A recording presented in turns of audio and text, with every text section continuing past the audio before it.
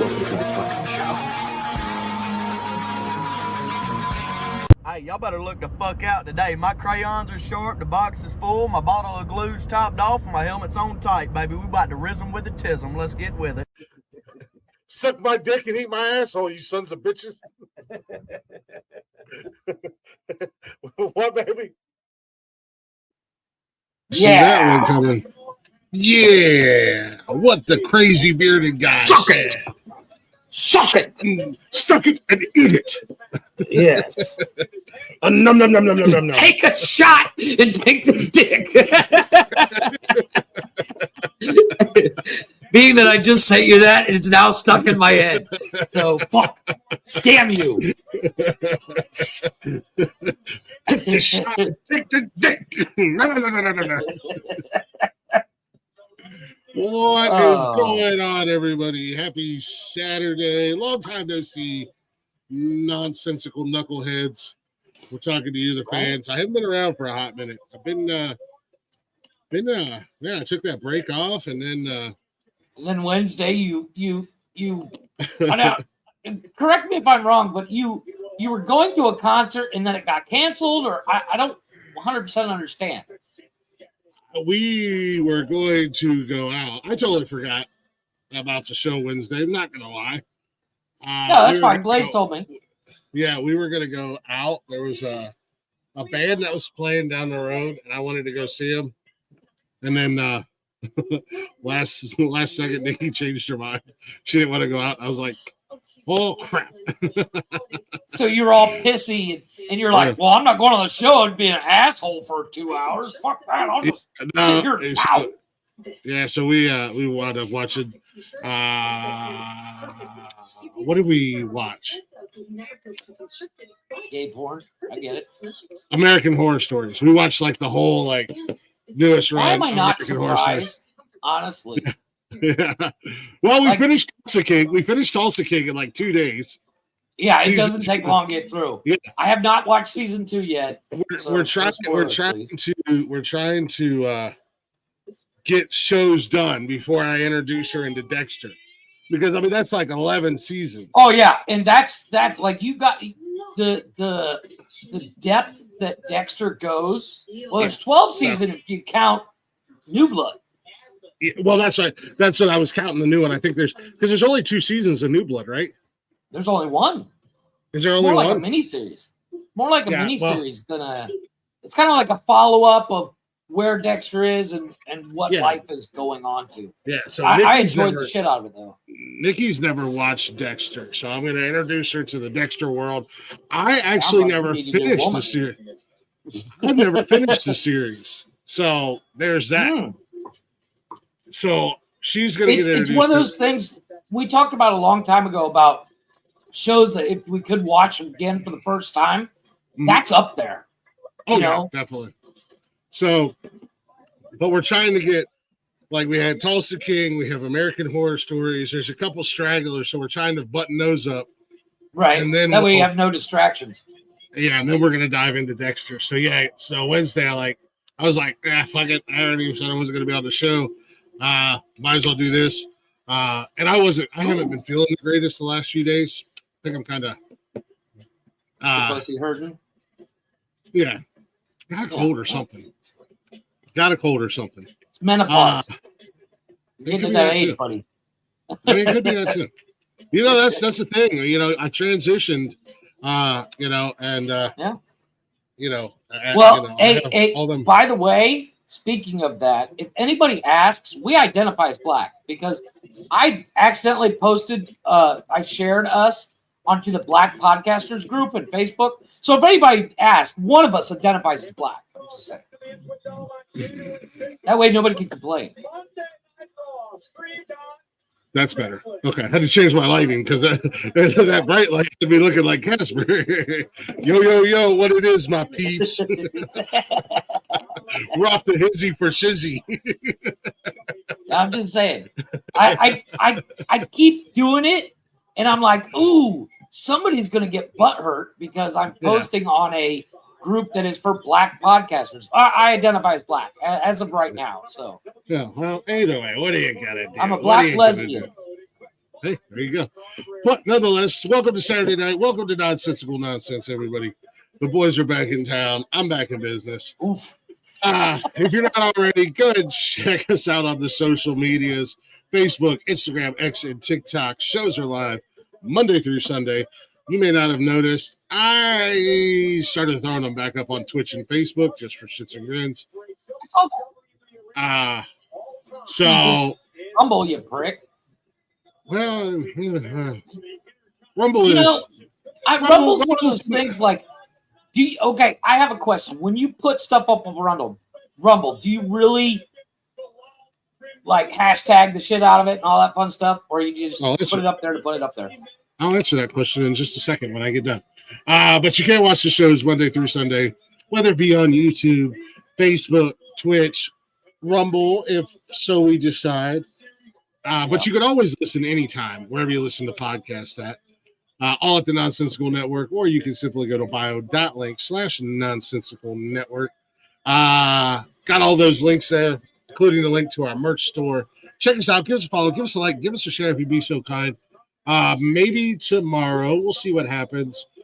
Nikki and I are going to jump online and do a little discounted code on our merch.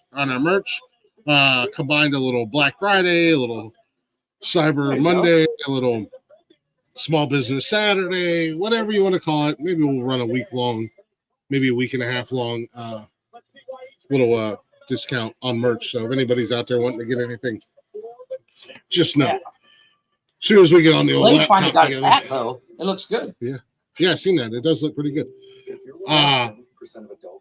Apparently, but I went out and I actually bought a hoodie. I'm gonna not off the merch store, but I bought a plain hoodie that I'm gonna have Nikki do a design on for me because she's got all that equipment. Might as well fucking I wanted a big oversized hoodie, and unfortunately, until I get on a regular schedule and get into the gym regularly and I start to lose weight, I don't have a big oversized comfy hoodie. So I went and bought one yesterday, and I said, "Hey, if I buy a plain one, makes sense. Can you throw a design on that for me?" She's like, "Yeah, sure." So whether it be Glick's House of Music, Nonsensical Nonsense, one day, I don't know how, I don't know when, but I'm gonna raid your closet so everything I have is oversized. Dude, if you put anything of mine on, look like I'm wearing a blanket all the time, you know? Yeah. Like I'm wearing a giant parka. You know? Yours are Chaka's closet. I'm gonna raid them and just steal a bunch of hoodies and stuff. So to answer your question about before I go into my next tirade, about Rumble. Nothing against Rumble. I like Rumble as a platform. But I think with Rumble, we get views and stuff on there. I think with Rumble, you gotta have kind of a following on there, and we're not. Let's be honest, we're not on there enough. We don't. Nobody. I don't think anybody. The only thing we do is put the show up there. It's not like we put our shorts and stuff like that. Because all of us kind of ignore Rumble until it's showtime. Yeah, exactly. And I don't think any of us are going on Rumble to watch videos or watch shorts or anything like that. So, Rumble, it is what it is. It's annoying. It's a cool platform. No shade on Rumble at all. But it's just there's bigger platforms out there. I noticed Benji? What's up? I noticed that some people will watch the hell out of us if we're live on Facebook, but absolutely refuse to go to any other platforms, which is weird. Yeah, I noticed that myself. Yeah. Speaking of that, I was actually just going to say, it is the Open Doors Challenge on a Saturday night. We got that link in the chatters box for anybody who wants to pop in and hang out with us. You are welcome to. All we ask is that you turn your camera on, and please keep your penis and butthole to yourself because we don't want to see it. Well, you can send. Well, you can send it. Glick. I'll send you his WhatsApp if you ask. Nice. Yeah, I'll send you a WhatsApp. F1 gear for the kid. You should order some Nonsensical Nonsense gear for the kid. For the kid is what you should do. We'll put an F1 logo on it. I'm just saying. Yeah. Because somebody mentioned, I think, I can't remember who it was. You could put your name on the stuff that you buy. Chris Technician. He's so dead. He's so dead set on. Not that he's ordered anything, but he's so dead set on putting his own logo on our stuff. And I've already told him it's not going to happen. I mean, if you buy it, whatever you do with it after you buy it, I don't care. Like, you're not going to go onto the merch store and then customize it for your own shit. Like, you're buying our merch, Yeah. No, but I thought it would be the what's cool about that is like, you know, Blaze bought his hat. He was like, you know, I wish I would have thought of that because he would have put Blaze on the side of his hat. And I was like, that. Yeah, I think you can. I think you can put your name on. If not, I'll tell you what. If you buy a hat, you can go to Lids, and they'll rock it out. It's like $10. Or take it over to Grandma's house and say, Grandma, start embroidering, woman. You know. Yeah. Get that counter cross stitch going. I don't know. Like I said, I might be an asshole, but why would you go buy our merch just to throw your own logos and designs and shit like that on it? It's a super collab. Yeah. just if you're gonna buy it, just buy it at the end of the day. Right. I do have a few things I would like to say. Starting with is this one? Yes. Well, once we get it.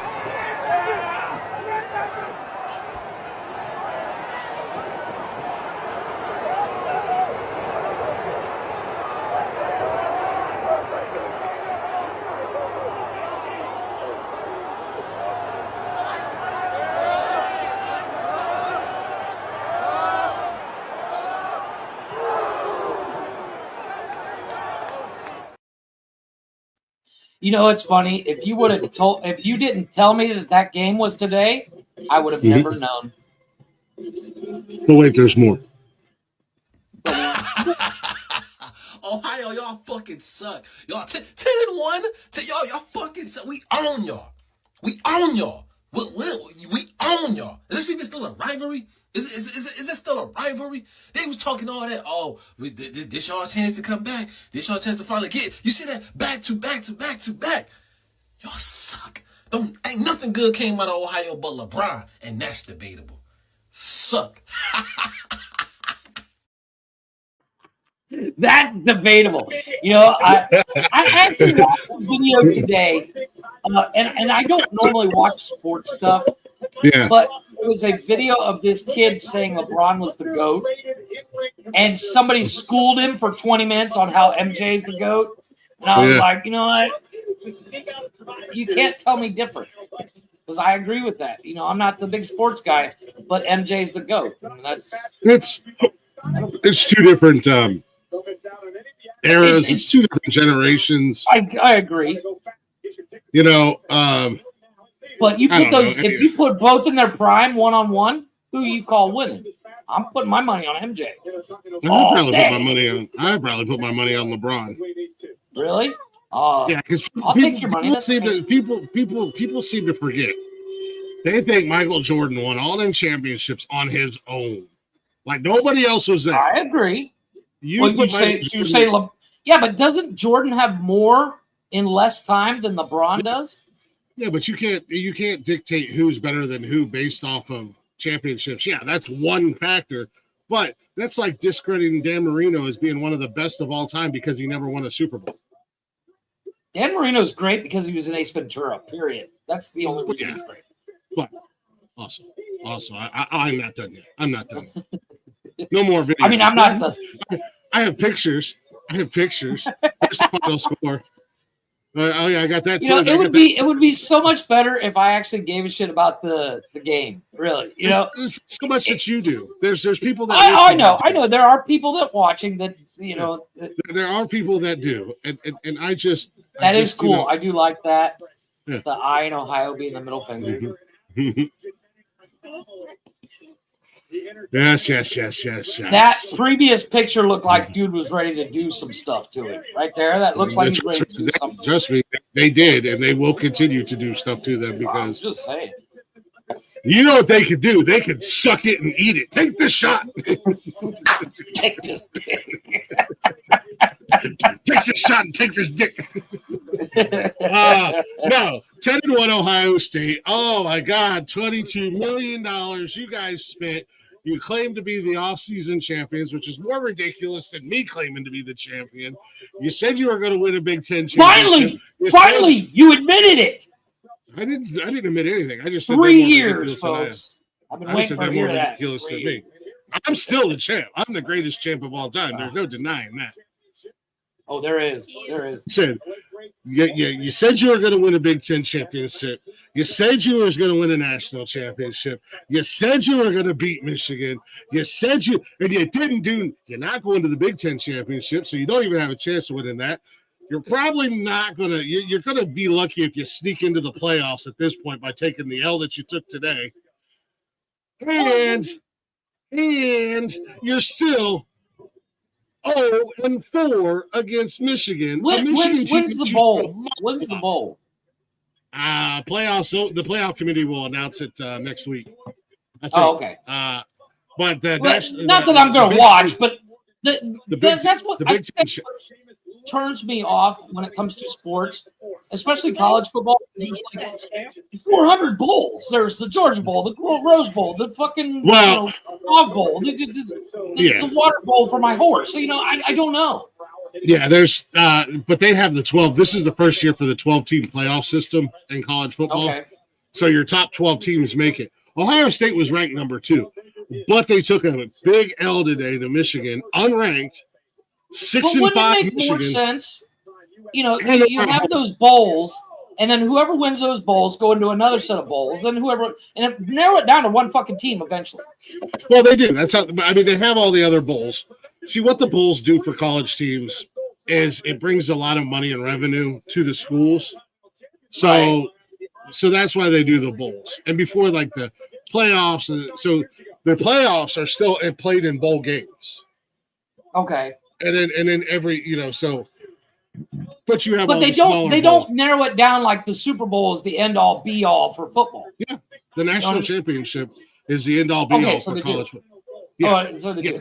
Okay. Yeah, this is the first year for that. There is a chance, be it a long shot, that Michigan takes the championship. Oh, no, because you have to be ranked in the top 12 to make the playoffs. See, this is why it gets so confusing for me. Mainly because I don't give a shit. But NFL is based off of win-loss and everything like that. They still have ranking in the or in college, so your ranks 1 through 12 will make the playoffs. But like I said, Ohio State, Michigan was 6-5 going into today's game. They didn't have a good season. Everybody expected that. That's a Michigan fan because we lost, again, record-setting 23 players to the NFL last season. And we have a whole brand new coaching staff. I expected Ohio State because, again, they went out in the offseason and they tried to buy a championship. They got top players from top schools and paid a fuck ton of money for it. And they dropped a huge L at home in Columbus, Ohio today. I also want to say that Buckeye fans are just disgraceful. Take the McLaren, Benji, all day. And fuck Ferrari.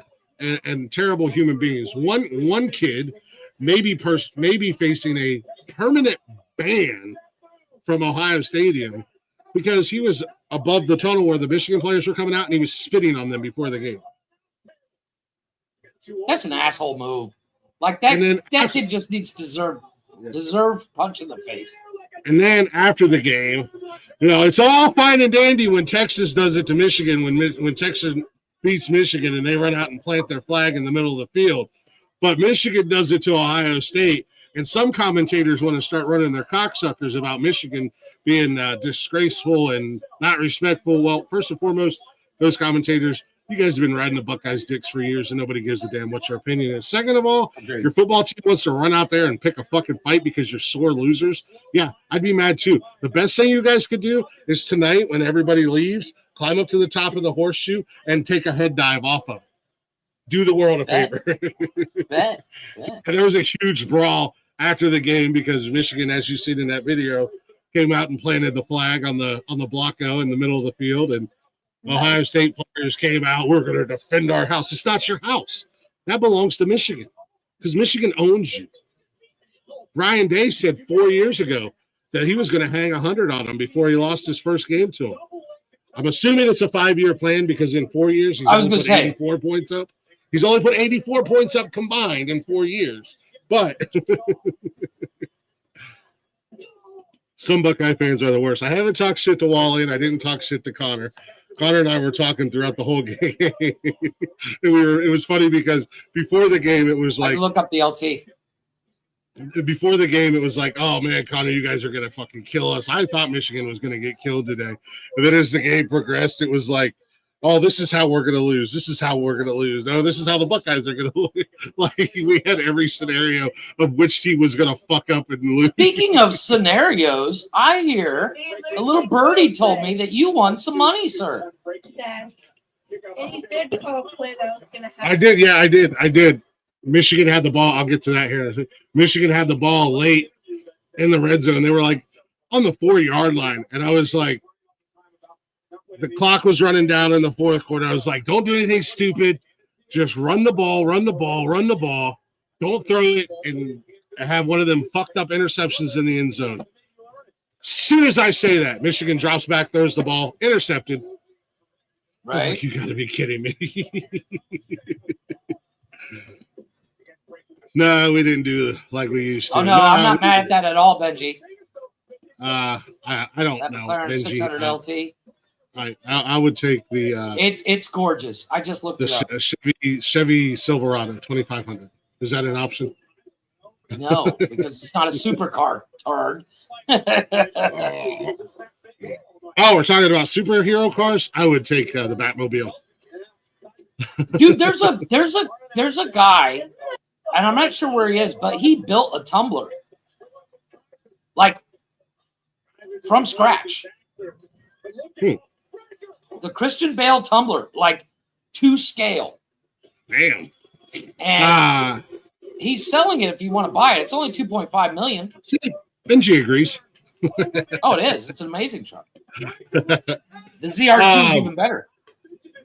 Yeah, I want the Rocky Ridge edition. I think that's what it is. When I get my big fuck off 2500. Yeah.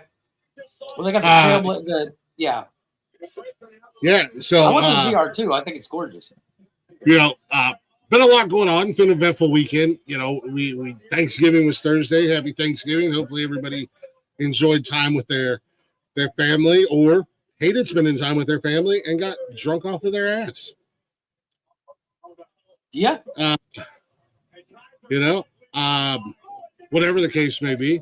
Hopefully you guys ate good, had a lot of good food. Nikki and I had a nice little, had a fun little low-key Thanksgiving day, just the two of us here at the house. She did some turkey breasts and some taters and whatnot. We had a nice little dinner together. Actually, it was her first time ever cooking Thanksgiving dinner. She's never cooked dinner before. So we hung out here at the house and watched football all day long, which was nice. I mean, we talked shit on Sunday about the 4:00 game because it was between Dallas and the Giants, and they're both horrendous. But it actually turned out to be a pretty good game. Take the word for even it. though both teams are really bad, still a good game. I, however, downloaded a couple weeks ago, and I hadn't made a better. I made one bet, and I downloaded DraftKings Sportsbook. Right. And I was feeling a little froggy on Thursday, and I missed the first game, and it was too late into the second game. So I was like, I got the night game here. Let me, because I don't know anything about sportsbooks. I think you and I talked about that before. I don't know right. the parlays and the points spreads and the blah blah blah. However, I do know anytime touchdowns, yards, blah blah blah. Right. So I had DraftKings. When you're a new customer, you get a $25, $100, whatever it is, free money. After you place your first bet of $5, which, you know, when I opened up my account, I made that first bet. It was $5. I didn't win anything. Not a big deal. Like, whatever. I'm still figuring it out. So for the Thursday night game, Green Bay versus Miami in Green Bay, I was like, I'm going to jump on this little 4-leg parlay here. And I'm learning the lingo, so I'm learning. I get it. I get it. My buddy used to. He'd be like, I'm doing a parlay with this and this. I'm like, whatever, dude. Just tell me how much. Yeah. See, Jeff don't care about sports, but he likes to gamble, and I can speak. I do like to bet on sports. I do like to bet on sports. I'm learning. I'm going to be fluent in Gambleese before long. So I had me a 4-leg parlay, anytime touchdowns for Devin Achane, the running back for Miami. Tyreek Hill, anytime touchdown. wide receiver for Miami. The running back for Green Bay, and and another touchdown for Reed, a wide receiver. So I got 2 running back on each team, wide receiver on each team. Just need them to score a touchdown anytime throughout the game. Okay. Green Bay comes out. They have to actually be in the end zone. They have to score a touchdown. Right. Yeah. Not like throwing a touchdown. Yeah, okay. Yeah. So Green Bay comes out, and like the first 4 minutes of the game, boom, boom, the 2 players I picked hit. I'm like, hell yeah, let's go. Yep. That's how you start it. All right, Miami, I know you guys can do this. It's after the half, they come out, they drive down the field. I'm like, come on, H-in, give them the ball, hand them the ball. Boom, they hand them the ball. Touchdown. I'm like, hell yeah, plenty of time. I got one more. You know, I'm getting antsy. I ain't never cared about a Miami Green Bay. See, you see how gambling makes sports so much fucking better. I ain't never cared about a Green Bay Miami game on Thanksgiving so much in my fucking life. I'm watching that game every time Miami gets the ball. They're going down the field. I'm like, Tyreek, come on, throw the ball to Tyreek. And they get down, and they're in the red zone, and I'm like, all right, come on, let's go. Come on, Tyreek. Throw it. I'm like, fuck, yeah, they 4 downs, got to kick a field goal. God damn it. Time's running out, man. Like, I'm like, God damn it, I'm going to miss out on this. They're like, all right, Miami gets the ball back. I'm like, whatever. Just 2 minutes left in the game, whatever. Come on, Tyreek. Come on, guys. Don't let me down, you know. They march down the field. Tua drops back, throws the football to their fucking tight end, not the guy that I needed to catch the ball in the end zone. Right. Well, the ball hits his hands and pops up in the air. And I'm like, fuck, there's 2 defenders there, and Tyreek standing by himself in the end zone, right? Nice. Look at Tyreek like an angel, reached out and said, boop, pulled it in. Balls back into the end zone, touchdown. I'm like, free money, fucking a $25 bet that was given to me from DraftKings. Hit the 4-leg parlay. Bada bing, bada boom. I walk away with $450 cash in my pocket. I'm like, let's go. I did, because we all share the same email. I got the notification that you moved to $450, and I was like, damn, he made some money. Good for him. But I've been telling you for years. Yeah. Betting on sports makes sports so much better. Well, that's the same thing with like fantasy football. If you're a fan to begin with, even a casual fan, when you play fantasy football, you pay more attention and you get more involved in the games that you typically don't get involved in. By the way, Speaking of fantasy football, shout out to Connor. Yeah. He did beat me last week. Which put the tie for first place back on Justin and I. So I'm going to need Connor to repeat this week and beat Justin so I can go back into sole possession of first place. Because I'm playing Cam this week and he's going to get his dick knocked in the dirt. Right. Unfortunately, in fantasy football, Derek, Jeff, and the Ham and Eggers have officially been eliminated from playoff contention. Oh, no. But, you mean I actually don't have to pay attention anymore? I keep forgetting. When you're not here reminding me, I have the app. You know how you have multiple pages for your apps? It's on my second page, so it's not my first thing I see. And until you're on here talking about it, I completely forget. Yeah. We have 2 weeks left before the playoffs start.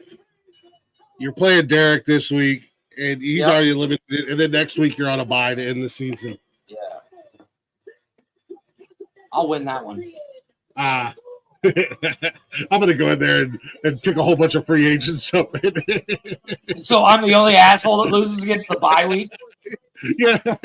Leave it to Jeff that loses on the bye week.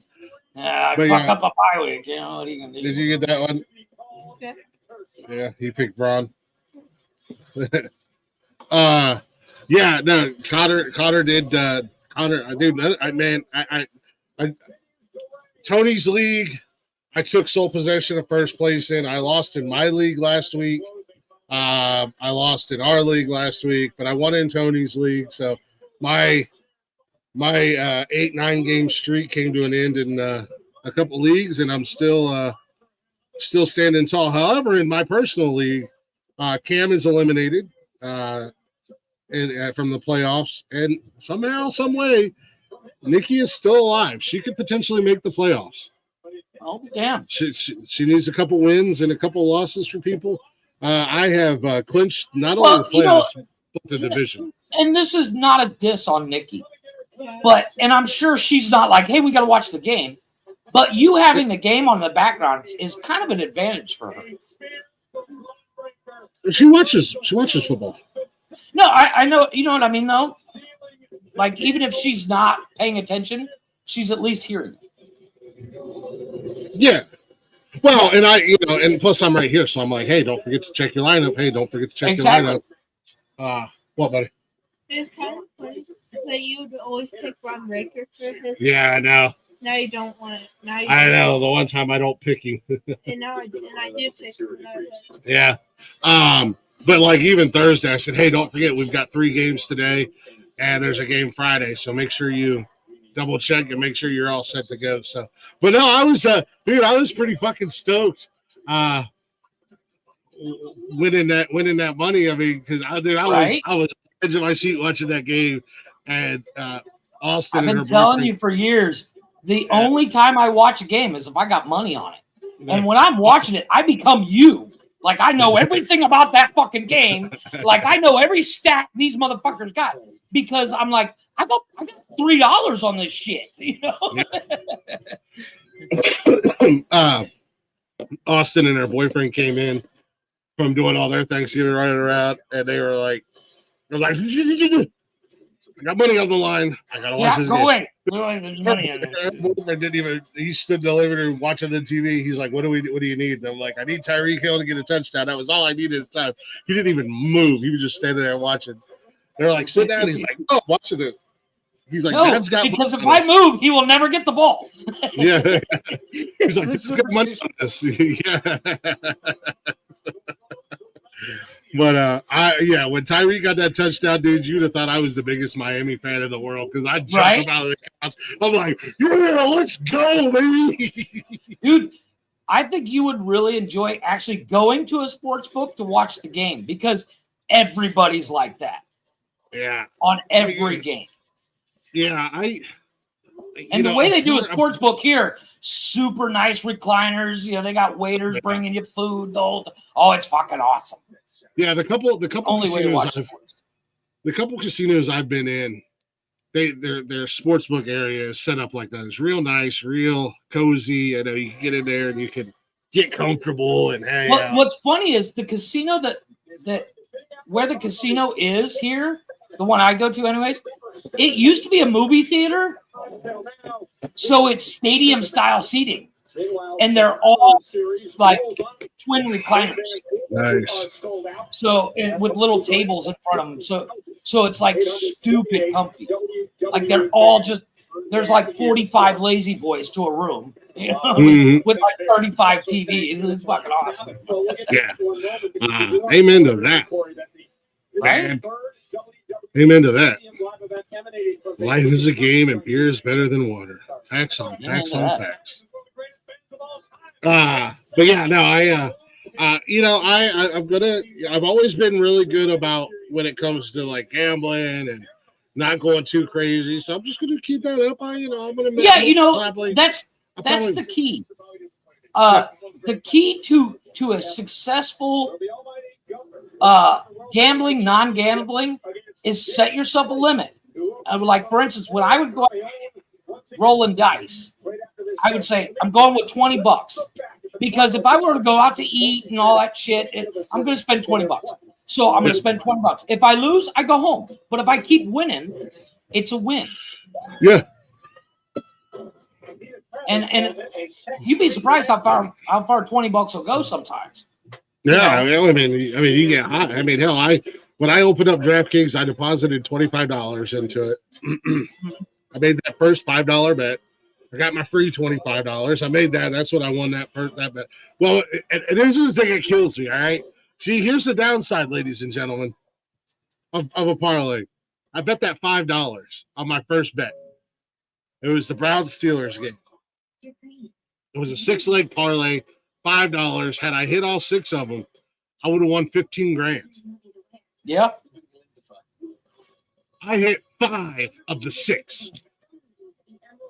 And I knew I was done early because I had picked Najee Harris for the Steelers to win to get the first touchdown of the game. And he didn't. Cleveland was scored the first touchdown of the game. Nick Chubb did, and I was like, mother. And then I'm sitting there as the games go, I'm watching every other fucking parlay hit. Bang, bang, bang. And I'm like, mother fucking.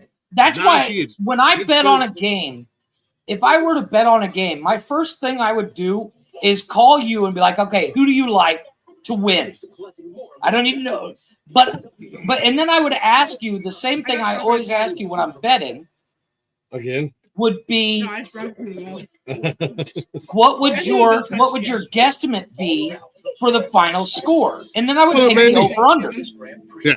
Because I only bet on the over-under because it's not who wins, it's the combined score. Is it going to be higher or lower than 100 points or whatever the over-under is? Well, and that's like you never know because like say for instance today the Ohio State Michigan game, the over was like 57 or the under over was 57. So go. It's not far-fetched, or we'll say 35. Okay. That should have been an easy lock, 100%. It's definitely going to go over. Combined score was 23. Yeah. Yeah. So you never. But that's why I wouldn't just walk up and go, what's the over under? It's 40. Hold on, let me call Glick. Hey Glick, what do you think the combined scores are going to be on tonight's game? And you'd be like, oh dude, it's going to be a 100-point game, easy. Okay, I'll take the over, But if you're like, oh, they got really good defense, or it's going to be a long fucking game. Okay, I'm going to take the under, But if you go into parlays and some of that shit can get really in depth, where you can literally get over your head so fast. Yeah. So when I bet, it's over under or who's going to win. As long as 4. I like betting on baseball, and I bet 0-0 each inning. So if nobody scores an inning, I make money.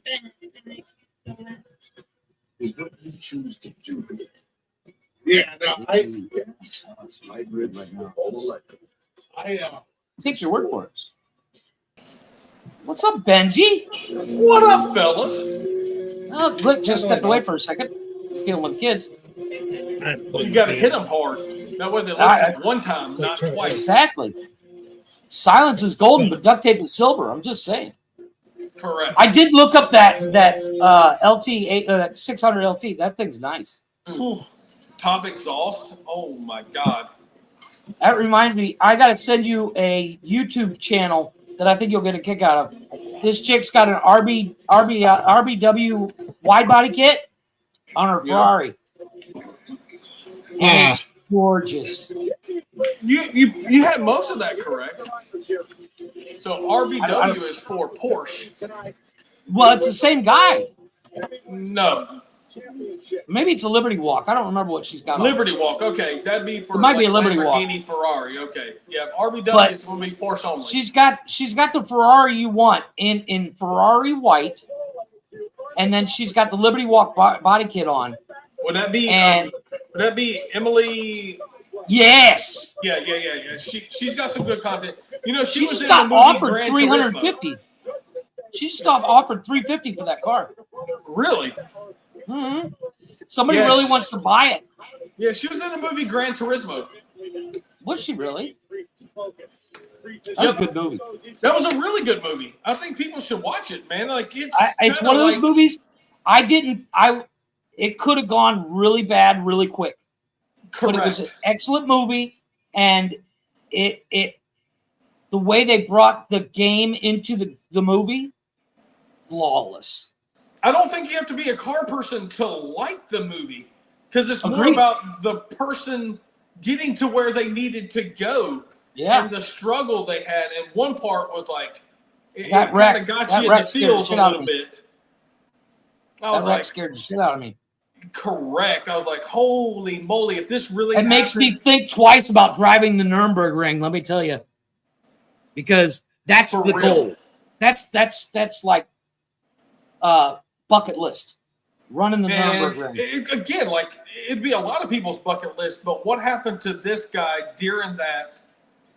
It not only does the Nürburgring change your life, and then what happened to that changed his life, and it was like, what do you do, What's right? crazy is it's based on a true story too. 100%.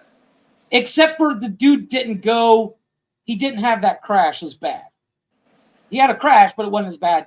And he didn't get as high ranked as he did in the movie. But And he wasn't Good like movie. as successful as the movie played it out to be, but he Right. was pretty successful.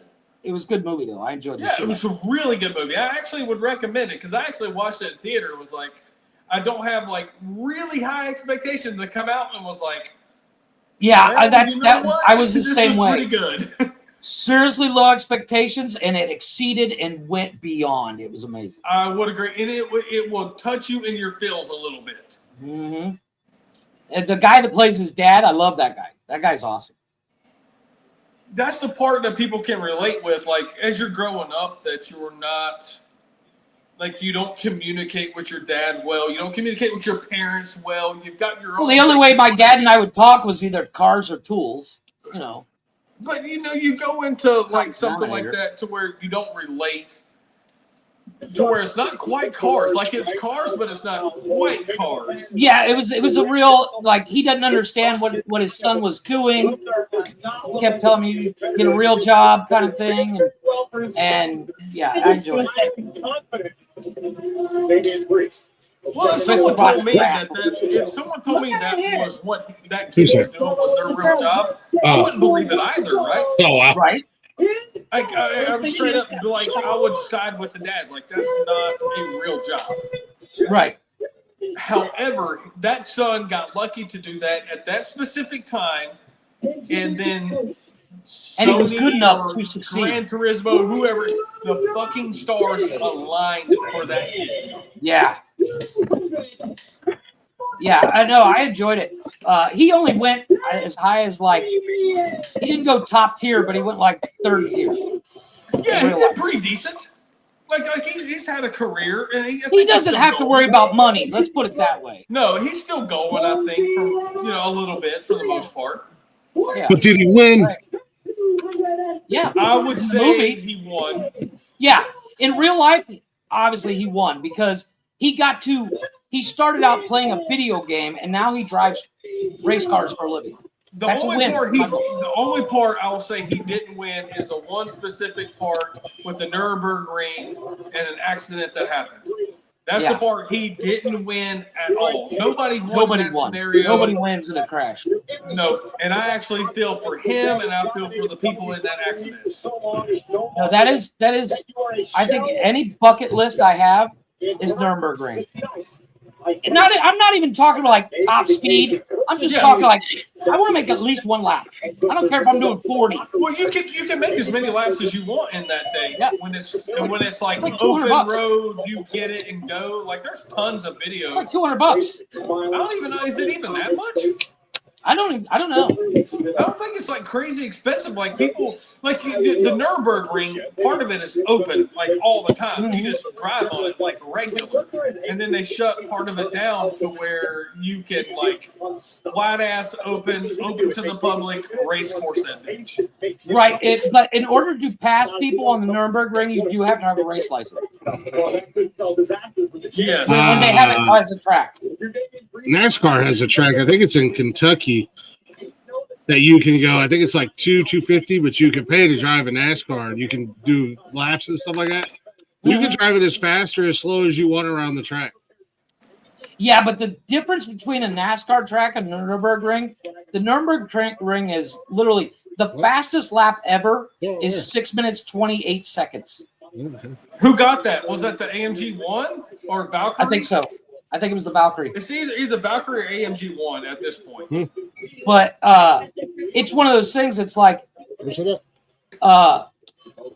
the Nürburgring has every curve you can think of, plus 2 carousels. Yes. The carousel is just like a NASCAR track, but it's more of a slingshot than just a banked curve. And I think like the biggest track we have here is probably Coda in the States. Right. Well, what's the one that everybody runs? It's out in the desert. Damn it, I can't remember. I think it's in Utah. I don't know.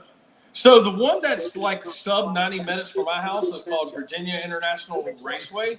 VIR is what they call it. It's pretty popular. I need to go to it next year. When I kind of found out that it was pretty close to me, I ended up missing one of the races, and I was like, well, the fucking hurricane came through. It was on so the hurricane came through on a Friday, so I figured the race is going to be canceled on a Saturday. I wake up at 8:30 in the morning, and the race is good to go, and I'm like, fuck.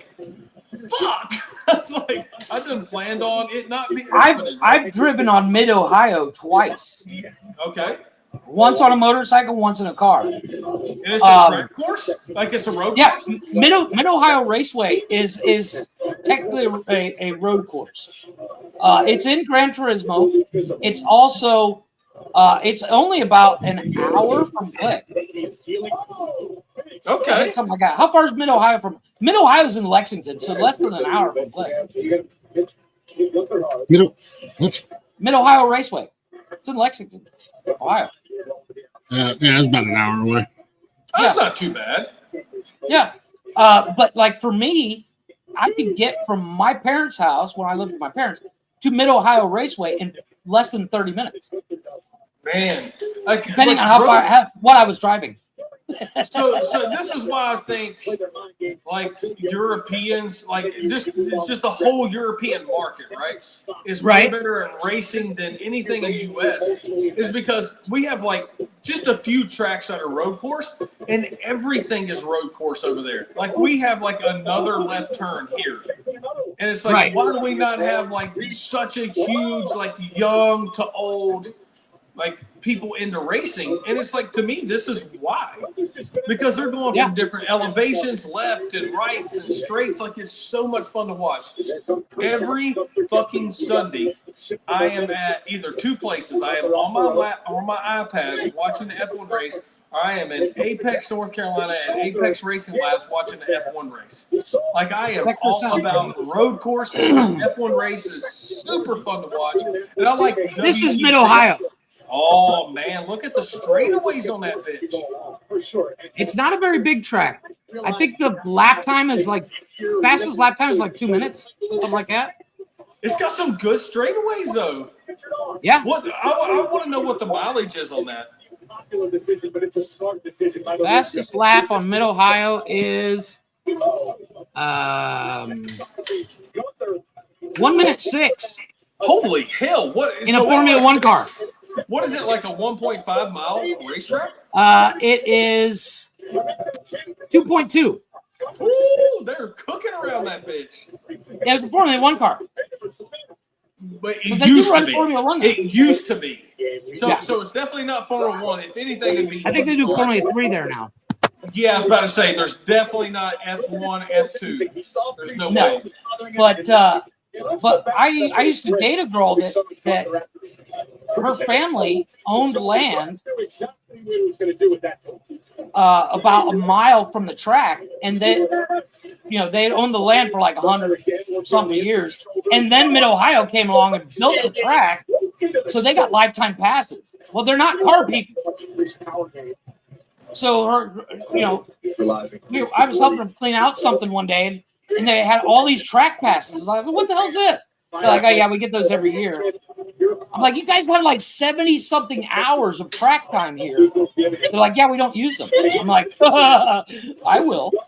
Oh my god, right? Like, are you kidding me? So I had a YZF R6 that I took on it because they do motorcycle racing there. I took an R6 on it, and then I took a BMW M3 on it. Hey guys, welcome to Jeff's Garage. I know, right? And Glick couldn't be any more bored. Well, he talked football for a good 30 minutes. I got this next 30. I like football too. Hey, I'll First tell and you what, foremost, it's my show. I'll talk whatever I want to talk. Second of all, you have a garage show that you can talk about cars until you're blue in the face.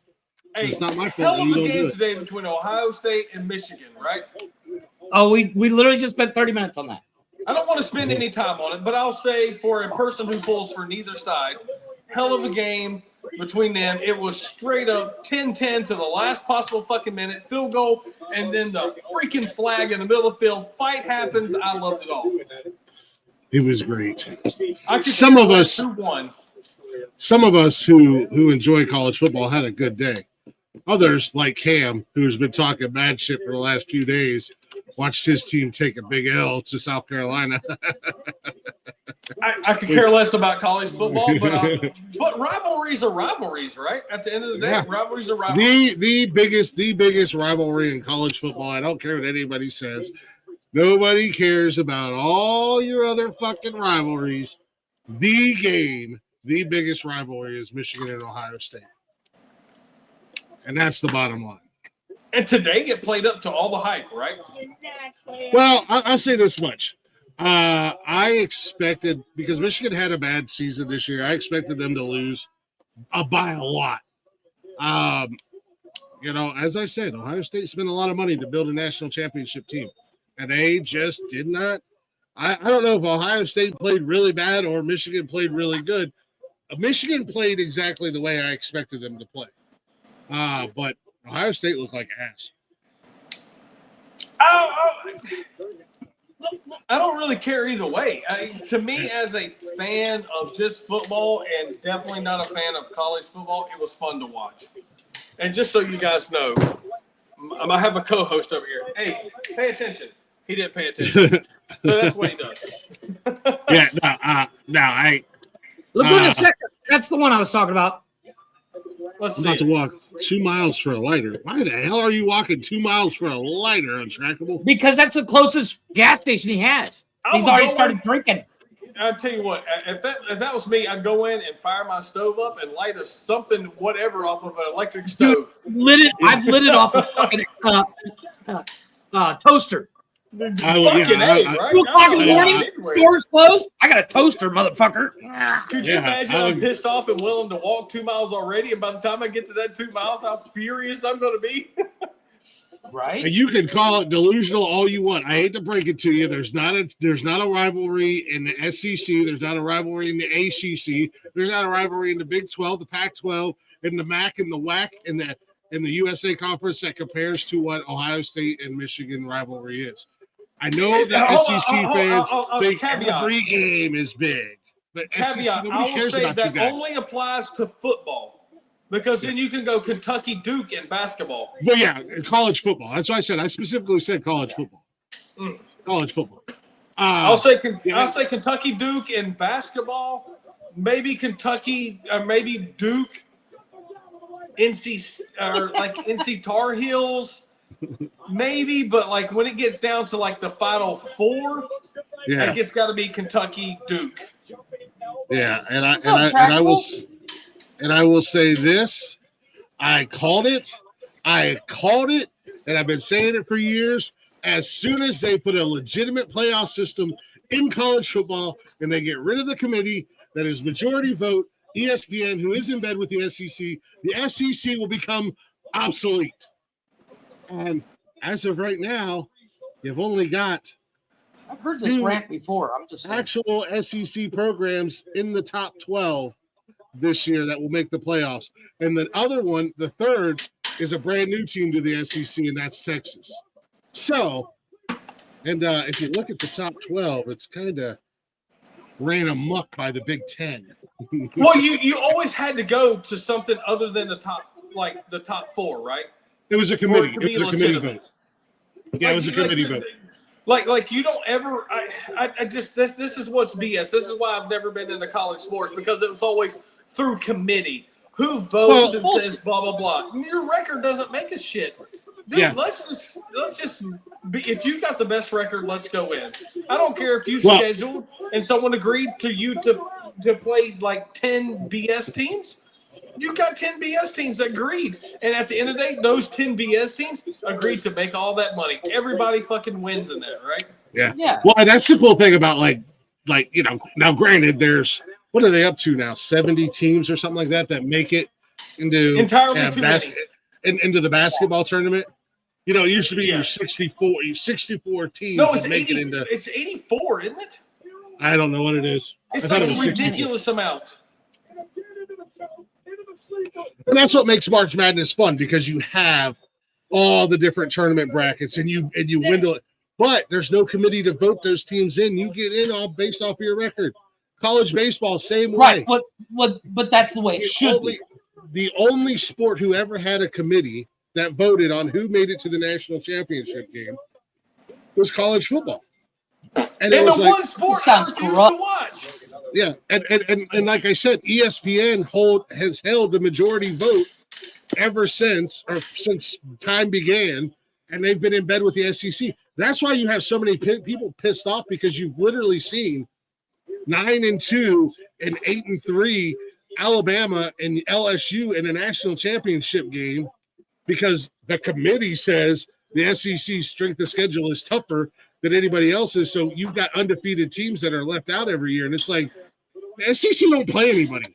And when they do step outside of their conference and play an actual real school, they usually get beat by that school. And then you got people like me who don't watch it all and realize it's literally about money. Oh, well, it's not only it's about who's got the most fans and how many of those fans are going to watch. So it's so corrupt. It's ridiculous. Then you get people like me as who a are non-sports guy. Watchers. I can see that's corrupt. And that's what I said. The great thing like about me who are fair weather watchers, and it's like I want to watch something that means something, but then I turn on a college game and I know it doesn't mean anything. So it's like, fuck it. I don't want to. And that's why you got guys like me this year super excited for an actual playoff system. And my Cinderella pick at the beginning of the season, a team that everybody made fun of me about, was SMU. Rick and I talked about it and joked about them being in a weak conference before we realized they just joined the goddamn ACC, and they're actually in a Big Five conference, and they're running the goddamn gambit. They've got one loss on the season, and they're in the top 12. I said, that's my team, man. SMU is going to – they might not win it all, but they're going to go far in the playoffs. I'll just be honest with you. I don't even know what SMU stands for. Neither do I. But I think it's Southern Mexico. I have no fucking clue. I don't know either. Hey, dude, I'll tell you Mexico what. South University. Dude, I'll tell you what, something freaking crazy, ridiculous. So I am like non-religious, right? Like I don't celebrate holidays. We're non-religious, blah, blah, blah. And I pull for like. Put it down, Rick. Oh, is it 84? Damn. Okay, Mandy, thank you. Mandy's over here. Yeah, 84. That's what I thought. Yeah, it's like a ridiculous amount. I pulled for T. What's up, guys? They can't hear you. Oh. I heard Turn it. the Alexa down. Hey, you can hear him right now? Hey, tell Wyatt to come here. Hold on. How the fuck can you hear him? Because go away. So Untrackable. You shouldn't be able to hear him because this is muted. To get a lighter, I want to I can hear you. Or not. It's broken. Tell him to come here. No, fuck that kid. Hey, Wyatt, I got something for you. His game's actually on right now. That's all right. He was talking shit to me earlier. Because I told him to. K-State or Iowa? He's a Texas fan. He's a Texas fan. He's a Texas fan, and earlier Rick sent me a Snapchat of Wyatt in an Ohio State hat that he still has on with an Ohio State hoodie, and he said, "Fuck you, Glick, go Bucks." So was Texas like Texas A&M? No, that's who they're playing. Texas Longhorns are playing A&M. Okay. Gotcha. I don't even know if that's even on He can hear you. TV. Fuck you, Glick. Go Ohio. That's why they lost. And so's Texas. Yeah, Texas that gonna game's lose on, too. Texas game's on ABC. I got something for Wyatt. Okay, I'll make sure scroll down Wyatt to can it. hear this. This is what you're doing. This is what I want you to do. Any questions? This is what I want you to do. Any questions? Yes. Hey, watch this video, Wyatt. He can't. Ohio, y'all fucking suck. Y'all 10-1. Y'all fucking suck. We own y'all. We own y'all. We own y'all. Is this even still a rivalry? Is this still a rivalry? They was talking all that. Oh, this y'all chance to come back. This y'all chance to finally get. You see that back to back. Y'all suck. Ain't nothing good came out of Ohio but LeBron, and that's debatable. Suck. Ooh. So here's the thing, though. The best part about that video was at the end. The only thing good to come out of Ohio was LeBron, and that's debatable. That's debatable. I Yeah. still debate that. Fuck LeBron. I love that little line that last little dig he so. throws. What are you talking about? I came out of Ohio. We don't count. Why? We're not Oh, famous. no? Okay. Beer. We're So you infamous. have to There's be a a difference. multi-millionaire to count? Yeah. We're infamous, not famous. Gotcha. And according No, to you're not fucking drinking another Monster. You had according to to have the one amigos, earlier. that's more than famous. So I want to know how Untrackable is using his phone and not being untrackable. Right? He's not trackable. Look, he's on the move. Yeah, no. There's Bluetooth and it leaves a little footprint as you go.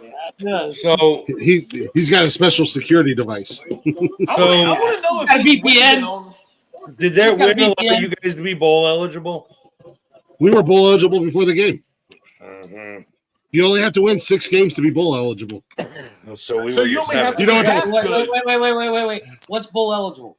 That's where you get to go to a bowl game at the end of the season. Go to a bowl You game. can be half good. Oh, you and said still bull. make it in. You said bull. I heard bull, as No. in like the animal, and I was like, I don't get that. But you know what it did do? It did knock Ohio State out of the Big Ten championship. It did, but I don't know that it's going to knock us out of the playoffs. We'll see how much they're going to drop. I don't think they'll drop out, but they're going to take a big hit. Yeah, Hey, but it's Jeff. going to be hard for them to take a big hit and Georgia to not, considering it took Georgia 8 overtimes to beat unranked Georgia Tech. But they did win. But what's going to help you guys is Miami. 40 plus points on them. Hey, Jeff, I'll put this in you and I terms. You know what bowl eligible means? Is like half good, right? Like, Yeah. this car I got is half a Ferrari. That's what this bowl eligible means. Sort of. We call that.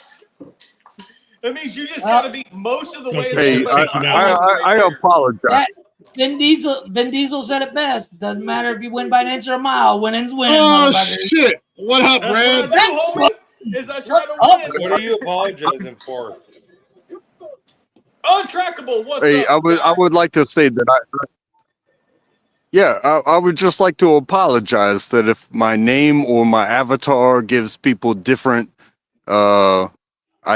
ideas about me, but I'm just a dude being a dude, and I enjoy talking to people. So take it as you will. Well, I mean, I see you as a regular dude or a homeless dude walking in the parking lot late at night. He's I don't Looks know like how a homeless you dude when he's on camera, though. I'm not here to take anything. I'm only here for you to represent what you are. What the fuck are you doing, you weird ass kid? Untrackable is streaking to the store. We're going to the store. We got the Harris Teeter. We got the Massage Envy. We got What? Wingstop. You guys, Yeah. you guys want? Untrackable. Hey, Untrackable. Hey, man, what state you in? End up with 10 points. And end up with I'm in the state that I'm in. It's not cold. I didn't hear what he said. He said he's in the state that he's in. Well, that doesn't narrow it down. He won't narrow it down for you. That's the problem. I already He's in one of guarantee I know 50. where he's at. He's in the state I'm in. He's in Harris Teeter. Not always. Harris Teeter's in a bunch of states. Did it say Harris Teeter What do was you think? Harris Teeter was in South Carolina? Harris Teeter's in North Carolina too. Harris Teeter's Yeah. in Kentucky too. It's not that many states. But that's About 3 5. states. It's in Yeah, I gotta Illinois. go by this live. I'll be Yeah, his internet's about as good as his Gotta go by this. trackability, huh? Well, he's walking around outside. I gotta go by this live. Okay. He went all that way to get a lighter, man. Who the hell Hard. is this guy hiding from? Who cares? He's doing better than we are, apparently. No, he's not. He can't even fucking talk correctly on here. That's fine. And I don't hate on that. I mean, damn. It's a subsidiary of Kroger, but it's in Florida, Georgia, Maryland, North Carolina, South Carolina, Virginia, and DC. Yeah, but again, it's nice. It's like pretty isolated, East Coast only. Right. Well, yeah, so is Kroger's. Kroger's was actually, for the longest time, Kroger's was only an Ohio grocery store. Yeah, but it's probably Kroger's is probably bigger than Harris Teeter, I would assume, right? I've never heard of Harris Teeter. Did you know that Kroger started? That's where Jimmy Hoffa started the Teamsters. Really? Yep. It was Kroger that he refused to. It was Kroger that he refused to accept the delivery of strawberries because he wasn't getting paid enough, and that was how the Teamsters started. Kroger is now in 35 states, including the District of Columbia. See, there you go. I figured Kroger's was bigger than Harris Teeter. However, I am conveniently located because I am in the state of North Carolina. I am trackable. I don't have no reason to hide. You should definitely, if you have a Harris Teeter near you, try Chipotle bacon. Stupid beyond stupid good. Like it is, dude. It is beyond fucking good. My wife and I will cook just a Chipotle bacon and eat just a Chipotle bacon. It is that good. Yeah, I was gonna say down at 10 o'clock. Kroger for a long time was mainly in Ohio because it's an Ohio-based grocery store. I know. Well, that's where I knew Kroger from, right? Yeah, because then when I came south, then I knew like Piggly Wiggly and things like that. And then Kroger's finally started expanding, and then Harris Teeter has a distribution in South Charlotte, and then that kind of took over between Food Line and Harris Teeter. So I'm kind of in the Harris Teeter, Food Line, Kroger, Piggly Wiggly kind of situation. Yeah, Harris Teeter is a subsidiary of Kroger, whatever the hell that means. But, I still have a Piggly Wiggly.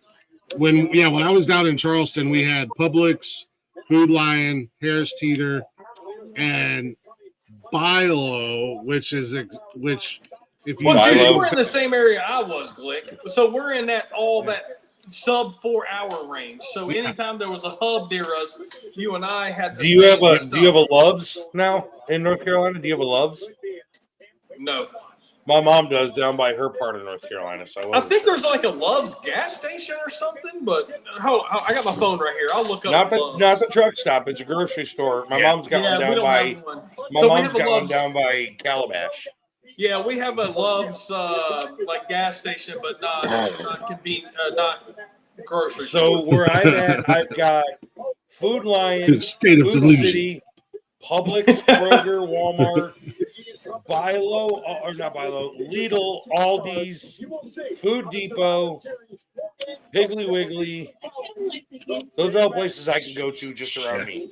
Were you from I'm in Georgia. What was crazy is I was just in Marietta a couple weeks ago. I work in Marietta. Yeah, I run. So I am GM of Cross Base Operations out of Raleigh, Charlotte, and Atlanta. What's crazy is we have Giant Eagle up here in Ohio. Down in Charleston, we have Bilo. It's the exact same fucking store. Exact same store. Exact same. Did you know Walmart's biggest competitor in this country is Aldi's? There's no doubt about it. You know why? Because you can get an oil change on aisle 7 in fucking Aldi's. Tell me I'm wrong. Yeah, hey man, we're fans of we're fans of the Aldi. Did you hear it now? I'll say this, that when it comes to certain things, the merchandising means less, and the availability is logistical. So, like if you want something, if you're going to be sold by something on an end cap, hey, that store is 1 mile away. But if you're just gonna buy what you're gonna buy, but you're willing to drive 2 miles, you might.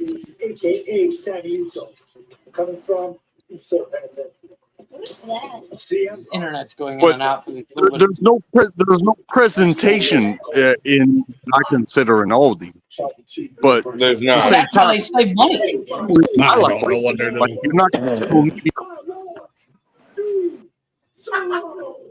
But you did hear that.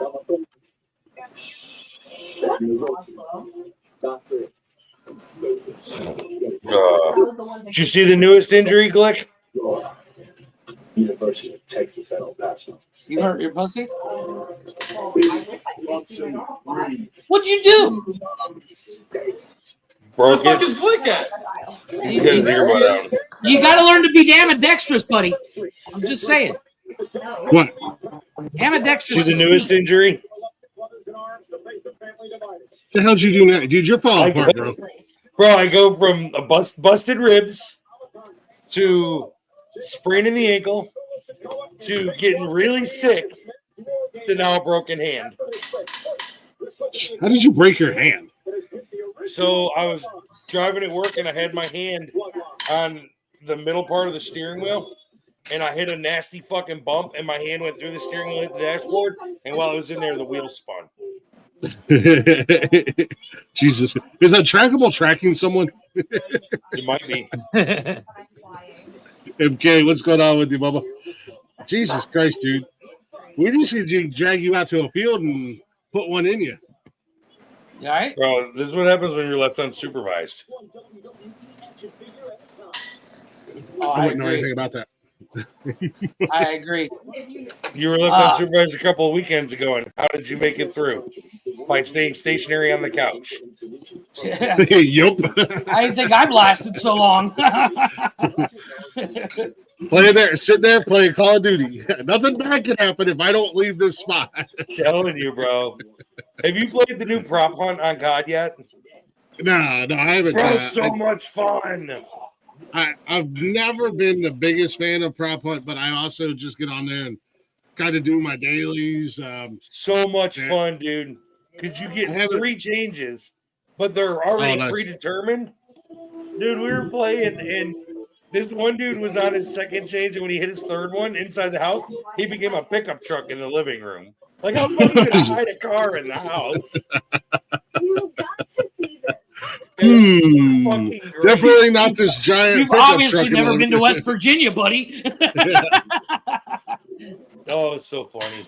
Yeah, I haven't had a chance to play it yet. I usually get on there and do my dailies, and I haven't really had any time to get on and sit down and play for a long extended time period. So I was talking about Call of Duty Black Ops 6. Yeah. They just dropped Prop Hunt finally. Yeah, I seen you on there, Click. I haven't downloaded the game. Yeah, I get out there. I do my dailies. It takes me a little bit longer to do my dailies now because, now you're starting all over again, and then the moment you prestige, you start back at 1 again, and you don't have any of your. I'm like, this is some bullshit. So I get a gun completely maxed out and set up the way I like it, and then it's like, oh, would you like to prestige? Yeah. Do they not have that thing to where you can unlock something that doesn't matter if you prestige? Okay. Yeah, you just have to earn those tokens, and I've got 1 or 2 of them right now. So right before I prestige next time, I'll do the unlimited lock or the permanent unlock. I always did the permanent unlock to the red dot site. Benji, Yeah. what you do is you grab a piece of Scotch tape and you put a little X on your TV. And so I actually have a friend who is visually impaired and he plays Call of Duty, and he put a glow in the dark dot in the middle of his TV so he knows where the center point is on his TV. I guarantee he's fucking me up every time he plays. Yeah, because I've been seeing people on TikTok. That's how they quote unquote cheat. But I'm like, it's not cheating if it works. It's only cheating if you get caught. Hell yeah. Of course, it's a great Hey, night. I've seen Nonsensical nonsense. and I don't know how recent some of that stuff is, but I've definitely seen people draw grids. They have literally drawn grids on their TV rather than use the vision of the game. So it's like the center of your TV is where you're shooting. You know what I mean? Yeah, that's just too much. I don't have a designated like gaming room either. So like my TV that I game on is the main TV. You know what I mean? Like Well, that's what I'm I don't saying. You think take a piece of clear Scotch tape and you put it on the X and you mark it, and then you can peel it off when you're done. You know the difference between those guys and myself. I go to work. Yeah, right? Yeah. Yeah, I was just saying. I think have a if job, I make a good living. I don't have to put fucking shit on the screen for a wife and kids and be like, "What is this on the screen?" I don't do any of that. I just go to work and make a good living. Yeah, I think Nikki Hey, I'd much rather lose than spend good money on tape and put it on a good TV. You know what I mean? Yeah. Right.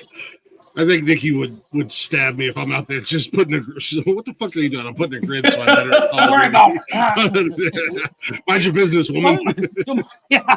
Go read your Kindle. I would 100% question you. Be like, what the fuck are you doing, dude? Like why? Why even try this I want to hard? win. I'll give it a When rest. did you stop having Otherwise, she criticizes you and says it leans to the left, motherfucker. Don't you know? Look, I got one thing to say to you, woman. Mind your business. And take this shot. Take this dick.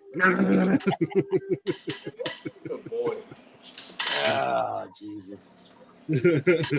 Yeah, no, I don't take gaming that damn serious. I mean, I just get up there, I fuck around, I do my dailies, I get pissed off at the fucking zombies because I can't get past level 18 and Well, and see, I see that as kind of funny also because, I do love the shooters, but at the same time, I'm more of on the racing side. I like because racing. I love racing. because you could play a shooter. You could play a shooter for a minute and you get killed, and you just kind of eat that. But then you only played for a minute. They're gonna try to kill me. Right. Where it doesn't matter. Untrackable, I could definitely see he's into racing. I want to get into But sim when it racing. comes to Get the whole but setup. when it comes to racing, it doesn't matter when it comes to racing. It doesn't matter if you fail on the first lap. You still got the rest of the race to go, and you may have a chance, or you may not. Unless you're driving an 86 but- Honda but- and they're driving a Ferrari, but whatever. But what are you going to do? Are you going to be a quitter? I mean, it's one thing to get killed. It's another thing to quit. but they have this great thing in the shooters though. It's called respawning. So just because I die once doesn't mean it's the end of the game. You know, I respawn and then I come back out and I kill 75 people. All it took was 74 respawns. Yeah, my KD is actually pretty good. I got a pretty good kill to death ratio. Most games, I sometimes I surprise myself. Like the other night, I thought I was playing like shit. The game ended and I was like 75-20, and I was like, how the hell did I pull Holy that shit, off? that's freaking good. Yeah, I was like, how the I had fuck did I pull that off? I had one. I think it was yesterday. No, it was a couple days ago. I had to take a picture of it and send it to Wyatt, and now for the life of me, I can't find it. But I'm there it consistently is. like ranked I one went or two on my 41 and team. 14, Holy hell, that's good. and I wasn't even top of the board. I was second. So back in my day, I would have ate your lunch, but I'm not that good. I only do PvE games now. Like I don't care about PvP games. I've never any played longer. Call of Duty. I played the real game. Hold on, is that an insult? Why can't you listen Yeah, to this? you're talking about sim racing. You should look into iRacing.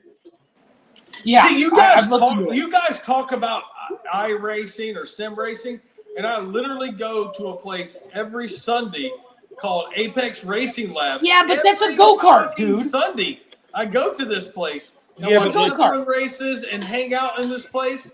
Like, I want to see like some legitimate stuff from you guys. Like, let's see it. iRacing is what a lot of the drivers do in the off season. Like Kyle Larson actually got suspended from NASCAR for something that happened on iRacing. Really? Yeah, I would say. He got pissed off at a dude I and would called say. him the N-word. Oh, that'll do it. I would say do not discard the lower levels because that's where the higher levels come from. And that movie Gran Turismo, where they took people from sim racing and brought them up. It was one that could handle it. Yep. This is wild to think about. That'd be like the military recruiting Call of Duty gamers to join. It'd be like, hey, you're pretty awesome at Call of Duty. We want you to come fight. 250. You're the top. Well, you know that's been the whole thing. Would you like to be a Navy SEAL? Right?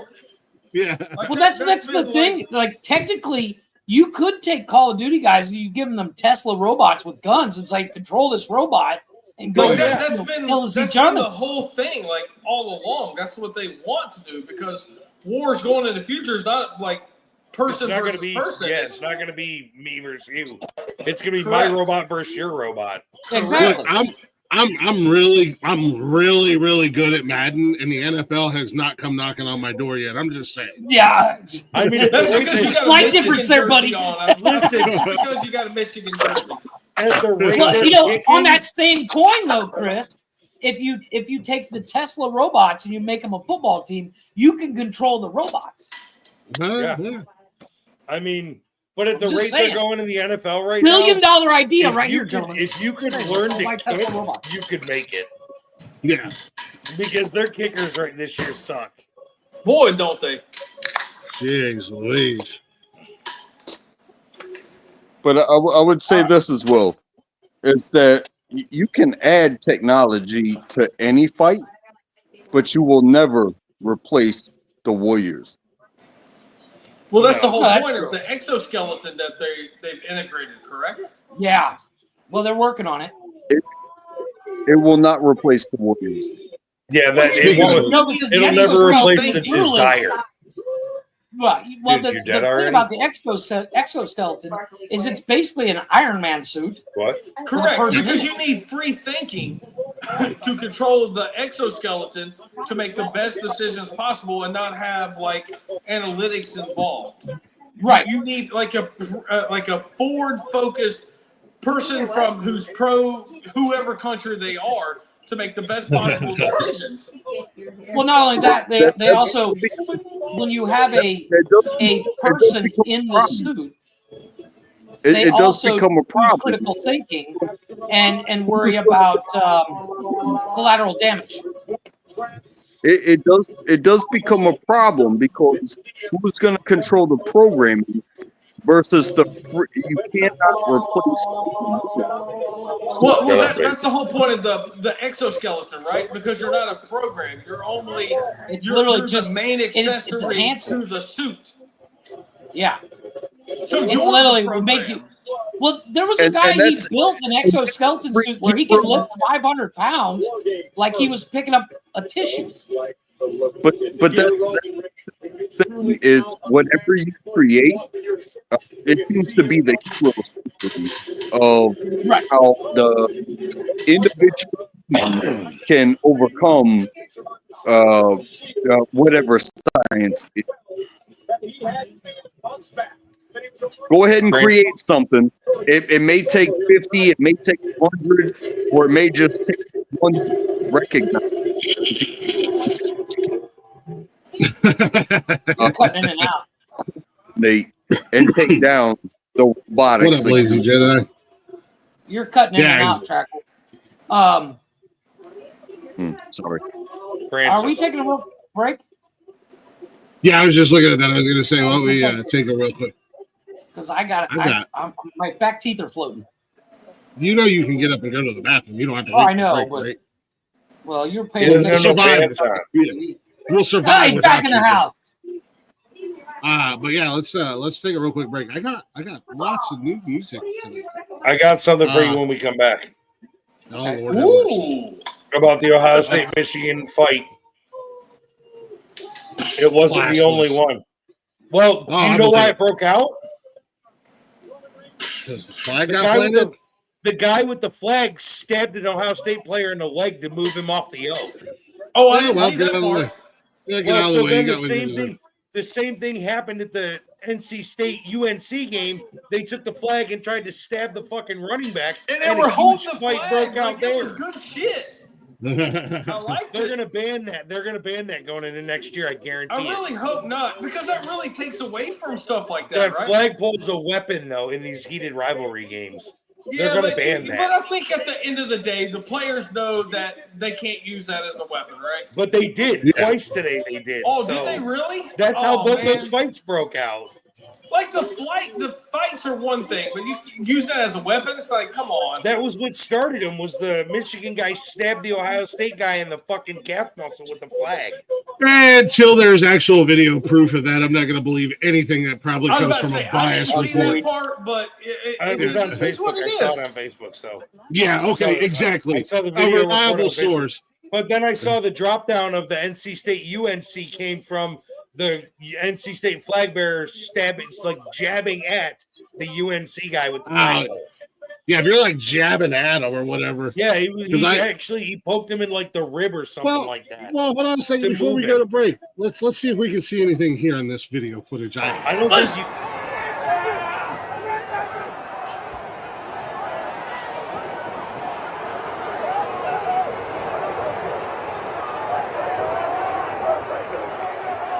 Probably not going to be able to see anything. I don't even see any red over there.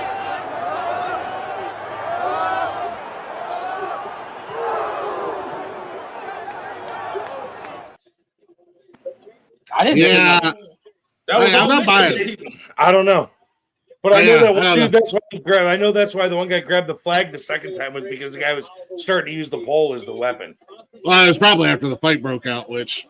Yeah, that was the second time they scrambled together. Did you see the two Michigan players got pepper sprayed in the face? Yeah. I did see two people standing on the sideline with water. Yep, there was like 7 of them that got pepper sprayed all together. To me, that's fun. If you want to get people like me who are fair weather fans to watch, that's what needs to happen. Yeah, I'll watch. You can't, because you're talking about finely tuned athletic machines whose potential lives depend on staying healthy. Yeah, I'm out then, right? If one of those guys that got pepper spray has permanent vision damage, that police department's going to get sued. I guarantee it. Well, yeah, they're already investigating. Then you got to worry about lost wages. They're already investigating to look and see. I did see that come out from. There's just too much other stuff that can come from a scuffle like that. See, that's how you get my attention. I want to see Ohio State people involved, Michigan people involved, the police department. I want to see everybody involved. Yeah, but dude, some of the OCs or the guys on the sidelines, they're like 60 and 70 years old. A 23-year-old, 350-pound lineman flattens a 70-year-old dude. Come on. Hey, dude, I'm there for that. He was on the field, so I would say was that the lineman got laid out in. From my perspective, judge. Was that game? From my perspective, it wouldn't even concern football at all. It would be from the drama of either drama on the field or the reactions of the officers that may have had to interact with how it went down. But it would not. This interaction would not attract me to football or specifically the teams at all. Well, that's because they don't have a lighter. It was like your player said, Glick. They had 60 minutes on the field to fight. Leave it there. You got it, man. Harris Teeter is somewhere between Maryland and Florida. Had a lighter for you. No, I agree. You know, you got 60 minutes on the field. Do your fighting out there. I agree. I agree. Let's take a real quick break. We'll be back here in just a few minutes. I got new music from our since we're talking about breaking the law and committing assault and battery, Let's do my boy James Luker with his brand new Damn song. it, man! I Outlaw was Ways. really hoping for a werewolf in London. Right? Love I that haven't song. heard that in forever. I don't know if it's still saved in there or not. It should there? be. But we'll be back here in just a few minutes to carry on with the carrying on. I was born hellbound, get some kind of reckless, lost, never been found, rough around the edges, stuck in my ways, and it cuts like a razor, standing in a grave, it's only getting deeper.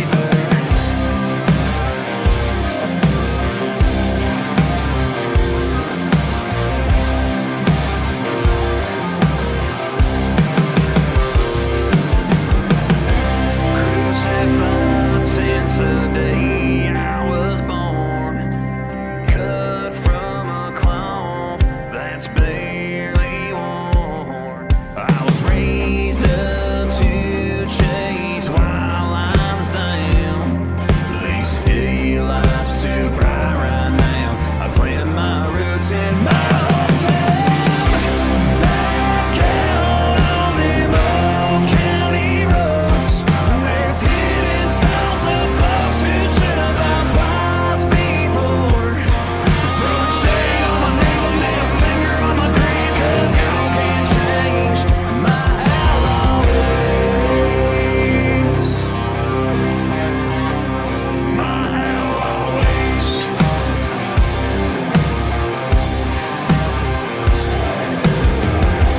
Like a shot of judge in Kentucky, if it's for the right reasons, I ain't guilty.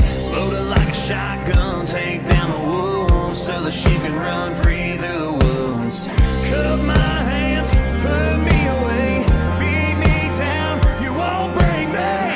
New is in the sticks, don't talk at your neck, 'cause you might just come a missing. Back out on them old county roads, there's hidden stones of folks who should have thought twice before. Throwing shade on my name, a middle finger on my grave, 'cause y'all can't change my outlaw ways.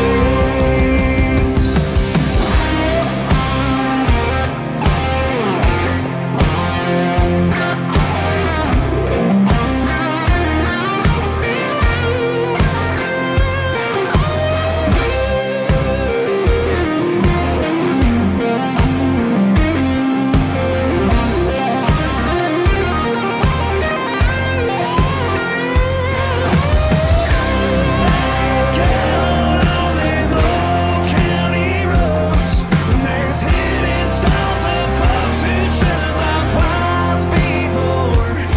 Throwing shade on my name, a middle finger on my grave, 'cause y'all can't change my outlaw ways.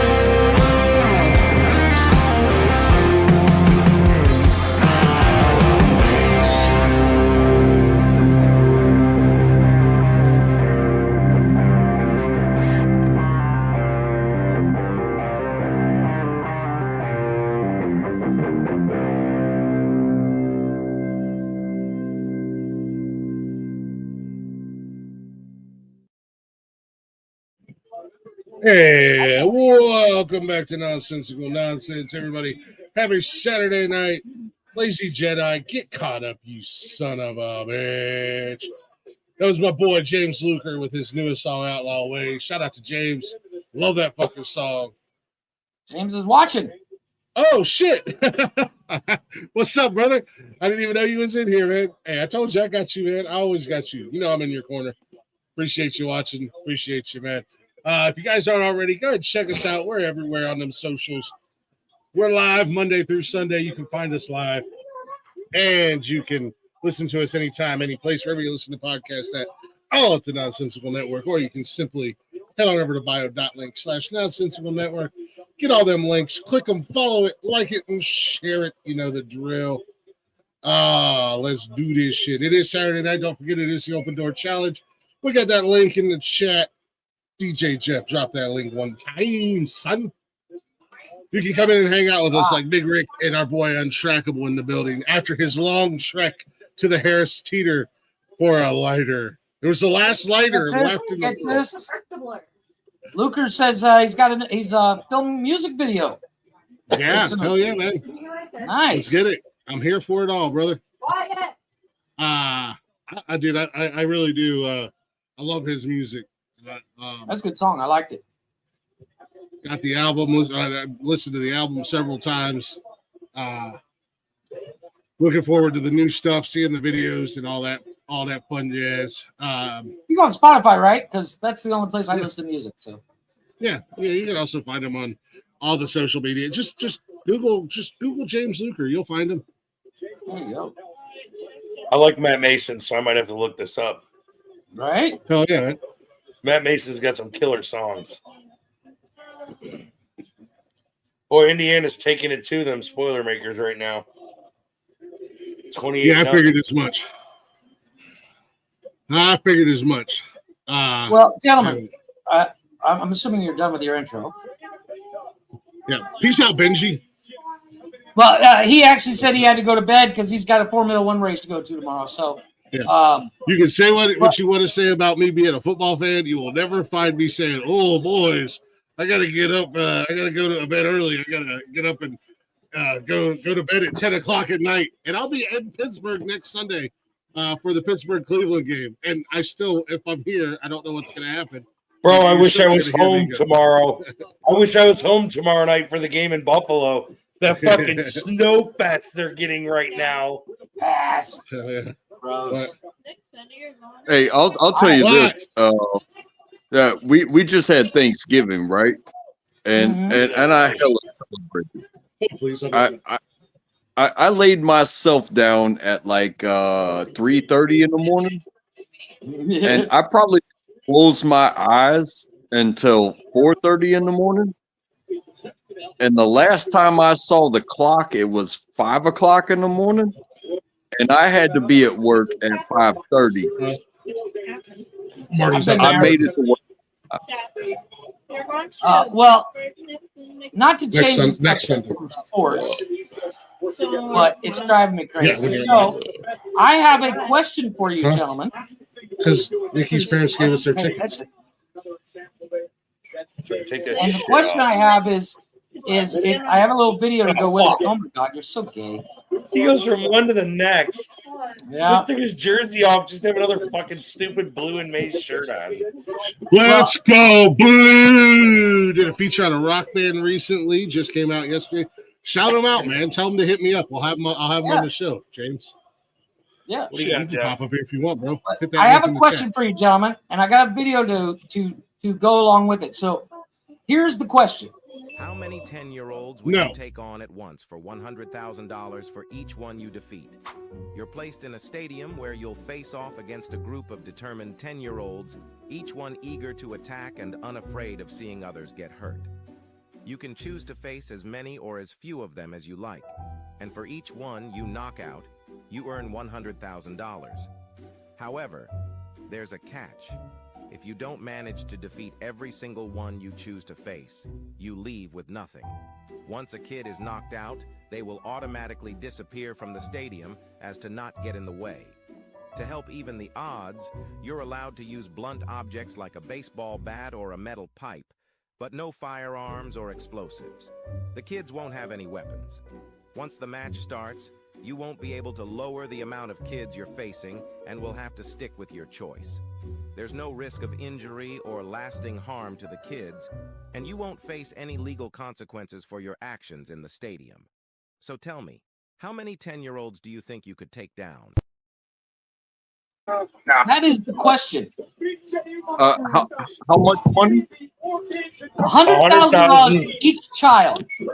They're 10 years old, and you're allowed a blunt object. You get to choose how many. You get to choose how many. However, how many do you think you can handle before you're too tired to keep swinging? Exactly. So if you choose 20 and you only defeat 19, you lose everything. I would pick probably about 1,000. So here's the question I've got. You got to swing 1,000 times, man. Here's the question I've got. Hey, no, you only got to grab one and swing it around, and then when when you feel done with that one, you pick another one up and swing No, them you gotta around. knock them out. No, because they disappear once they're you knock knocked them out. they disappear. But as long as the Yeah. one that you're using as a weapon doesn't get knocked out, As long as I'm holding that child as a weapon, I did not bring it into the field. My thought is golf club. No. And just start driving drives, man. Jeff, I can you easily realize take out 15, maybe 20. most maybe 10-year-olds maybe I are than you, Jeff. misinterpreted. I thought you couldn't bring. I understand the don't bring a firearm, but I would pick a child up and use a child as a weapon in a heartbeat. So in that here's my question. This is a really important question. Are they coming at me all at the same time? See, that's the one thing that's not brought up in that video. If they're coming because at my one thought at a is time, one at a time, I can do it all day long. I'll just hit fucking line drives, man. But if they're coming at you all at once, that's a problem. Yeah, because while you're handling 1 or 4, you got 20 more behind you trying to jump on your back. So that's the question. Is it a one at a time? Or is it I'm saying a maximum of 3 at a time. So at 3 at a time, I can take out 3 at a time. However, yeah, but for how long? That's the thing. How long? I'm only going to hit my max on that because it's not about being greedy. It's about how fast I will get winded. Okay, here's my I'm question. going 20 tops. Here's my next question. At what point do you lose? Do they have to knock you out or do they have to kill you? I think it's just knockout. Oh no, you got to kill me because I'm gonna keep swinging that other kid. Yeah, but if you're knocked out, you automatically lose. Yeah. I think it's a knockout. Again, there's a lot of what ifs in this scenario. I'm Are not they greedy. coming I'm at just me going one to at a say time? 20. I'll take my $2 million and walk away. Exactly, right? Well, I'm not being as the greedy. champ, 20 tops. as the champ, I know you're Being going to the- go a big fucking number. This motherfucker's going to say like 50 or something. Watch it. and being the champ, being the biggest in the panel, probably being in the most shape in the panel, and the fact that we can use a blunt object. I'm gonna say an even. Yes, I know, Rick. Round is a shape, and you are in shape. However, Rick, you can't step out of a truck without breaking a rib or drive down the road without breaking a Exactly. hand. Let's be honest. Rick's going to go 10 tops because he's going to hurt himself. I'm a little worried for Rick, and I got to make sure my guy's okay. So I'm going to add to my number. I was going to say 30, but I'm going to add an extra 10 so I can make sure I can throw $1 million Rick's way. Well, so here's his my medical bills question are for you, taken Glick. care of. Glick, how old's Cash? He's 11. How many cashes you think you can throw hands with at the same time? About 150. Oh, Jesus Christ. See? Are you saying Cash is a pussy? No, I would say 40. I mean, if it's just they got to knock me out, and I say this because I know I have a very strong chin, and I've met a lot of kids in my life. Not I've even never a met strong a chin. but Stand up and have Cash stand face to face with you. No, How but- high but does he like- got to reach to hit you? You could get knocked out by one fat one just hanging around your neck, and you pass out from Hey, both. I think it creates an argument. Is what is a kid? Are you talking up Well, to it's 17? 10 years Or are old. you talking No, 10 in the minus? video, it says 10 years old. 10-year-old. 10? Yeah, I'm gonna say a nice even. I think I could do 40. I think I could take out 100-year-olds as I am right now. 39, and then you're winded. You can't keep going. You lost everything. Yeah, but I'm gonna say I could. Like I said, I get a blunt object. Yeah, that's what I'm saying. I'm gonna take a driver. No, I'm gonna take a ball bat, and I'm gonna get at least 25 of them with that ball Dude, bat. I'm not swinging a ball bat that many times. No, fuck you. Hey, That's why I'm saying forget golf clubs, bringing- it's lighter. But here's the thing: forget they're 10-year-old. That's when you rip one of them's heads off, and now you have a blunt object, and then you remove the femur from another, and then you can have a sharp object. So now you have a blunt object and a sharp object. Listen, you rip their rib cage out, you use it as a shield, you tear one of their legs off, and you use it as a sword. Bro, the best beater stick that You failed at saying shield because not one single one of these 10-year-olds is gonna make it past the skull and the femur. Well, you know it does say these kids have no fear. Yeah, they don't fear what they see. The other ones They don't fear what they see. So no but- matter what you do, they're still coming. But here's Well, the thing what do with you the ball have? bat. You Here's the have? thing with a ball bat. I'm taking a golf club. You have no After- fear, and you iron, have a sharp object and a blunt object. What do you have? If you're afraid to play the game, then that should have been stated before you signed up for it.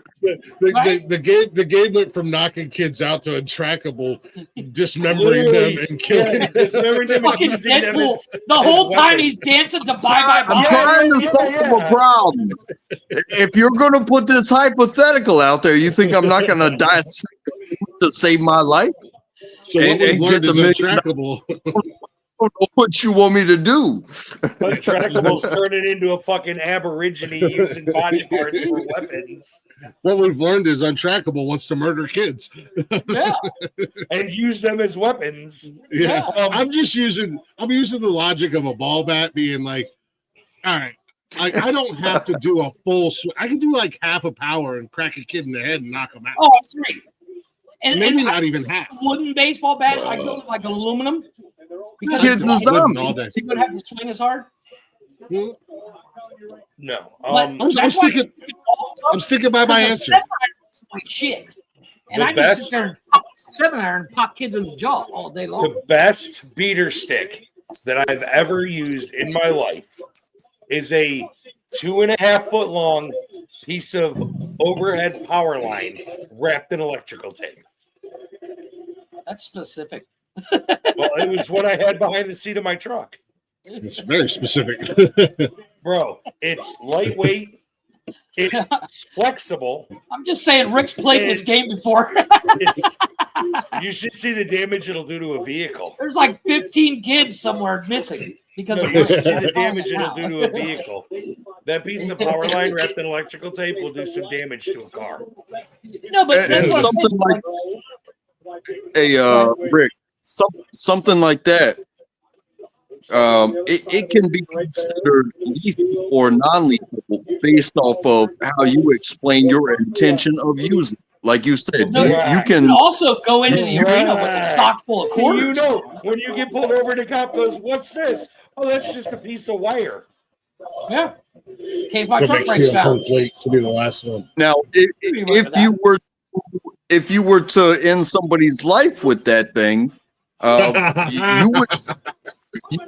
you would still get your words to defend your actions. Now, if you, like you said, against a vehicle, like, hey, you know, He cut me off. you're driving crazy, and I'm gonna use this on your vehicle. A thing like that, it's not going to disable the vehicle, but it will leave a mark. I swear to God. What's better is you can hide all marks on it by removing the electrical tape, and now it's just a piece of wire with no marring. Yeah. Yeah. There you go. I don't know anything about that. I'm just saying. Rick's the kind of guy that's got a sock on his baseball bat. I'm just saying. A what? A sock on your baseball bat.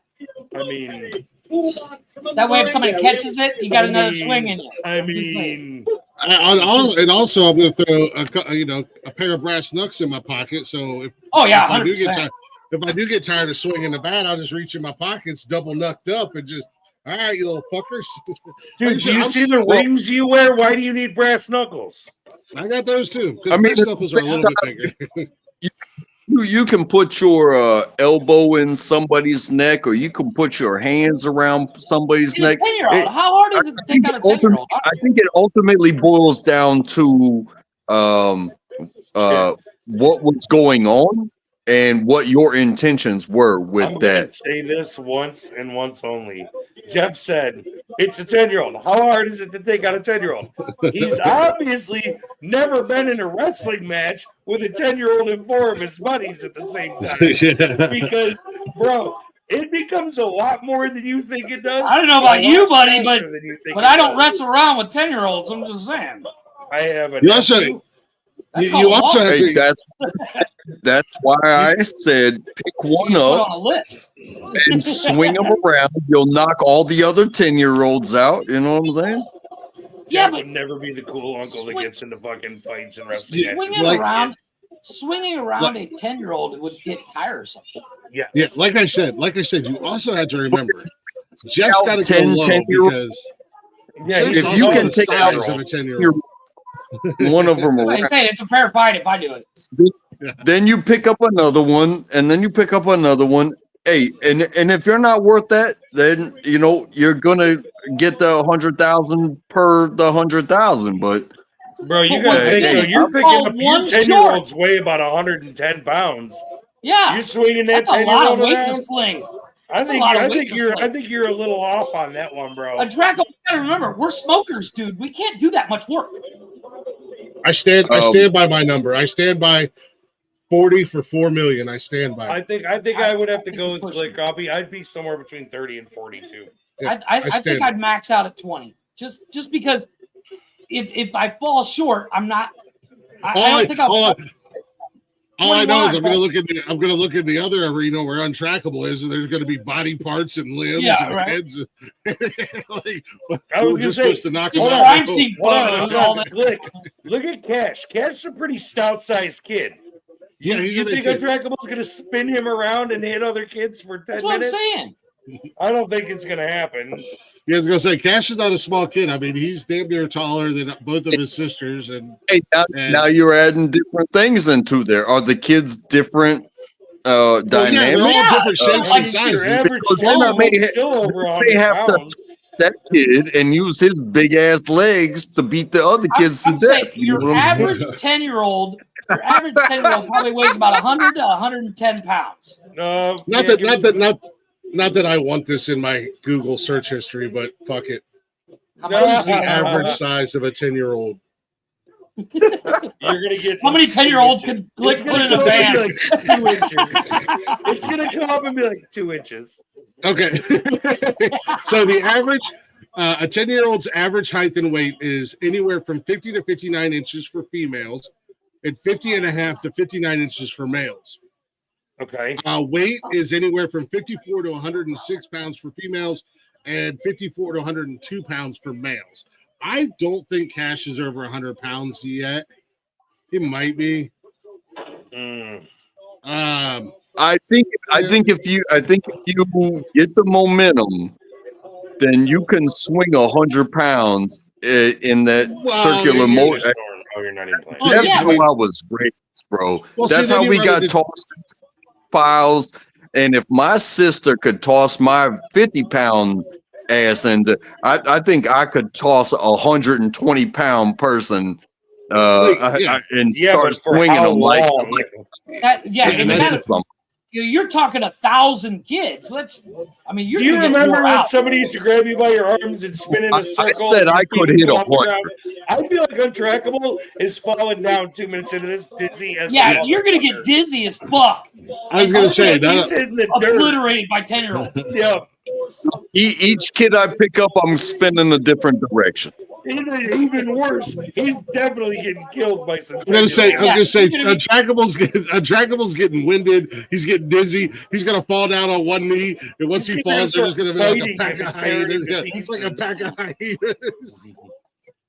Hey, what if I do a spin, and then I separate myself and move a 5K and let them come at me, and then the first one.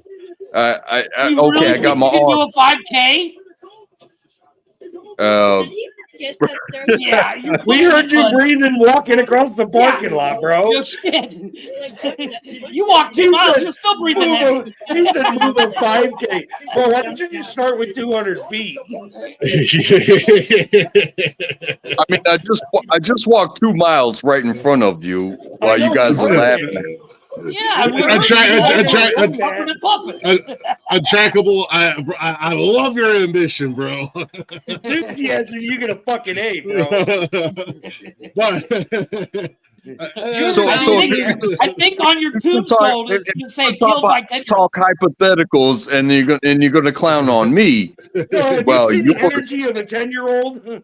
Yeah, like that's the other thing. You're going to try and run 5K away, right? God forbid somebody switches out the Gatorade for Red Bull. These kids are not. You're going to be winded and dying in a mile and a half. These kids are still going to be in a dead ass sprint. Yeah, you're not getting away from a.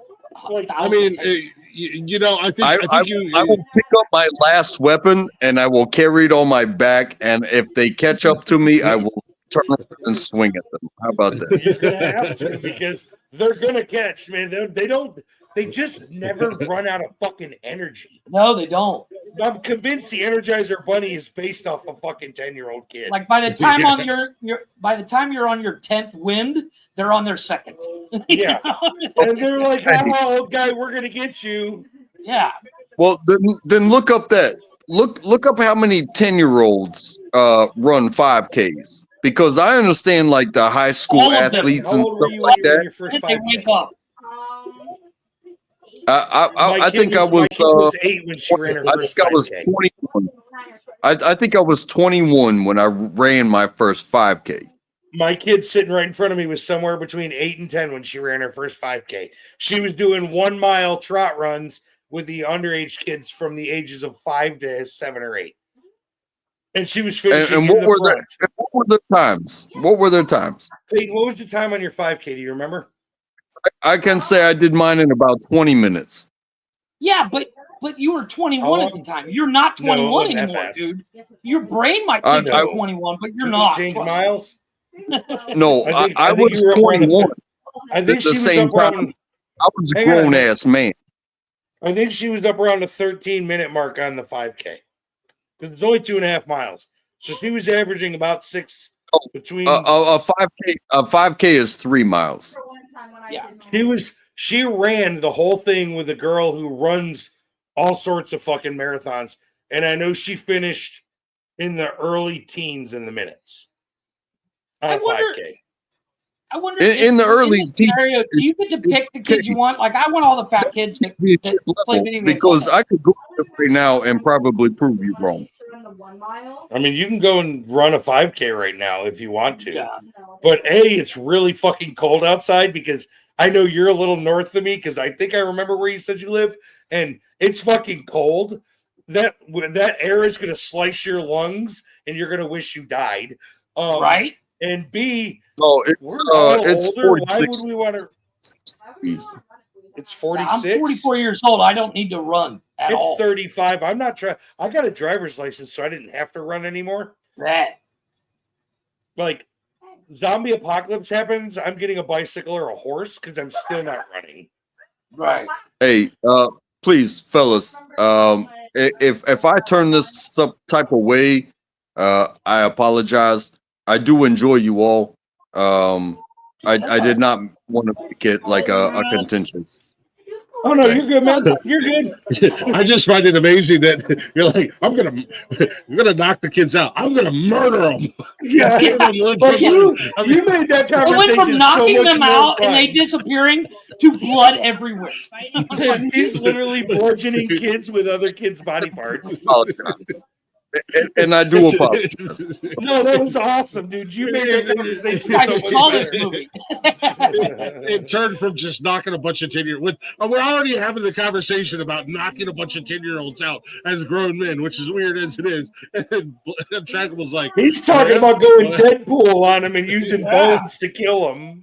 He's like, oh yeah, watch this. Watch, I'm gonna go all in, and I'm gonna go Mortal Kombat on these little bastards. Right? He's fatalitying every child out there. have done some things on live before, and I don't want to make it about like we narrow it down to what will you do online before. No. I don't want to make it about that, but yeah, in the hypothetical, yeah, tear the kids apart, swing them around, whatever. Yeah. Are you still going with 100?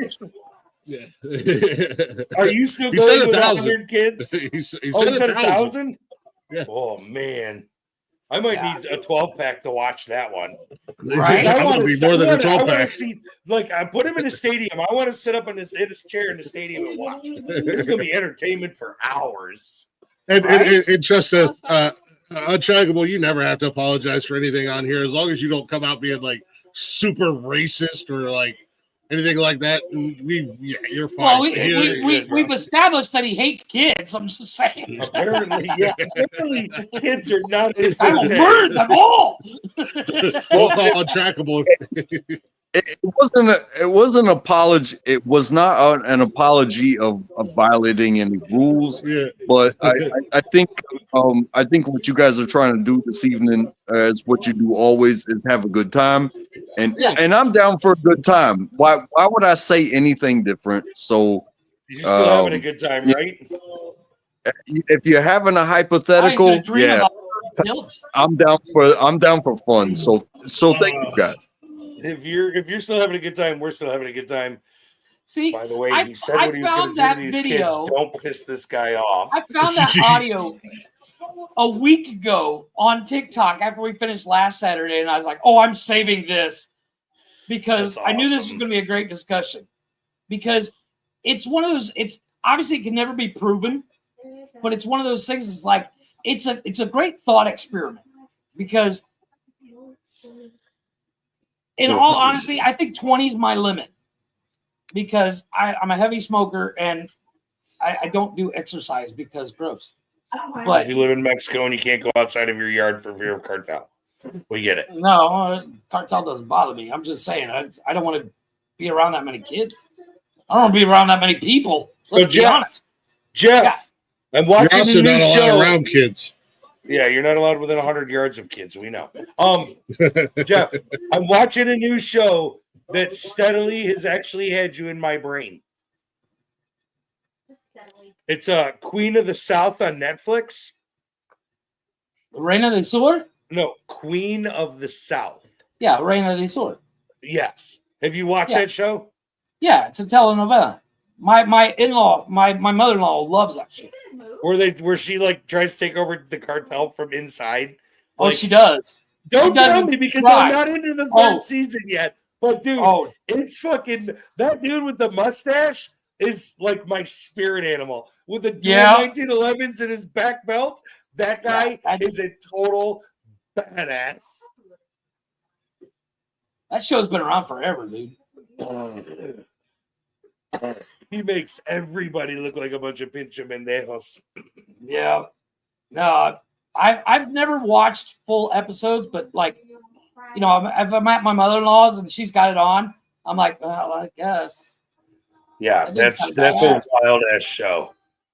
Oh yeah. Hit him again. Fuck him. You know what's crazy is about a 10th. I would say 90% of it's probably true. Oh yeah. I don't doubt that in the least. At least the scenarios of it. You know the main girl, El Reina. Yeah. She actually dated El Chapo. My brother gets me watching it, and I said, dude, you would get me watching a show full of a couple of hot Hispanic chicks. What the fuck, dude? Right? Well, she actually dated El Chapo in real life. That's crazy. I thought you were gonna say that your brother dated El Chapo, but I wouldn't doubt that either. I work with a knockoff amigo we call El Cheapo. Yeah. Oh crap! And Jeff's El Cheapo too. Did it kill him? No, they're still in there. I'm frugal. There's a difference. Good kill. My kid's playing Fortnite right in front of me. Everything I wear is free. How does that work? I don't know. Carefully. You just raid lost and found places?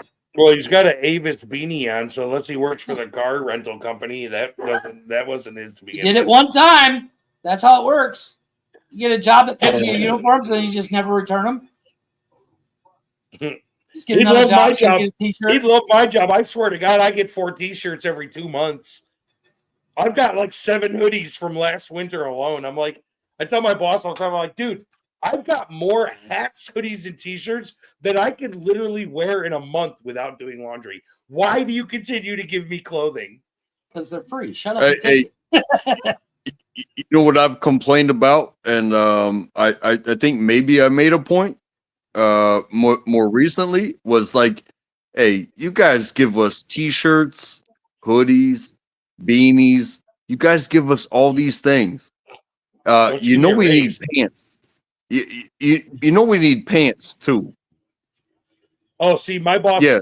he tells us You if can you need always jeans, use the company credit give card, me go more get 2 money, pairs. give me more money. But hey, if you're giving me what you're giving me, and it makes sense, like, hey, you can argue for more money all you want, but hey, if you're giving me stuff, give me pants. Yeah. Right? Because Well, you know what? Speaking of that, the McDonald's here, everybody at McDonald's, they're of course, you know, when you work at McDonald's in the States, they give you their shirt. Well, McDonald's here, they give them jeans. They give them jeans too, with the McDonald's logo in the pocket. So my boss will tell you he supplies 2 pairs of jeans a year and 1 pair of boots every year. And all you have to do is use the company credit card to order it or buy them and turn in the receipt to him. And you're good. Go get them whenever you need them.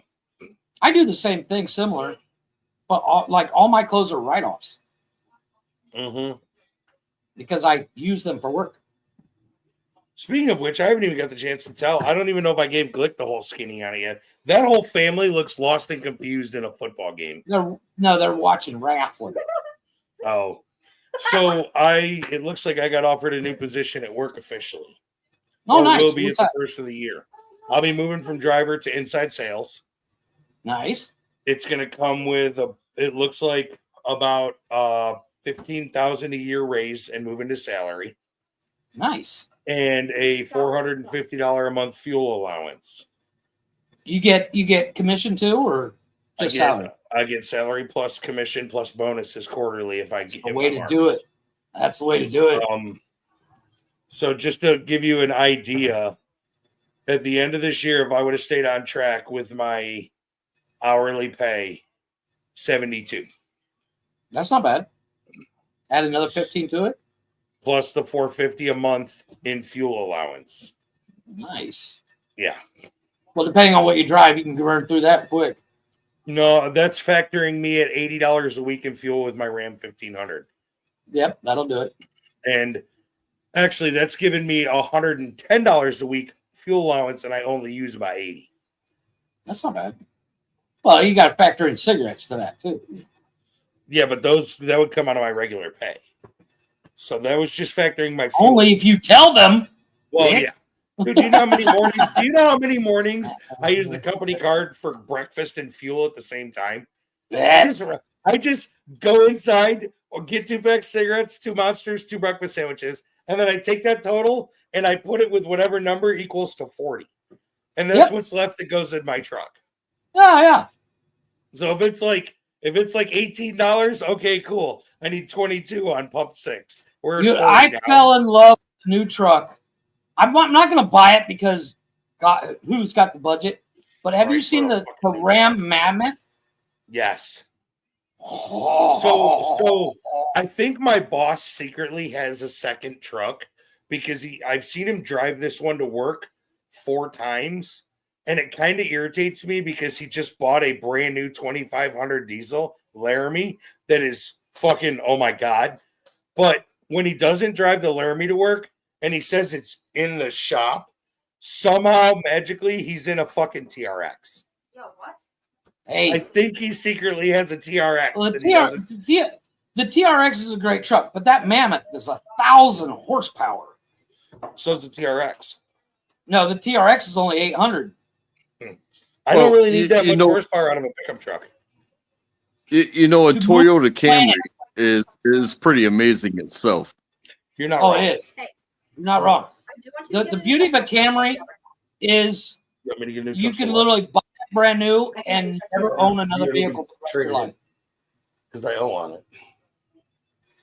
But no, the Mammoth is actually made by Hennessy. I'm They Toyota take right the now. TRX and they add a bigger pulley and better suspension. You're what now, Trackable? Yeah, I was gonna say, if that's a thing for you, for that badass thing, just know that there are us that are out there that pay next to nothing for gas, even when gas is high. Well, no, I get that, but it's like in order to buy the Mammoth, it's 160 grand. Yeah, it's a fucking house. It's Yeah, my car costs. But it will pull your house. Nine grand. Yeah. So my truck, and it's funny because everybody gives me shit about my Ram because I didn't get the Hemi in it. My Ram has the I don't Jeep blame you. My Ram has the Jeep V6 motor in it because I needed the bed space and I needed the 4-door. I didn't need the Hemi fucking 12 miles to the gallon. So on the interstate, which my drive to work is 54 miles one way, right? And 41 of it is all interstate. When I'm on the interstate running 80 miles an hour, I get 22.3 miles to the gallon. Yep. Why are Because you I going drive a 80 miles? Because that's about what traffic moves at in Georgia. The Yeah. speed limit's 70, so I run at 80. The speed I limit fully is just a understand. suggestion. I do understand because I have a 20-mile commute and the speed limit goes down to 55 in the tough zone, but the speed limit of community does not change at 6 o'clock in the morning. Yes. Like at 5 when I leave for work, the speed limit's 70 on the interstate. If you're not running 80, 85 with it being as wide open as it is, you will get run the fuck over. Doesn't matter what lane you're in because all lanes are haul ass lanes. Yeah, everybody wants to get to work. But I will say that there are those who are going. I always say get in the lane you need to be in to get to where you're going, but there are those that are out there that will try to do that one up, and it's like, hey, go ahead and do your one up. But I've seen people take 4 or 5 lane changes, like going outside of on that Atlanta loop, and they will go from the outside to their exit in one swift movement. Oh yeah, in just one motion. They just say, "Good luck, everybody else." Yeah. So to go with what you're saying, and we are all going well over the speed limit. So if it's 55 on 285, it's 70. That's a lie.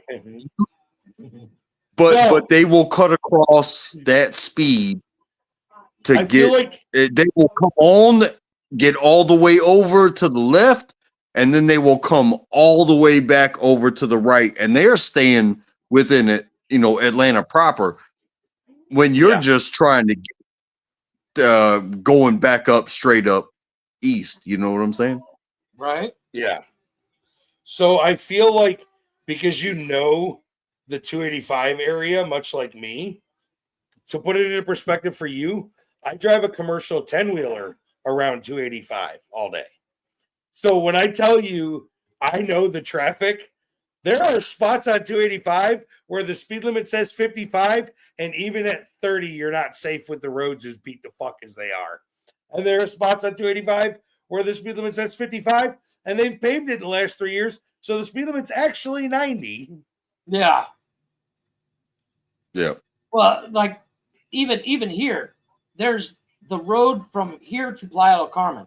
It's only an hour trek if you do the speed limit, but they pave it every year. And I've never done the speed limit on it because it's just nobody does the speed limit, and the speed limit changes every 40 feet anyways. And I always get the excuse that, I'm sorry, it's in kilometers. It said 100. So that's what I was trying to do. My car's in miles. Because my Eclipse is actually from Canada. So it has miles an hour on it. So, you know, what are you going to do? It said 100. I was doing 100. Correct. Oh, man. I mean, but I'll be back. the accident that I got in last year, last August, I had an 04 Honda Accord, and honestly, having that car was a blessing because that was last year, and I bet it you the fucker had still ran too. It had 200,000 miles on it, but it cost me $1,000. It was a blessing to have zero payment and whatnot, and to have that car. Oh yeah. An accident on I-40 caused me to stop and wait, and I must have parked a car away from the car in front of me because we were stopped. It was traffic, you know what I'm saying? And we knew that there was an accident. I got hit by a box truck in the back of my car. That'll do it. I wanted my car back. I wanted everything to save that car. It probably still ran, being a Honda. Some chaka. I mean, it was enough to pull over to the side of the road, but they said based off of the frame damage, money stopped that car from being saved. Right. Well, and that's the thing, you know, you see all these cars in Copar. Like right now, Copar is the place to go to get a cheap car because they have all those flood damaged cars from Florida and all that. Like they got some nice fucking whips for like a couple $1,000. Well, I mean, that's something to be said because I got this car for $1,000, right? And I mean, you're at the point that it got crashed into. That is a 20-year-old car with 200,000 miles on it, and after the 1,000 that I paid for it, it got $7,000 worth of work done to it. That's what made it worth it. Not the money value, but the keep it alive value, because it was totally worth it to do that to that car. For them to and give me $4,000 for it. Yep. You did not replace what that car meant to me. You replaced the property value, but you did not replace what that car meant to me. Well, I mean, that's the thing. It's like sentimental value of a vehicle is always going to be 10 times what the vehicle's worth. Oh yeah. You know, you can't put a sentimental value price on a vehicle. But you know, what I was saying about like, you know, the Ram Mammoth and what's they got I can't remember what the Raptor version of the Hennessy Raptor, which is like 900 horsepower. Yeah, they'd be great to have, but they're for people that's got more money than brains. Just more money than they need. If I had that kind of money, I'd be driving that thing. I would daily the shit out of it. I'd have the first Ram Mammoth to have 100,000 miles on it, just because I'm like, fuck it, I'm gonna take it to the store. I'm gonna drive to Ohio. Yeah, and I can say it took me a year, but I found a replacement for the way that I live, and I have a Toyota Camry now. It's an 07, and it just hit 130,000 miles. Camry's so when you talk about these special things, yeah, I grew up. What'd you pay for the Camry? 900. 900? That's not bad. Oh, You can't get a Toyota or a Honda here for less than $3,000. I don't care what it is, because everybody knows Toyotas and Hondas will last you a lifetime. I did have to finance, so I think it was like in the 7,000 range. Oh, you paid $9,000. Okay. No, I don't care. You can get an '86 Honda and sell for $3,000 here, because people will buy them all day long because they'll last forever. What up, Chaka? Welcome back, Mandy. Mike, pick up his. Can I?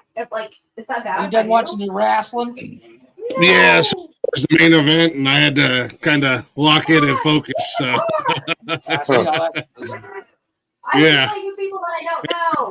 It was a good finish, man. Take your word for it. I won't watch. Don't worry. Was it a pay-per-view tonight? Yeah, Survivor Series. War Games. Oh, no shit. Games. Hey, you missed Survivor Series. What? That was tonight. That reminds me. Glick, you you saw that tomorrow. Hell, the you replay's saw up now. that TikTok I sent you with the dad with the money case.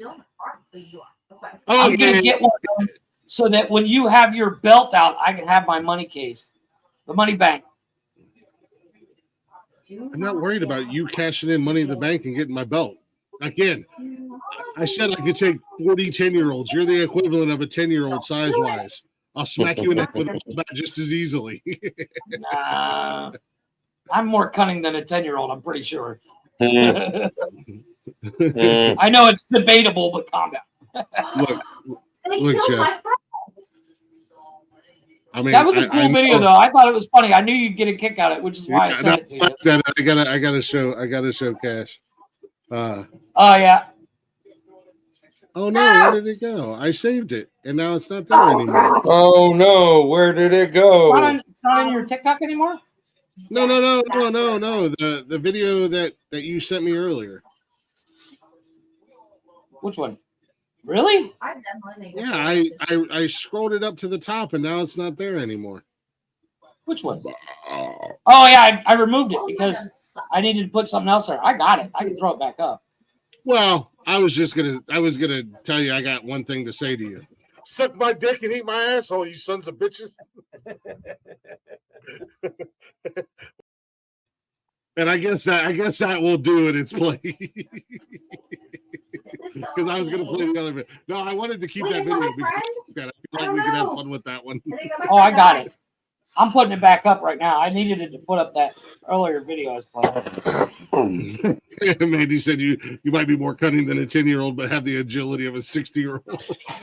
Oh, wait, that's a fact. Look, I've heard Jeff after he walked up a flight of stairs. Jeff would make 2 moves towards me and be like, "Hold on, hold on."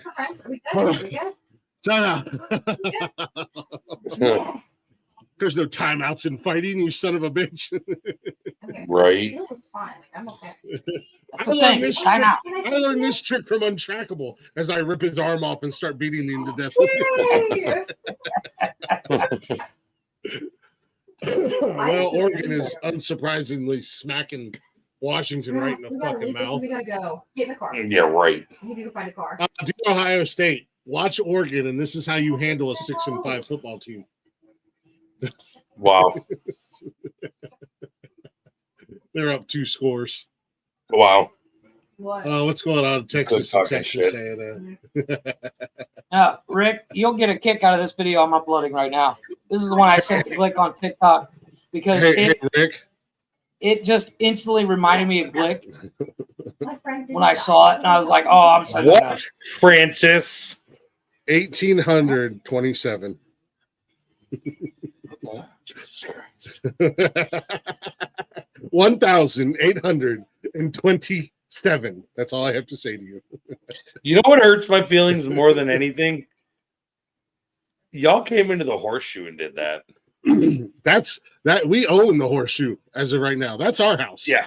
That's our house. That's our toilet bowl. Your toilet bowl, he says. We came in there and shit it all over you. Yeah. Well, I was having a discussion with some of my friends earlier, and they're like, "Yeah, we're 10-2, and you're 7-5."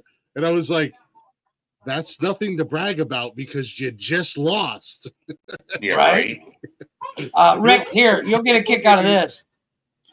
Oh my God, no way.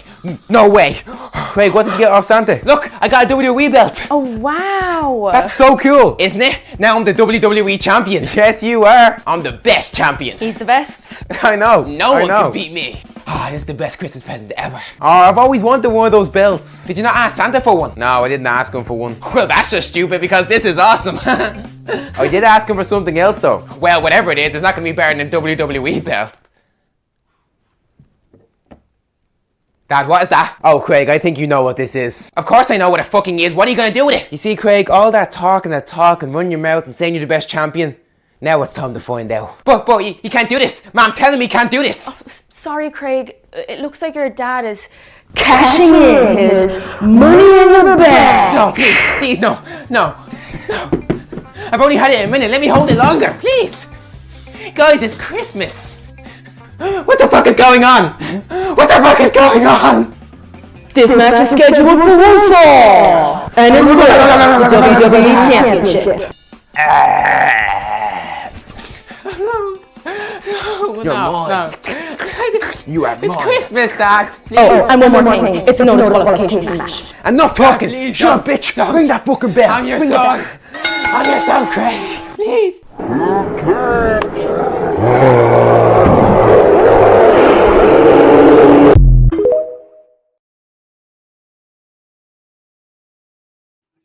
Shut up, bitch! Ring the fucking bell. What the fuck? I saw that the other day on TikTok, and I was like, "That's like Glick every time he gets a new belt." I got a WWE belt. It kind of raises the question: what's more important, the belt or the money?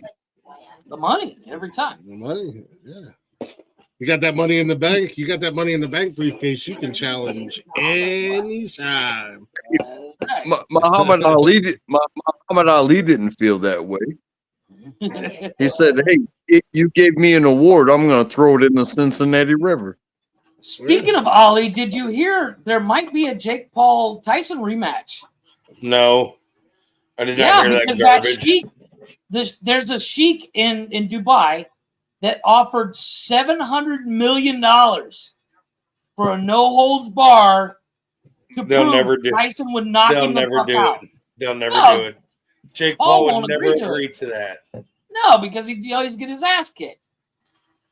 I'm just saying, I hope he fucking takes it.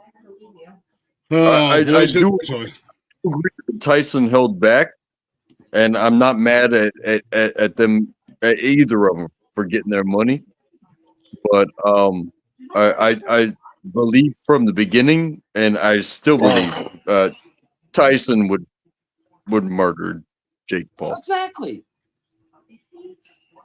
Hey, I'm Glick. just saying, $700 million payday. I'll jump in the ring with Tyson. Glick. But if Tyson got, the numbers are out there, but I'm not mad at Tyson if he got $20 million just for fucking showing up. You know what I'm saying? I'm not mad at that. As long as he lasted, he gets it. I get Against Denver tomorrow, do you think J-Mo is going to throw at least 35 attempts?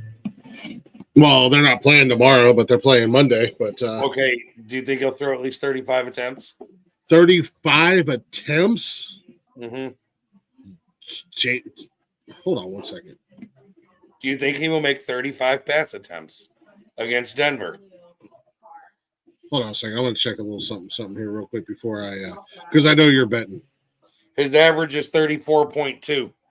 Yeah, I was going to say, somebody's making a bet. Shut up. Hey, I ain't mad at you, dude. I mean, I've been telling Rick to bet for years. He finally did it.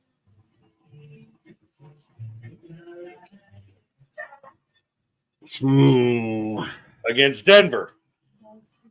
Yeah, but they can find themselves in a hole real quick against Denver. Yeah, and then they'll use the run game to try to run it out. Well, I'm saying they can get behind real quick and in a hurry, and then they're going to start slinging it. Yeah, but Denver's got an amazing secondary. I would say if you have a problem gambling, call the 1-800 number at 1-800 blah blah blah blah blah blah blah blah blah blah blah blah. Thankfully, What I is it? don't have a problem with it. What is it? Plus 35? It's I don't over have a or problem under gambling. I have a 35. problem when I lose. Yeah, man. Or would you go Bo Nix over or under 32.5? 32.5? 32. I would probably go. I'd go over. I would Nix probably is- go over on both of those, but I'm a little. Yeah, I got a bad habit of going with over and getting fucked on it too, though. Yeah, because you're on Prize Picks and they do that half bullshit. So Yeah. if Jameis is 35, you don't get it. Yep. That's why. That's why I go with my nice easy picks and walk away with 450 large touchdowns. Oh my God. You did it once. Hey. Still walked away with 450 large. But for the past 4 years, I've been telling him he should be betting on football because, and I've also said that if I actually start going back to casino, I'm going to call him before I go. And if fucking Pittsburgh would have showed up to play against Cleveland, I would have hit that goddamn 6-leg parlay for 15 grand last Thursday. Right. But it's like a double-edged sword. I'm a little bit more upset that I didn't get the 15 grand, but I'm also extremely happy that Cleveland beat Pittsburgh. I almost, yeah, double-edged sword, definitely. With 15 grand in my pocket, but definitely double-edged But what would you do with the 15 grand? It's a never-ending road sometimes. I tell you exactly what I would have done with that 15 grand. I would Put a have down payment on a nice truck. I'm just saying. I would have went and put a down payment on a house is what I would have done. And Well, got that too. Nikki a car and traded mine in and got me an upgrade. You think Yeah, 15 especially grand's going to go a long fucking ways? Well, considering I could put a couple thousand down for a car on Nikki and my car, I could easily trade in and probably get it paid off and then some. Trade up. I'm not getting brand new cars, you know. And then drop a nice little bag of money on a down payment on a house. You don't know, dude. I don't know what your houses are going for, but 15 grand wouldn't cover 5% Yeah, you want of to get a anything garage. in the Atlanta area. In the state of Georgia. It wouldn't cover 5%. Yeah, exactly. Where I'm at and where we're looking to stay at. If I walked up with 10 grand cash to put a down payment on a house, and I could get a pretty nice house in our area for about $200,000. They're gonna be like, all right, let's sign the papers. What's your brother doing? Right. Like where we're at and where we want to stay at, I could get I mean, my parents had a really nice house, and they sold theirs a couple years ago for $180,000. Because my mother won't let me have the rest of the night. Like that, and I don't need, and I'm not talking like I'm gonna go. I'm not Jet. I And she need a keeps giving big me ass 15 fucking minutes, mansion. and then she gave me I'm an talking hour. about I'm like, and now she can 3 sleep. bedroom, 4 bedroom with a basement and a garage and at least 2 bathrooms. And if it's got 1 bathroom, as long as it's got a basement, guess who can finish the basement out and add a second bathroom? Exactly. Yeah. So I get it. Yeah, 10 grand, a $10,000 down payment on a house will go a long way up here. Yeah, I know. Now, we're in our area. Now we go over to Johnstown where my kids go to school, and I'm like, I got 10 grand for a house for a down payment. They're gonna go. Here's your shed. Come back when you got another 30. Yeah. Here's your here's your $600,000 shed. Here's your garage door. Yeah. Because like where my parents grew up at, my family grew up at in Johnstown, we still call it the New Edition, but some bitch is like 70 years old at this point. Them fucking houses are going for $200,000 or $300,000, and they're like a 900 square foot slab ranch. Yep. Just because, and it's all because of Intel building their multi-billion-dollar factory right on the edge of Johnstown.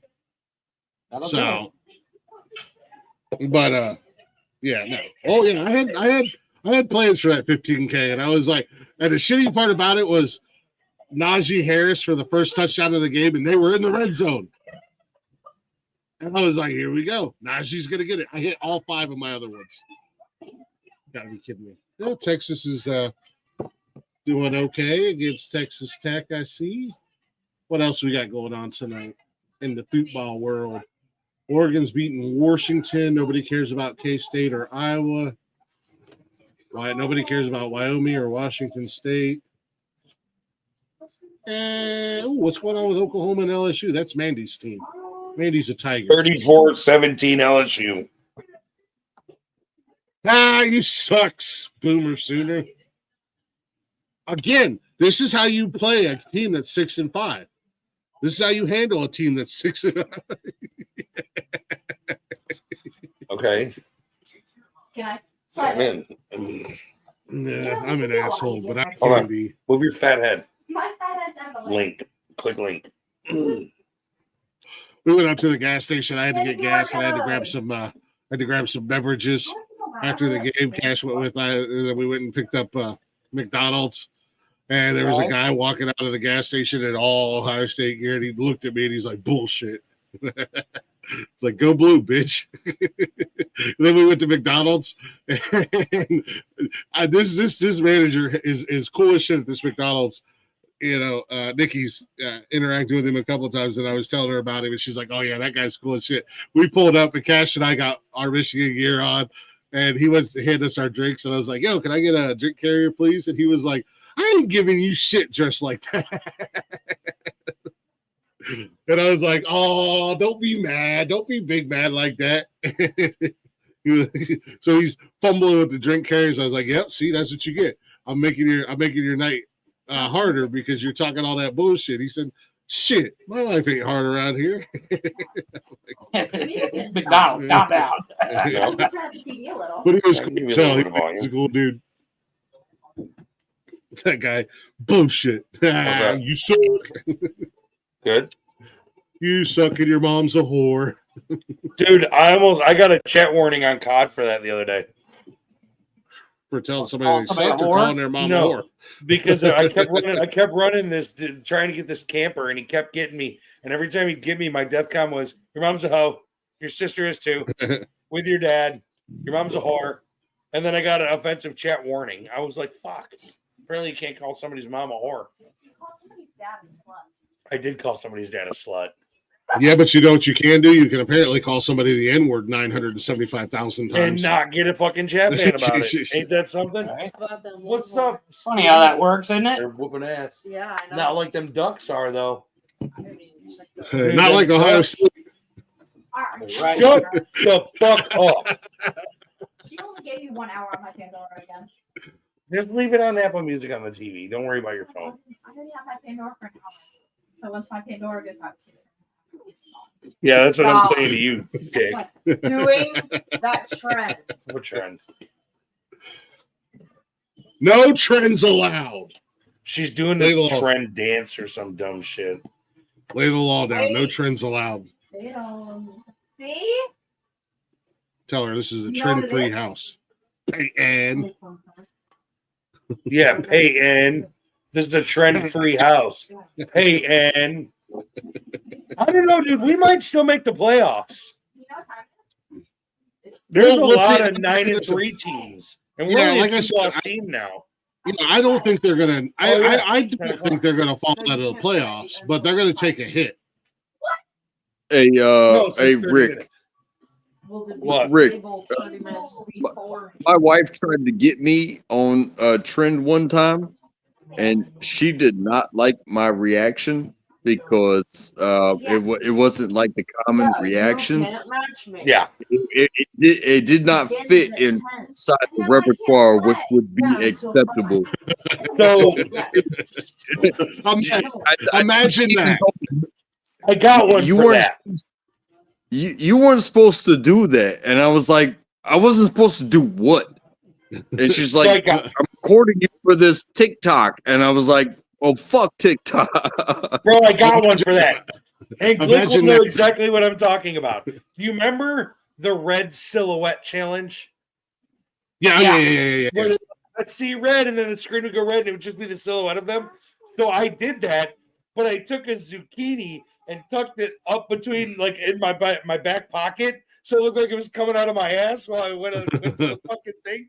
And I was like, everybody's like, "That's not how you do it." I was like, "Yeah, but it's fucking hysterical," because it looked like I was shitting while the fucking thing went to the silhouette. It was awesome. That's like all the trendy shit that I ever did, because Glick will tell you, when I made TikToks, it was never really trendy. Like, I just made stuff that made me laugh. It makes sense to me, because it's like, hey, trend this, motherfucker. Yeah. So, like, I don't know, man. I got one of them saved that comes to mind that makes me laugh every time I fucking watch it. It's a unicorn. Glick remembers my unicorn. Hey, I found that unicorn. The inflatable unicorn onesie, the inflatable unicorn suit that I had, that was 8 feet tall, and my doorways were only 6 foot. So anytime I went through a doorway, the head got folded backwards. That used to be my unicorn. I did one, and I'm gonna try and find it real quick, because I'll be able to show it to you right here on the screen, and it was fucking hilarious. I did like I don't know, 4, 5, 6 TikTok videos with my T-Rex, my inflatable T-Rex. Yes, that's the one I'm looking for. Oh, I love that one. I know where that is. That stuff bitch is like much like the unicorn, 8 foot tall. So it's Yeah. like draping across the ceiling in my old apartment I had. And I'm about to find everything. you know, when you don't have any family, and you don't have any friends, and you spend Thanksgiving alone, and you cook your own Thanksgiving dinner, and the whole time you're cooking, you're drinking, you do questionable things at the end of the night with an inflatable T-Rex costume. Let's be honest. That video wasn't the only thing you made with that T-Rex costume. I sent that to you, and that was supposed to be our secret. No, I'm just saying. Scarred for life. Jeff loves my current TikTok videos. Jesus. Nothing worse than when you show up on my FYP and I'm like, oh God, here it comes.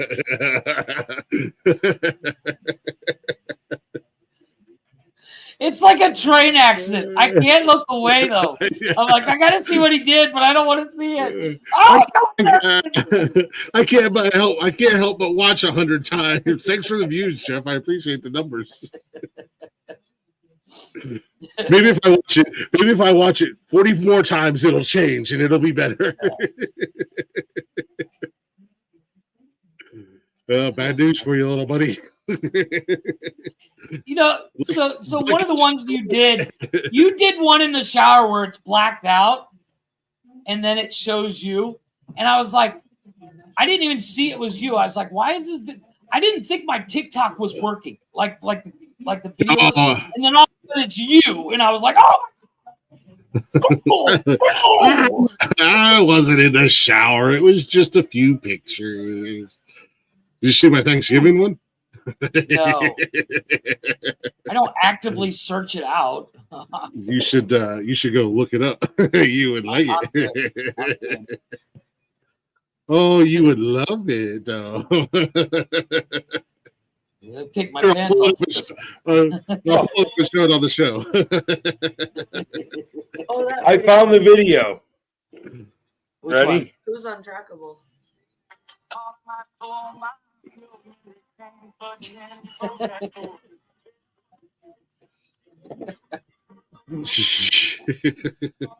Did you see it smack the fucking door jam as I ran through the fucking kitchen? The head goes whoop as I'm fucking running. You guys have way too much time to do shit like that. I lived by myself and at my other Rome house then. And Shannon's playing Yahtzee. Yeah, I mean, well, that's what I said. This was several years back at this point, and I lived at home, or I lived alone. I don't have friends or family that I celebrate Thanksgiving with, so yeah, that was me. I got a little bit. Hold on, is this it? Oh, there's one.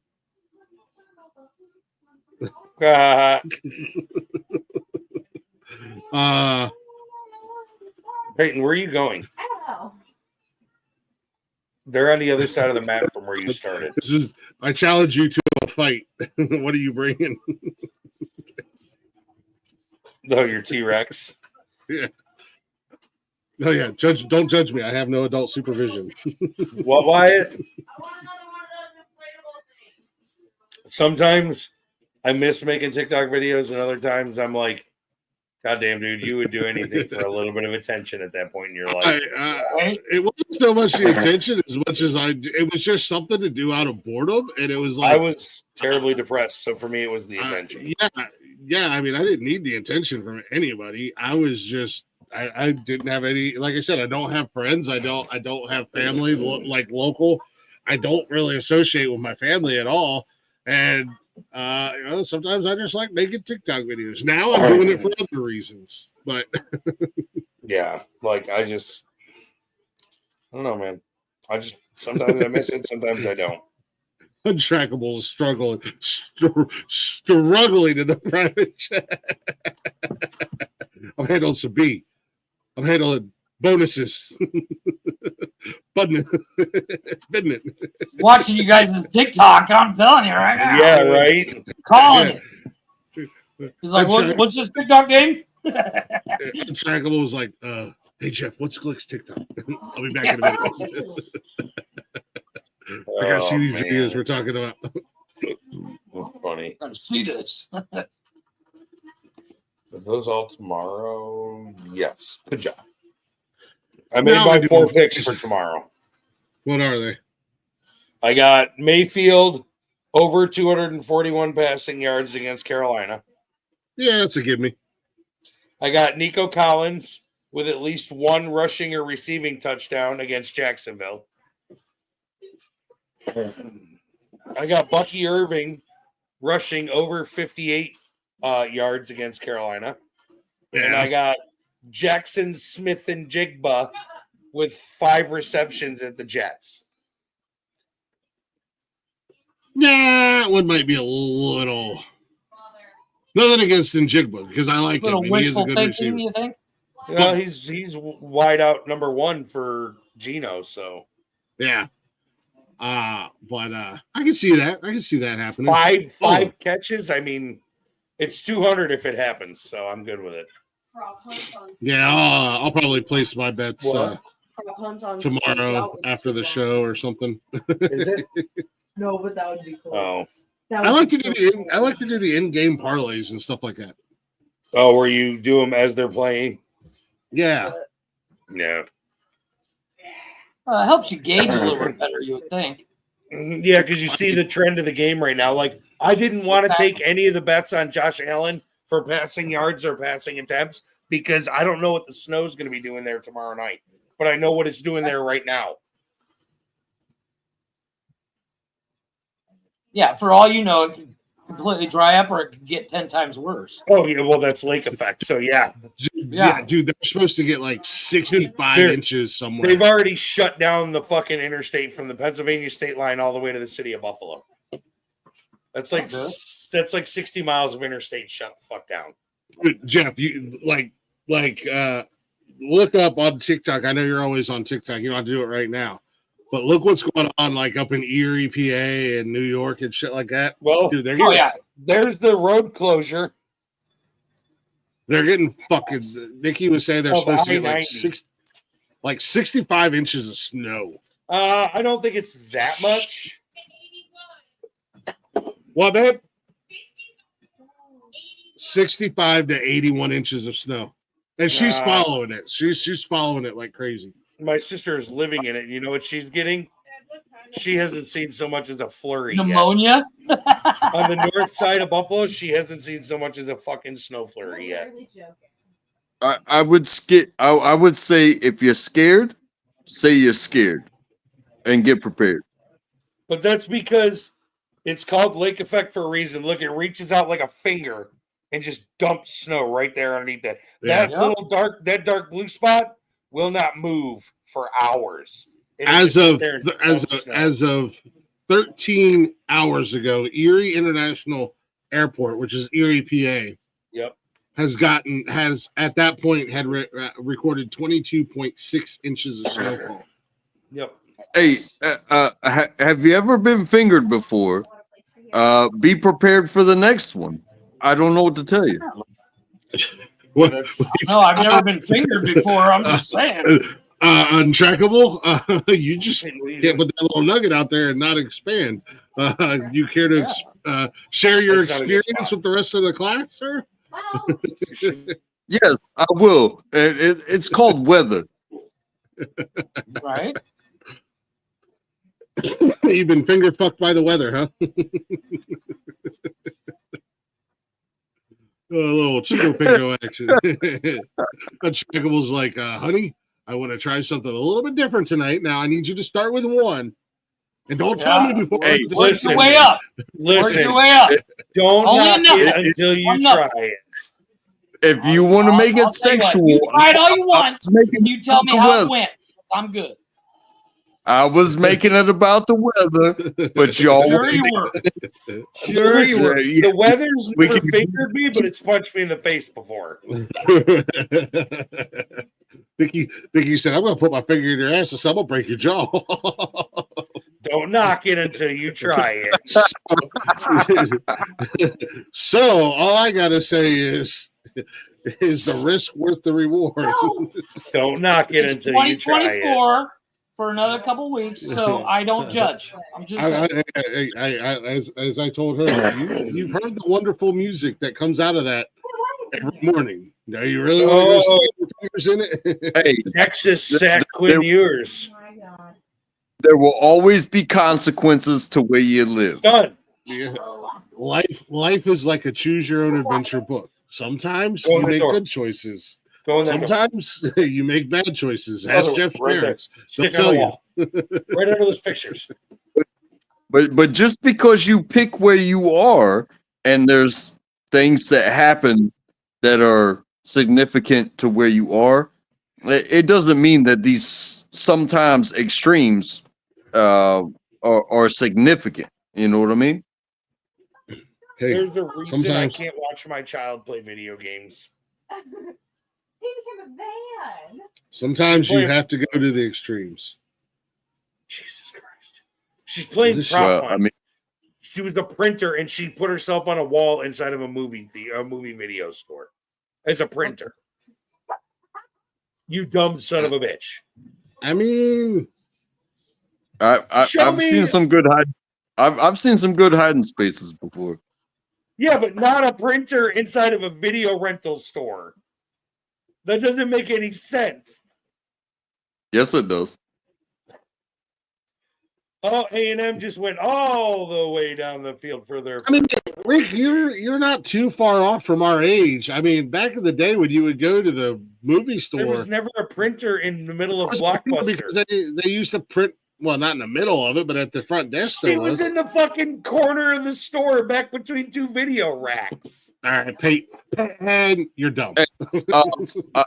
I've seen in real life pranks that are pulled like this, and they do like the what do you call it? Like the tubing that it's like a tubing that that's go like that and put it against the side of the building. yes. Well, you saw there's a Japanese game show that's hide and seek like that. Where when like these guys get weeks to build They their will hiding. jump out and dump a bucket of water on these people, and then they will become the tubing, and they will connect themselves as they will. No, but I just saw one the other day. And they look around, and everything looks normal because this piece of tubing is connected to, the wall. a concrete. It's connected to a wall. No, I saw Check a those two YouTube tables. video about this Japanese game show where they were the one dude hit himself as a part of the stairs Pallets. or as a go part ahead, of the turn it on. cabinet. Where if you walk by it one week and it looked a certain way, you walk by it the next week, it looks exactly the same, but he's built himself into a hiding space and they play hide and seek like hardcore. It's so funny watching prop hunt and playing prop hunt. Like some of the things they give you to be are fucking hilarious. All right. Like I've seen videos. She's shooting at a billboard that's running across the parking lot right now. And it can be different because like what I was saying was about like that reach out, like, hey, I'm gonna touch you, but then I'm gonna go back to hiding versus just hiding and be like, you know, you know, because in these games a lot of time you're talking about like Call of Duty and stuff like that where you can prop hunt. Well, somebody's walking around with a gun and you're going to be a refrigerator in the middle of the street. Yeah. Like somebody was at ATM. Okay. Hit the triangle button. Hold on. Let me see what she's got. All right. You're an ATM. Hit it one more time. All right. Now go into the movie store. Be the ice cream cooler in a video store. She's the ice cream cooler. Like a side-by-side that you open, that you slide open. Go like the ice cream. Yeah, where you get the ice cream. Nope. Go right there. Back up against those boxes. Nope. That's not going to work.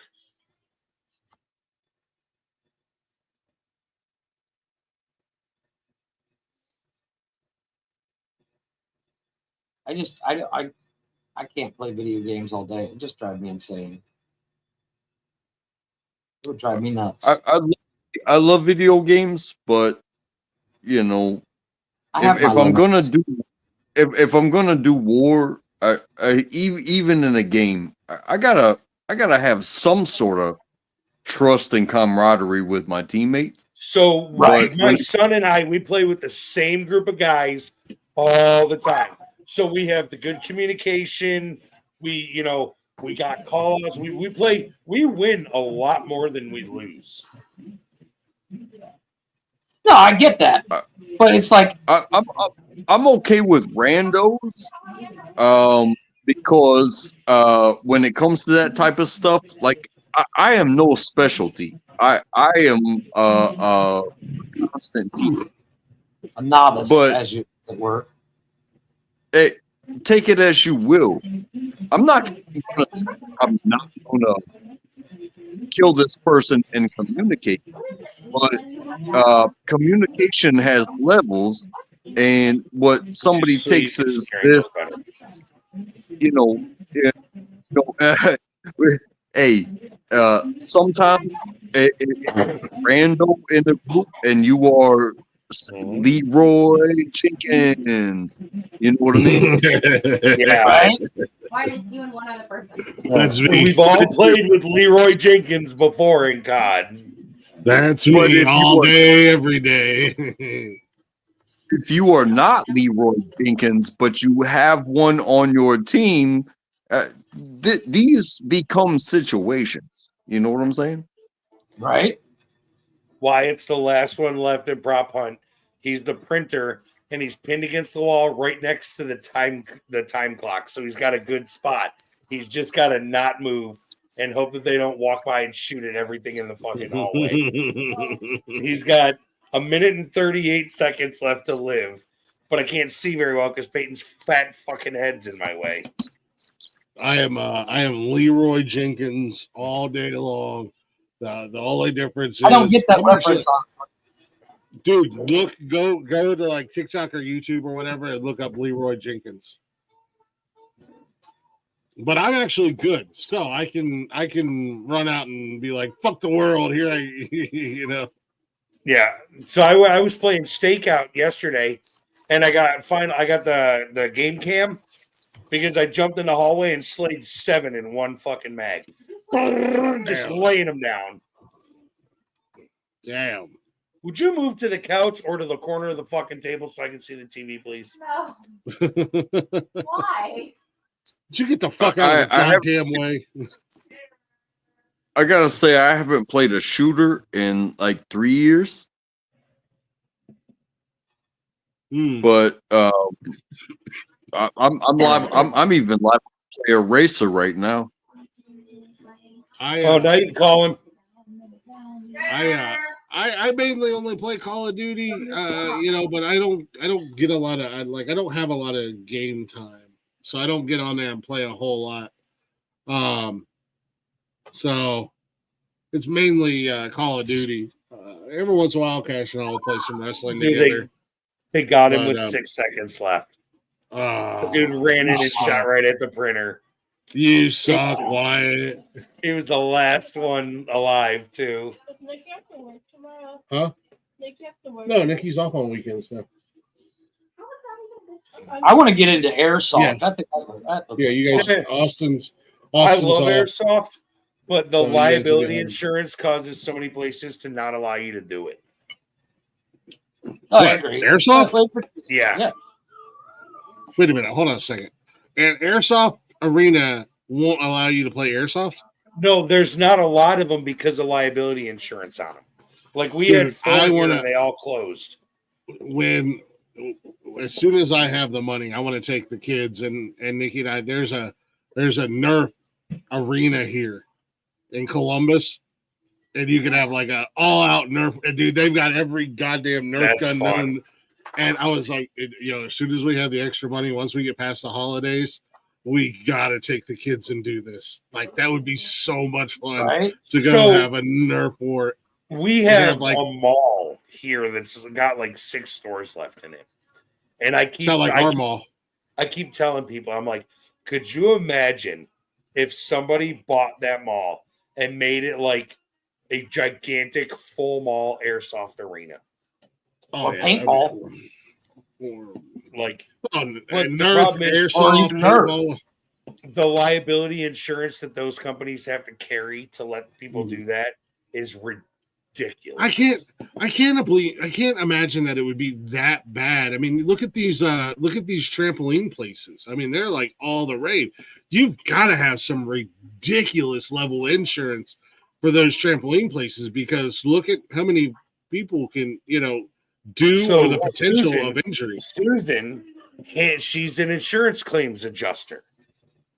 And so, but she does it for the local municipalities in the state of Florida. Okay. The things that people will sue for would Oh, make yeah. your fucking head spin. Dude, Oh, yeah. it's like that everywhere. I mean, the things that for instance, Yeah, but years back, look at that lady that sued and won against McDonald's because her dumbass spilled coffee in her lap. this is dumber than that. The one that I'm going to tell you about, and it's over now, so I can tell you about it. A lady sued a city in Florida because they had just redone the playground with that rubber matting. Mhm. She let her 2-year-old walk across it in July barefooted and sued them for the burned feet. That'll do it. In Florida, where it's In like Florida. 190 degrees. In July. Yeah. And she sued the city and What? got paid so they could settle out of court. Dude, there's stories out there where Once again, somebody, I'm not mad at her because I would grab my young kid and like go walk across that now. But that's the But- problem. but- That's the problem with the world today. There's There's- rewards for being stupid. yeah, Oh yeah. there's people who have sued buffets and won because they bit their tongue while they were hoovering food into their big fat face. Or because they were asked to leave after they sat there for 5 fucking hours Yeah. Hey, all you can eat means all you can eat. Fuck you. in a certain time frame. No. It didn't say time frame when I sat down. Fuck you. I learned something new. Nikki and I went out, and I learned this back in July. We went out for her birthday, and she wanted to go to this place that's I think it was her birthday. It's got the seafood boil, and it looked really good, and she really enjoyed it. But they have an all-you-can-eat deal that you can buy. However, and it's like the all-you-can-eat. I think it was at a discounted rate or something. I never knew this about buffets, some buffets or some all-you-can-eats. If you leave leftovers, you can't take them with you, and you will be charged full price per pound. Yep. Yeah. Hooters does that here. On Most- Thursdays, I never knew Hooters has Most all-you-can-eat Chinese wings. restaurants do that. Hooters does an all-you-can-eat wings on Thursdays, but they only give you 10 at a time. Yep. Chili's And used in to do order that to give with you their another $20. 10, you have to empty what you have. Yep. Or you have to not like that flavor. Like you can tell them, hey, I didn't like this flavor. It's not that like whatever like that. So that doesn't work for me because I'm like, I don't like barbecue. Can you bring me barbecue? Yeah, see, you're done. The Chinese restaurant, the Chinese buffets down here, if you want to take your leftovers with you, they will put them in a styrofoam and they will weigh them and charge you for them. Yeah. Yeah. I ain't never done that before. Because, well, if you think about it, it's smart on their part because, oh, I'm so full. Let me go get another full fucking plate. Oh, this is my leftovers. You know, it kind of makes sense. Not so in their page. I'm not mad at them for that. I mean, that makes sense. Unfortunately, they used to have an all-you-can-eat buffet here, and it closed during COVID, and it's never reopened, and it's seriously upsetting because it was actually really good. They had some of the best macaroni and cheese I've ever seen. Nope, nothing over there. I actually found out an interesting fact about macaroni and cheese, by the way. Do you know how it came to the U.S.? It's not macaroni and it's not cheese. No. Do you know how it became popular in the U.S.?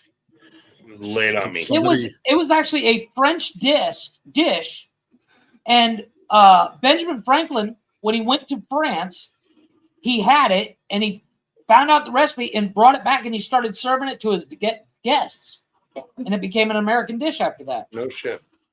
Yeah. So when you think about it, when you eat macaroni and cheese, it's not an American dish. Well, I would say this. I would say this too. That from what I know, that there is roughly 1,000. It's for mayonnaise. What? It's for mayonnaise. There is roughly 1,000 I would totally buy one of them. As we learned, fucking Thursday night, that doesn't matter. After playing that goddamn game with, she's 19. It doesn't matter. I think I want her. He wouldn't know. What are you guys arguing about? I don't know. You think I wanted to know that my 19-year-old daughter and her boyfriend knew half the things that were on them damn cards? Back there. It's right there. It'll be okay. It was incoherent. Or yeah, incoherent. That's what I meant. It's gonna give away my spot. No. All right, I'm gonna go die in the bathtub for a little bit. That's straight. Okay. Go up. What? Well, you still got hours left. So. No, she's not. What? Jeff said somebody's been drinking. I said, no, she actually. She's gonna go die in the bathroom. Oh, she's just gonna go get in the tub. That's usually both of your go-to. This is for Jeff. That's for Jeff. No, it's the cold weather that's kicking her ass. So it's her body and stuff like that's hurting. Now, what were you saying, Trackable? What were you saying about the macaroni and cheese? Like 1,000 something. Like we've got 3 more hours. If Glick would shut up. And the fact that I drank Gemini, show me 2 just in case. Friday and this Thursday to last me like 6 months. Show me 2 fingers, Gemini, just in case, because we want to make sure you're real. He's drinking up. Last Friday and this Thursday. Show me 2. He's good. He's cheersing you. Copy that. He's like, I'm trying. James was asking the guy who popped in to show him 2 fingers, and he's like cheersing us, and he's like, he's trying. 2 fingers. What's going on, brother? I'm not putting mine in my glass. You're muted, or I can't hear you for some reason. Somebody's I already can have stopped. a big TV. What? Still can't hear you. No, I was gonna say about when it comes to pasta. Yeah. I mean, macaroni is a style of pasta, and I was taught that it was a very important poster, and yeah, there's 1,000 ways to make flour into water into fat and turn it into and turn it into pasta. There's so many ways. Well, it's the Japanese use egg to make pasta. Oh, okay. Yeah, but no, but what I'm thing when it came to the macaroni and cheese, it was not. I mean, we're talking, way back in the day. I mean, Benjamin Franklin brought it back from France. So that's a. I just thought that I saw that the other day, and I thought that was interesting. Yes, and it is interesting because it can be considered from what you know as macaroni and cheese. Right. Macaroni is a cut of pasta. You could do the same thing with shells. I grew up with a lot of that. Dude, they shell, got spaghetti and cheese. That's but basically but you macaroni could and cheese. But you could do the exact same with egg noodles. You could do the same thing with stringy noodles. And the stringy noodles, believe it or not, have measurements to them that give them different names. Does it matter? Does it really matter? Or are you just eating pasta and cheese? I like pasta. Period. Any kind of pasta. Cheese. I love pasta. What's up with you, bad Gemini? I don't know if you're floating around down there. We couldn't hear you earlier. Yes, welcome. Yeah, I can hear you just barely. Hold on a second. Let me see. You're right. I got to get it right. I don't know why it's not picking up. So Yeah, it's weird. I can hear it barely. Yeah, it's almost like you ran to the living room and left your mic on. Yeah, I was gonna say his mic volume's all the way up. Yeah, he might have to It was reconnect. a tree. A fucking tree. And she What? went. She was the last one left. Was she a tree hanging out in the middle of a garage? She put herself on the corner of a map by the edge of the map and a wall. And they shot her like 7 times but couldn't realize where the hit markers were. She fucking managed to win as a tree. Hell yeah. It was wild. I just can't play games like that. It's so much. And Glick will understand when I say this. It's so much less stressful than getting stuck on a sweaty lobby where you spawn and die 45 times before you can get anything done. Is that better, Gemini?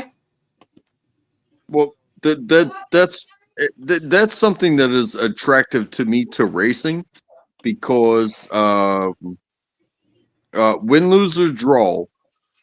This is a 16-minute race. Right. Well, it doesn't. It doesn't matter if you.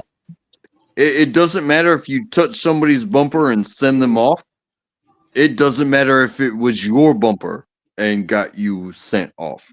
Well, what I like about it, like the time left is on the clock.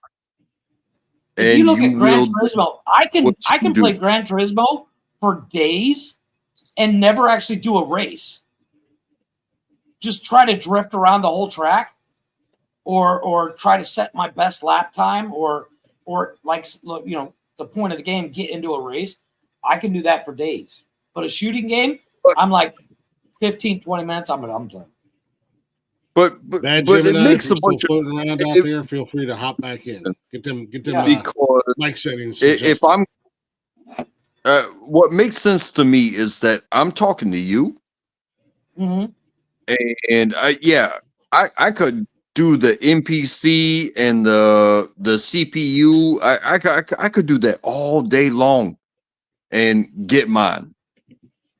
Right. But when I'm here talking to you, it's not a race necessarily, but I'm with you. Right. Does that make sense to you? No, it does. It's one of those things like when it comes to any gaming, if I'm not like 100% in it, I'm done. I might as well shut it off and go watch a movie.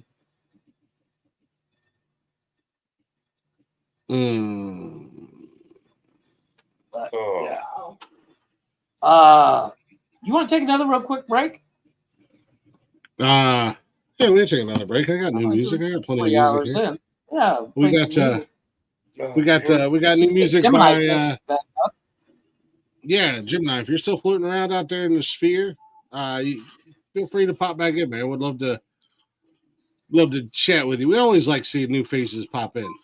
We just also like to hear you. Got new music from our boy, co-host of Unnecessary Roughness, Derek Wayne Douglas. Not Rick. Yeah, I Not can't. me. I can barely talk without coughing. I couldn't try to. Nobody went.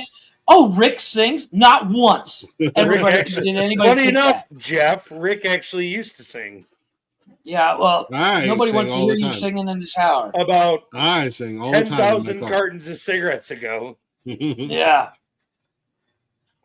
Now we got new music, brand new music from our boy Derek Wayne Douglas. You can find all of his music and find him on social media at Derek Wayne Douglas, or you can find him Saturday or Sunday afternoons hanging out right here on this network, talking a little football and having fun on Unnecessary Roughness. And go ahead and drop this. This is a brand new song, Last Days. It just came out a couple days ago.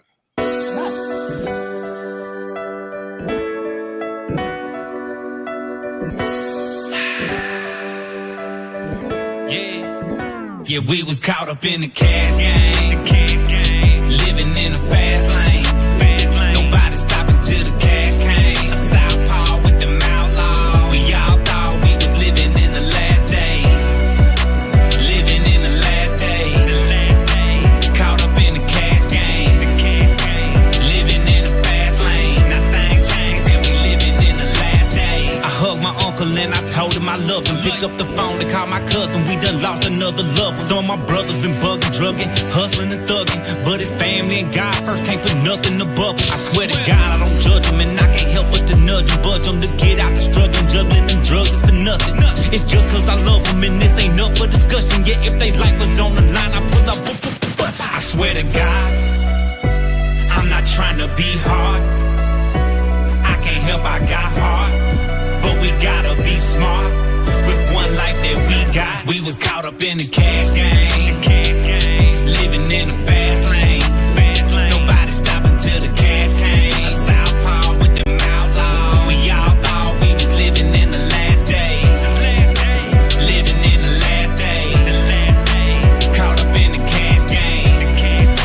Living in a fast lane. Now things changed and we living in the last day. Before I lost my daddy and a couple other brothers I knew, streets had me battling, haggling with the hustlers too. Busting them moves just to touch on the truth. X's and O's with the coach just got me confused. Trying to flex with the pros, on the set with the folks like it's a bet that's a go. Yes, it's the mess that I chose. Can't get no rest on my toes from the highs and the lows. Just keep your eyes on the road, cause yesterday's gone. I didn't know how this life was gonna go. From the choices that I chose until I turned cold. Like my heart was made of stone. We was caught up in the cash game. Living in the fast lane. Nobody stopping till the cash came. A southpaw with them outlaws. We all thought we was living in the last day. Living in the last day. Caught up in the cash game. Living in the fast lane. Now things changed and we living in the last day. The last day.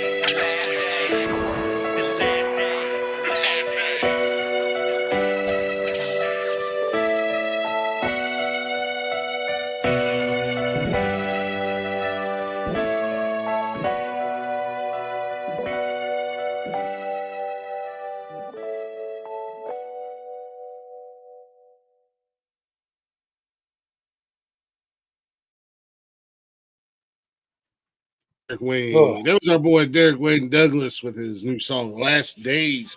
Good shout out, give him some love. Follow him everywhere at Derek Wayne Douglas. Running on low. Like I said, you can also see him live and in person every Sunday right here on the Nonsensical Network on Unnecessary Roughness, making boneheaded decisions and tightening down. Titans down, but they were up this week. Let's not talk about that until tomorrow, please. Speaking of Derek Wayne Douglas, go ahead and check us out. We are everywhere. Facebook, Instagram, X, and TikTok. Shows are live Monday through Sunday on YouTube. And you can check us out and listen to us anytime, any place, wherever you listen to podcasts at all the Nonsensical Network, or simply go to bio.link/Nonsensical Network. It's Saturday night. It's Nonsensical Nonsense. We're having fun. We're having a good time. We're hanging out. Don't forget, it is the Open Door Challenge. We got the link right there in the chat for y'all. If you want to come up here and hang out with us, all you got to do is click that link and bring your ass. In the words of Tony D, bring your ass. Bring your ass. Trackable just cranked up Forza. Yeah, he did. Love me some Forza. Although that shovel handle would get on my nerves. I would be like, really? Right in front of the damn Right? TV? Yeah, that would drive me insane. No, you can't, Wyatt. I don't have it. It's an Xbox game. Yep. You can get it for free if you got the Xbox Game Pass. He's Ultimate got Game it Pass. already. Yeah, you Wyatt's get the game got for it. free. Let me tell you, if this is causing a problem for y'all, please No. let me know. No, that shovel head is. That Yeah, I was shovel gonna say, handle the in the middle of your screen is fucking wild. That's driving me nuts. Yeah, the only thing that's causing a problem is like that goddamn shovel handle or whatever that is. Games are supposed to be relaxing and fun, and I would just be like, Now I'm having an anxiety attack. and I would also be too lazy to get up and move it myself. I'd be like, God, who puts a fucking Agreed. handle I right would there find in front of something the to poke it and move it out of the way. Send a kid to do it. What? Yeah. Do you still talk to Tony D? Huh? Tony D, do you still talk? Every once in a while, I do. I heard you talk. I mentioned him. I was like, Yeah, he came up a couple weeks ago or last week. Last week. Yeah. I don't know. Was I here last week? I can't remember. I have no idea. I might have been here. I don't know. I don't know whether I'm coming or going. You were most here days. in person. I don't know about here in the conversation. I was here in conversation. If I was here last week, I was here in conversation. I'm always here in conversation. I'm the man. My hand is achy. What? My hand, it's achy. Like it doesn't like on a how the doctors are always like, what's your pain level on a 1 to 10? This is like a 2. It's just a dull, steady 8. What's your pain level on a scale of 1 to 10? I don't know. Fucking obnoxious. Yes. Like it's not It's not just so much enough like where I know it's happening and Yeah. it's fucking annoying. yeah, it's just fucking obnoxious, man. Give me something to make that go away. Give me some meth. Meth is always the answer, just so you know, Jeff. Meth is not going to help my fucking hand, I promise. Oh, I promise you I'm it will. sure you have enough. You're just not medicated properly. I promise you. Meth, crack, cocaine, heroin, and they're all going to make you feel better. You're not going to think about your hand. LSD, mushrooms, DMT. Yeah. Last thing you're going to think about is your hand. Right. I'm no expert or anything. I'm no expert, but if I had to guess. Right? I I've- had to throw my 2 cents out there. I'm just saying. If I was a betting man, I would say any of the above. would And help with that candidate. $425 says I'm a betting man. So 450. Thank you very much. It was 466, I thought. No, 450. yeah, it was 450 because I got the text. I got the notification that the 450 was moved from one into the PayPal. I had 466 on my account. Because I had placed another bet. Nice. Lord. Can you get a tea? Yes. Tea. Hey. Yeah, like I said, I am not mad at house money giving me Does he get the other half? more money. Right? Did he poop? This child is really lucky she's pretty because she's really not smart. She has tried all day long to spell the word treat right and has fucked it up a different way every time. So if I Sure, had she's not to my guess, kid. I'm just saying. she got the brains from her dad and looks from her mom. I've never seen her mom, so Yeah. Well, but I know her ugly parents dad. always make cute kids. By judging from her dad, she didn't get dad's looks. I'm calling it now. No, go use yours. I've seen pictures of her. She doesn't have the big beard, so yeah. Yeah, but neither does Wyatt. Yeah, well, Wyatt's He's a He child. will. He's not supposed to. Listen, we talked about why I have a beard. Triple transfer thing. I know. Hey, you know, sometimes beards They do don't know how to wonders for shave. beards do wonders for ugly guys. I'm just throwing that out there. Beard isn't as fun. Remember, I don't have have a that beard problem they don't know because how to shave. I'm a good looking guy no matter what, beard, no beard, whatever. So you lie to yourself all day too? He does. You know, So Connor's he mom tells tells me stories. I'm handsome all the time. Rick is shit. Vote Wyatt. Connor's mom tells me I'm handsome. That had every nothing day. to do with the conversation. Glick's talking about Connor's mom. And you're talking about Rick is shit, vote Wyatt. Like, Yeah, vote Wyatt. what a dummy. I don't even like Wyatt. He said, I don't even like Wyatt. Oh man. He said, oh, man. Oh man. All I heard was, oh man. Oh Again. damn! Son of a bitch. Jeff's in Mexico. It doesn't matter what Jeff likes. Jeff likes me. Hey, Wyatt. News break. Jeff likes all little boys. That's why he's in Mexico. He said, "Newsbreak, Jeff likes all little boys. That's why he's in Mexico." Fair. Why it's fair. I'm just saying, why you haven't seen my van? It's not a badge of honor for Jeff to like you He if said, you're Jeff said, Wyatt, you haven't seen my van. Man, what's in it? Oh, Why, man. what's in it? Candy, buddy, candy. Candy, yay! It's not a badge of honor to be a little boy and Jeff likes you. I'm just saying. Tater better be able to come with me. You're gonna end why up in I want to bring whatever. The Tater more the with me. merrier. Jeff's like the Why are you more the going to bring the merrier. dog? Because In Mexico, that's legal. I'm gonna be cold. Bring him the dog. He's in the Just like, one. yeah. Oh. Just like, nah, dog, small child, whatever. I'm in. I can't believe this Texas game is as close as it is. It's not. It's really not that close.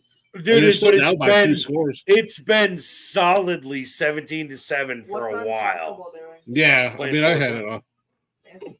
Which one? I don't know. Take your word for it. Is he though, or did Untrackable just pass out? Motorsport. No, he's changing the screen. He's playing. He's like, I'm gonna play some Forza.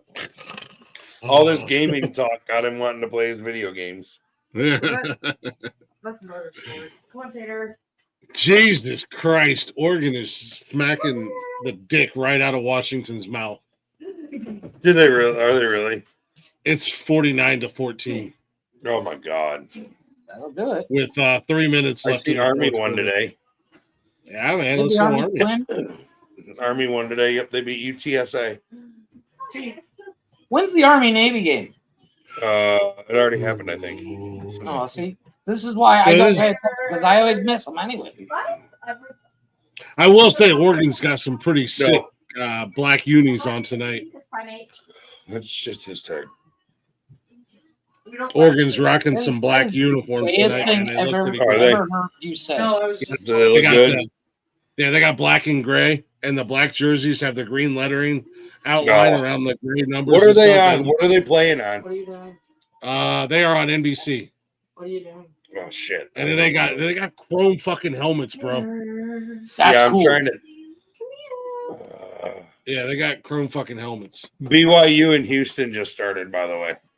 Yeah. Dude, Oregon, like one of their biggest boosters, one of their biggest alumni, is the owner of Nike. Oh, geez. So Yeah. So Oregon has some of the sickest uniforms you'll ever see. Every game they have something This is different. airbrushed ones we saw.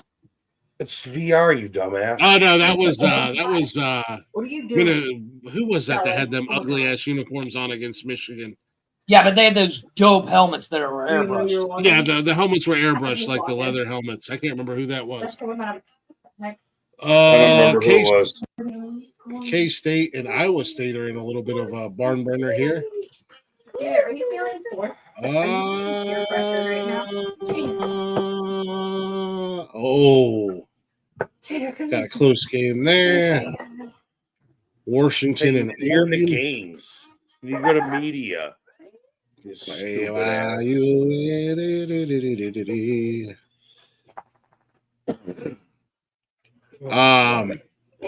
Yeah, dude, Oregon. They have a different uniform every game. I think you can appreciate that, Jeff. Just like watching for their. No, that's pretty cool. They've got these bright neon green ones. They've got all green, all black, silver. Why are you putting that on there? They've got gold helmets, chrome helmets. Like, dude, it's insane. But I do like the idea of a chrome helmet, but I would think that would get outlawed pretty quick if they're super shiny. No. Oh no, they're shiny as fuck too. No, they can't because they let Notre Dame wear their gold ones. No, but the reason why I say chrome because wouldn't it reflect really bad? Doesn't matter. Punt.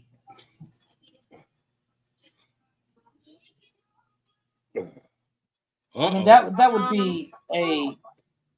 I don't know. Did you bail out of COD? Yes, it is. Why? That would be kind of a suck situation. Get it. Going up against the team with a chrome helmet because the sun hits it just right. Fucked. Well, it's also 11 o'clock at night, and I think they're playing in a night game. I guess that's something. And I think they're playing in a dome as well. She's back. Well, I see you hoisted me on my petard. Whatever. You made my argument valid. Thanks a fucking lie.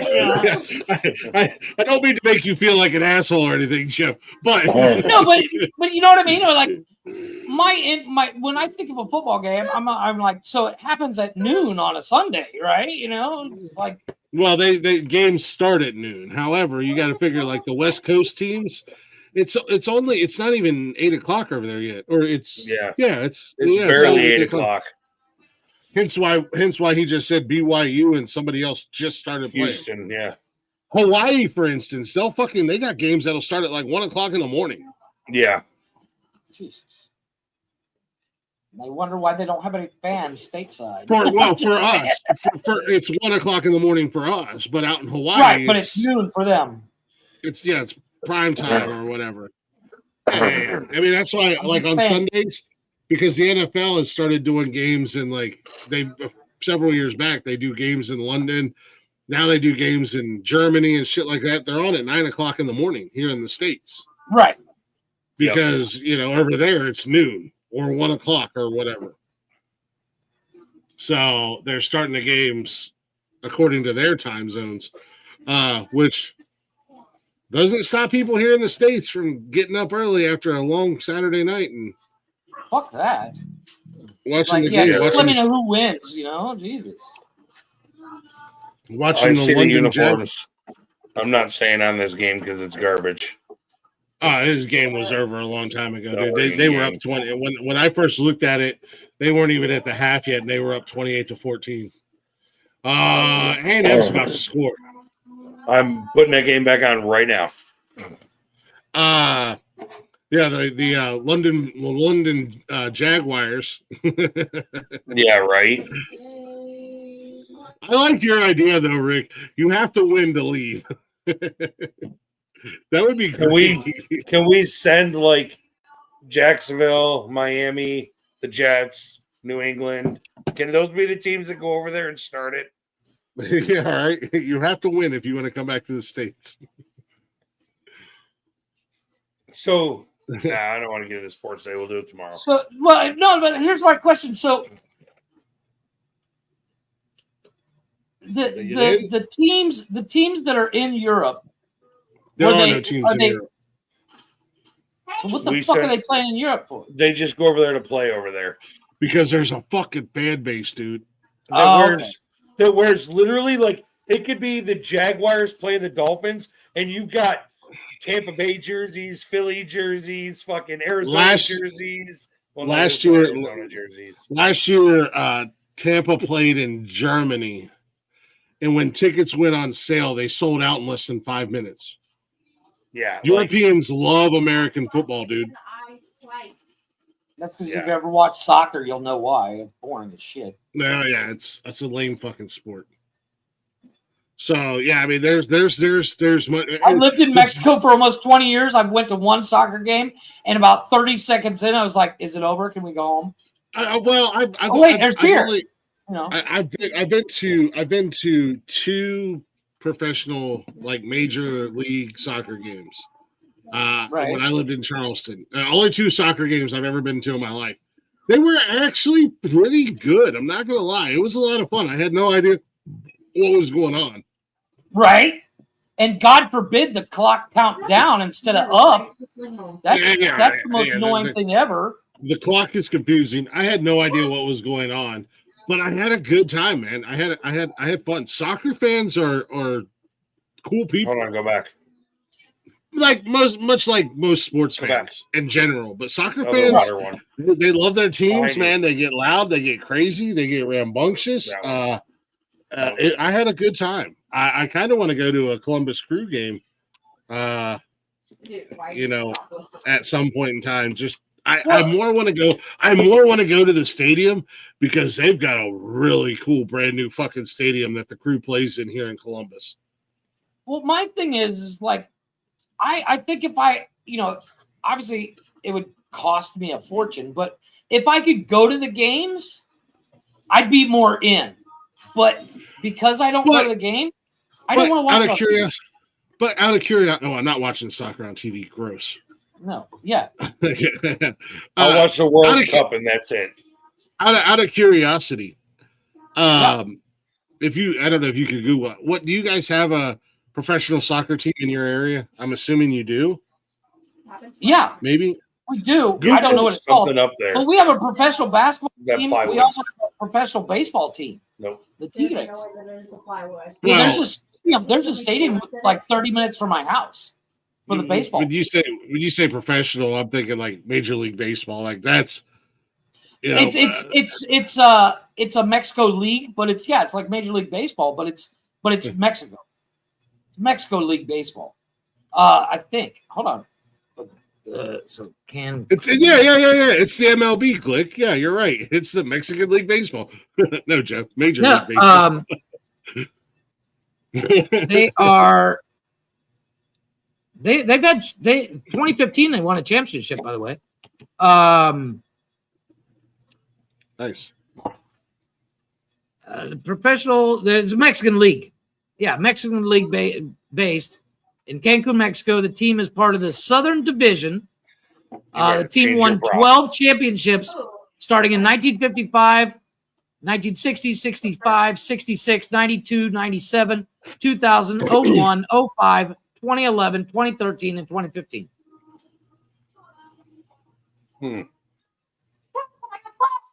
Interesting. What? Yeah. Where'd he go? I could beat a Mexican professional baseball team. Let's get your dollars in there. My understanding is they're pretty good. There you go. No, dude, the Latino people, dude, they're great in baseball. You look at Major League Baseball and just look at half the rosters are either Asian or Latino. There it is. The Quintana Roo Tigers. Tigres. It's Tigres. actually at Q Euro. That's what I was getting at. Thank you. Yeah, there you go. Yeah. MK. Thank you. That's what I was getting at. Yeah, it's like affiliated with AAA the MLB. Yeah, like, man, Cuban guys, Dominican guys, Mexican, Puerto Rican, like all those Central American guys fucking are killing it in baseball right now. Yeah, as I said, you look at a Major League Baseball team roster, and half of it's going to be either Asian or Latino. Yeah, look at like one of the best players, 2 of the best players in baseball right now. One's an Asian, Shohei Ohtani. This is our stadium. Yeah. And the other one is a Hispanic, Ronald Acuna. Yeah. Who literally doesn't speak a lick of English. I'm actually part of these tennis courts. I actually have a membership to go play tennis on these tennis courts. Wow. It's like $100 a year. Not that I go, but I pay it because it's auto pay. And I have to actually go there to stop the payment. I love I love how Ohio State fans aren't talking shit back to me. They're just like, fire Ryan Day. Yeah, bro, he's done. He's done. Yeah, He lost 3 times now. He's not gonna. He can have win every, which he has. He's like 47-3 now, and those 3 losses are gonna cost him his job.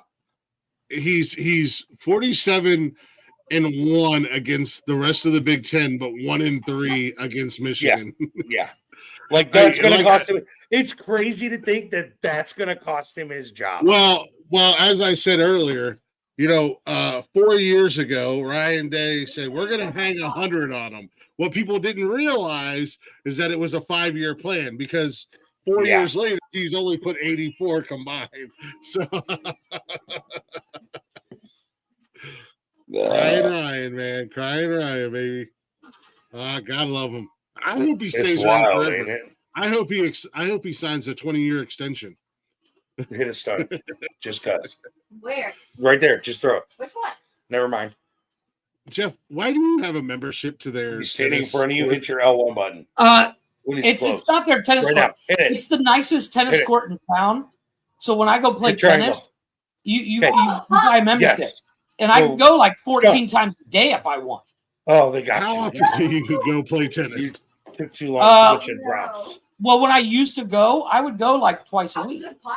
And how long ago was this? I couldn't switch after that. Like a year ago was the last time I went. We've been doing this. We've been doing these shows for 3 years, and I ain't never once known you to go play tennis. Oh, I love playing tennis. I'm actually not terrible at it. By the way, I'm not terrible at the Longhorns stopped A&M and didn't even let him get a field goal up. Yeah, I see that. I'm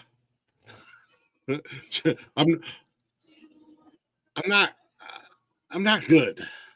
I'm actually not bad. What are we talking about? Jeff playing tennis. Oh. Quiet.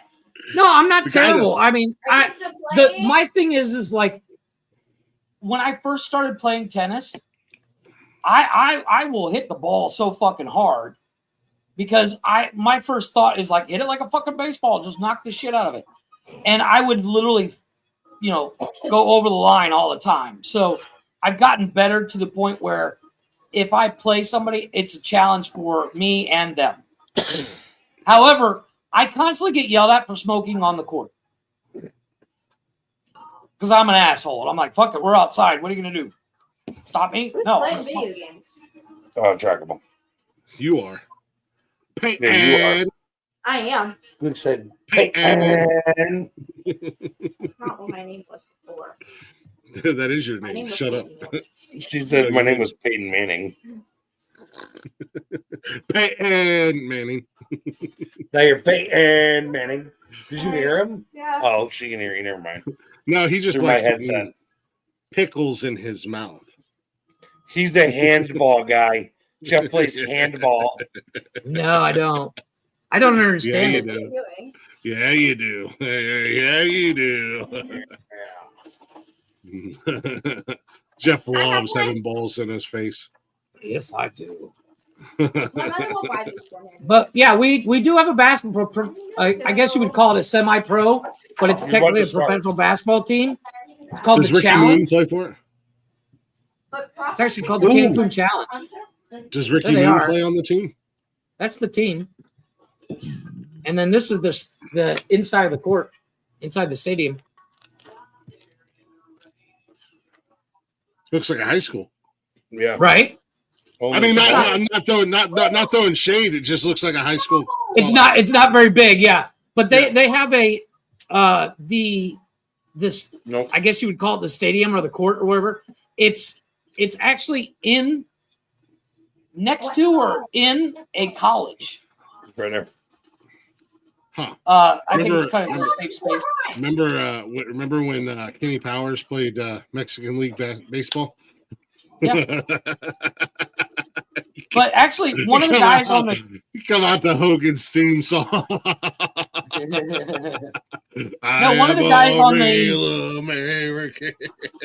One of the guys on the basketball team, I met him at I have free tickets to the Mexican basketball league anytime I want because one of my friends that I met at the casino plays basketball for the team. No, jeez. And he's like, you should come. I'm like, yeah, I'm good, dude. He's like, oh, you should come. You can watch me play. I'm like, no, I'm good because it's basketball and I don't care. You're what? My eye did leave. That's weird. You won't go. I guess there's a women's league too. There's the Mexican Challenge, or the Cancun Challenge, which is the men's league, and then the women's challenge, which is also the female side of the sport. Oh, but damn, I didn't know that. I've never gone to a game because, once again, I don't care.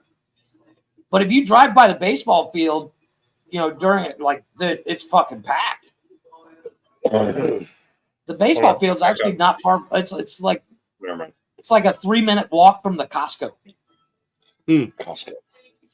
I love Costco.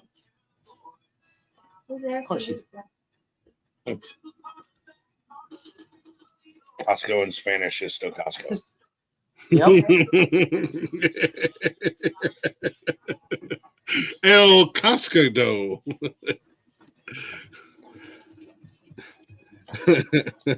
You're right. She's not very bright. It's a good thing she's pretty, Rick. Yeah. Yeah, for sure. For sure. What is Costco in Spanish? Costco? Costco? Love my El kid. Costco? Yep. No, you know what's funny? That's not gonna Home work. You Depot can change it again. in Spanish is? Oh, you're fucked. This is no joke. It's spelled Home Depot, like you and I know it. But everybody calls it Home Depot. Home Depot. That's what we call it here in the States. Yeah. Nobody That's what it says is. Depot. They say Depot. Yeah, Home Depot. No, that'll work right there. Mount. And of course, there's the AutoZone in front of Home Depot. Hard 2. Mm. I love the thing about AutoZone. There is so much. Whoa, I'm untrackable. How you doing, buddy? God, he was here. There are so many words that are contributed to French, especially our military. Because do you know where corporal, sergeant, private comes from? Yeah, it's French. It's all French. I'm inside of the thing. Just so I know. General, you know what I mean? Yeah. Federale. Oh, that's Mexican. That's Mexican. Calm down.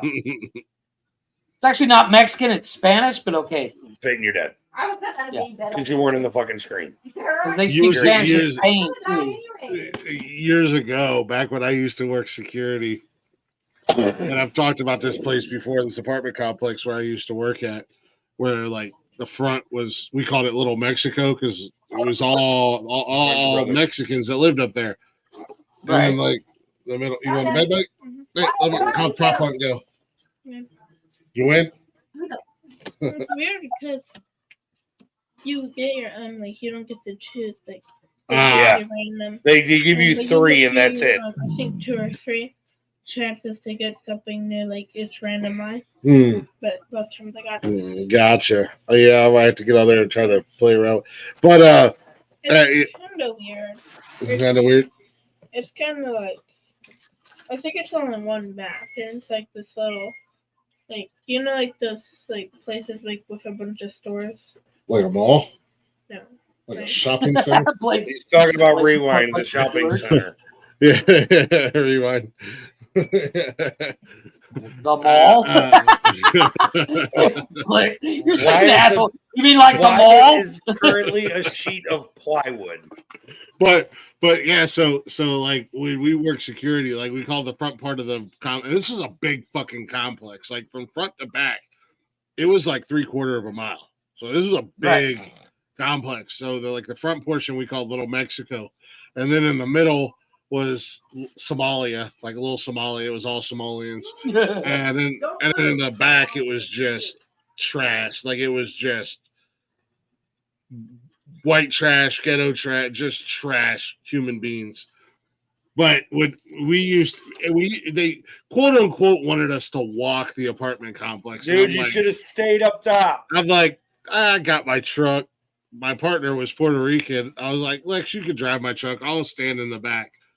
And when we would go through the front portion, all the Mexicans used to call us the Federale because they said I looked like a Federales in our uniforms and my white cowboy hat. I always have my white cowboy hat on. So they're like, you look like the Federale. Yeah. That's funny. We fucking love those people, man. The Mexicans and the Somalians were the best. The Somalians called us Shrek and Donkey because Lex was so much smaller than me. We'd go out there and play basketball and stuff with them. They're like, it's Shrek and Donkey. Nothing better than a Somalian kid trying to do an accent. But man, it was great because the Mexicans, man, we'd get in there for our shift at 2:00 and they'd bring us lunch over to the office. And then around dinner time, they would bring us dinner, man. And like if we were ever dealing with something, the families always had our backs and they would, night, buddy, love you. And they would like come over and let us know when some shady shit was going down, and they always had our backs. The same with the Somalian people, man. Like they always had our backs. So it was like, we don't need the fucking cops to come out here. We got this shit. Right. But it was always funny because we'd pull down into the, like as soon as we'd come into the portion of the complex where all the Mexicans lived, they'd, Federales. I'm like, Migra. You want to watch them run from a gas station in Georgia, pull in there and yell, La Migra. Them motherfuckers are like roaches when a light come on. But we had like in the front portion, there was like 30 buildings, and like 19 of them was all the same family. Yeah. And there was like 10 to 12 apartments in every building. And they had over half of the buildings was one family. And that was a fun job. I mean, if I would have got paid more and didn't have to deal with the office bullshit, the corporate bullshit and political bullshit, we got fired because they liked us there. The community liked us, is why we got fired. They fired us and put in place two racist fucking scumbags that were just doing all kinds of dirty, shady shit, but they sucked the dick of the corporate people. I'm like, it's never been so peaceful here. And it's just me and Lex. It's just me and Lex. And it's never been so peaceful. And you're going to fire us because they like us? Get the fuck out of here. You got me fucked up. Like, right. But, man, I got to give A&M credit. They're not giving up. But that was a fun job. I enjoyed that job. That was one of those. I always enjoyed doing security work. I mean, I know it's not the most like glamorous job in the world. Yeah. It doesn't always pay the best, but I've always enjoyed working security. It's one of those jobs where you can do the least amount of work in a day, most days, and get paid the most for it. You know what I mean? Yeah, and I mean, I won't lie. When I worked at Abercrombie with Connor, I mean, the pay wasn't terrible. It wasn't great, but it wasn't terrible. And it was super easy at Abercrombie. I mean, half my day was set out in the truck gate, and it was like, oh, let me sign this truck in. All right, let me sign this truck in. Oh, got to sign that truck out. He's leaving. Like, that was 4 hours of my 8-hour shift. And then the other 4 hours was, guess I'll go inside and hang out at the office, walk around the fucking the DC a little bit and say hi to everybody. Easy job. Yeah, it was and this always guy, an easy job. This what? Guy. What? Peyton got prop hunt. Peyton got prop hunt on Nuketown. Nice. And she's a golf bag. So I had her go up into the bedroom and stand next to her, post up by the window next to one of the mannequins. Some dude ran up and he was literally this close to her, and he turned around and ran and jumped out the window. Nice. As the props, do you still get like the flashbangs or whatever? You get 2 flashbangs. Set off a flashbang. Oh, well, never mind. She doesn't listen and do things fast enough. There was 2 people in the room. I told her to set off a flashbang. If she'd have done that, they'd have turned and left thinking she ran out of the room. Yeah. Right. But she didn't listen to me when I was speaking. As we've Check another discussed one. Who's left? multiple times, she's not the smartest. She's not the brightest bulb in the box. She just As you doesn't said, know. it's a good thing she's good looking. you know? She just doesn't know what buttons are what, which is really depressing because they're on the bottom of the screen. Yeah. I mean, yeah. Come on, Peyton. She's more worried about what music is playing in the background on my PlayStation than she is about the game. That's not true. Yeah. Come on, Peyton. She's like, I struggle to watch her play video games because it stresses me out. Yeah, I do that when I'm like doing a racing game with the kids. It's like, oh my god, just get here. Does you watching her playing video games make you contemplate unaliving yourself? Bro, it gives me anxiety. And it's super laggy right now too for some reason. I will say it's kind of fun watching Cash play video games because he's getting better and better. Okay, Peyton's not getting better. Yeah, and he's still new to the Call of Duty world. Slowly getting worse. I'll watch him. I'll watch him play Fortnite, and he's actually pretty good at Fortnite. I'll give him. No, I'll give Peyton that. Peyton's gotten significantly better at Fortnite. And this kid is always talking shit. Like he don't even have to have a headset on. He doesn't even have to have a headset on, and he's talking shit. Like he plays this game, Goat Simulator. Have you seen that? Goat Simulator. My kids want to play that. Dude, this game. I want to play it so bad. Dude, this game is wild. It is insane. And he gets on there and he plays it and he talks so much shit. This goat's got Crocs on and a cape and a tuba and all kinds of wild shit. He's got a flamethrower. Right. Too funny. It is a wild game, and he just has fun and talk shit. I enjoy watching him play video games. Buggy will play World War Z, which is our boy Benji. That's his game. Right. And she's like, fucking zombies, motherfucker. Buddy. They all fucking suck. Houston's beating BYU right now. 10-7. Jesus. Yeah, she's like, these teammates suck. They don't ever do what I want them to do. And I'm like, put the headset on and yell at them. And she's like, no, I don't want to talk to him. He's a mannequin. Well, I don't know what to tell you at the end of the day.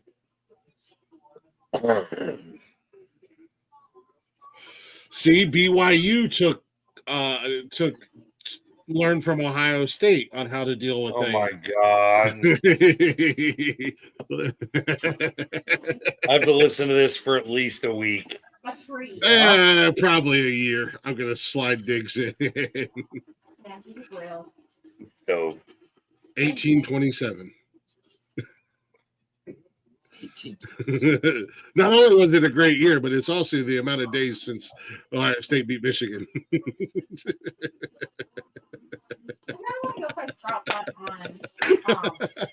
Wyatt won't go. Right back.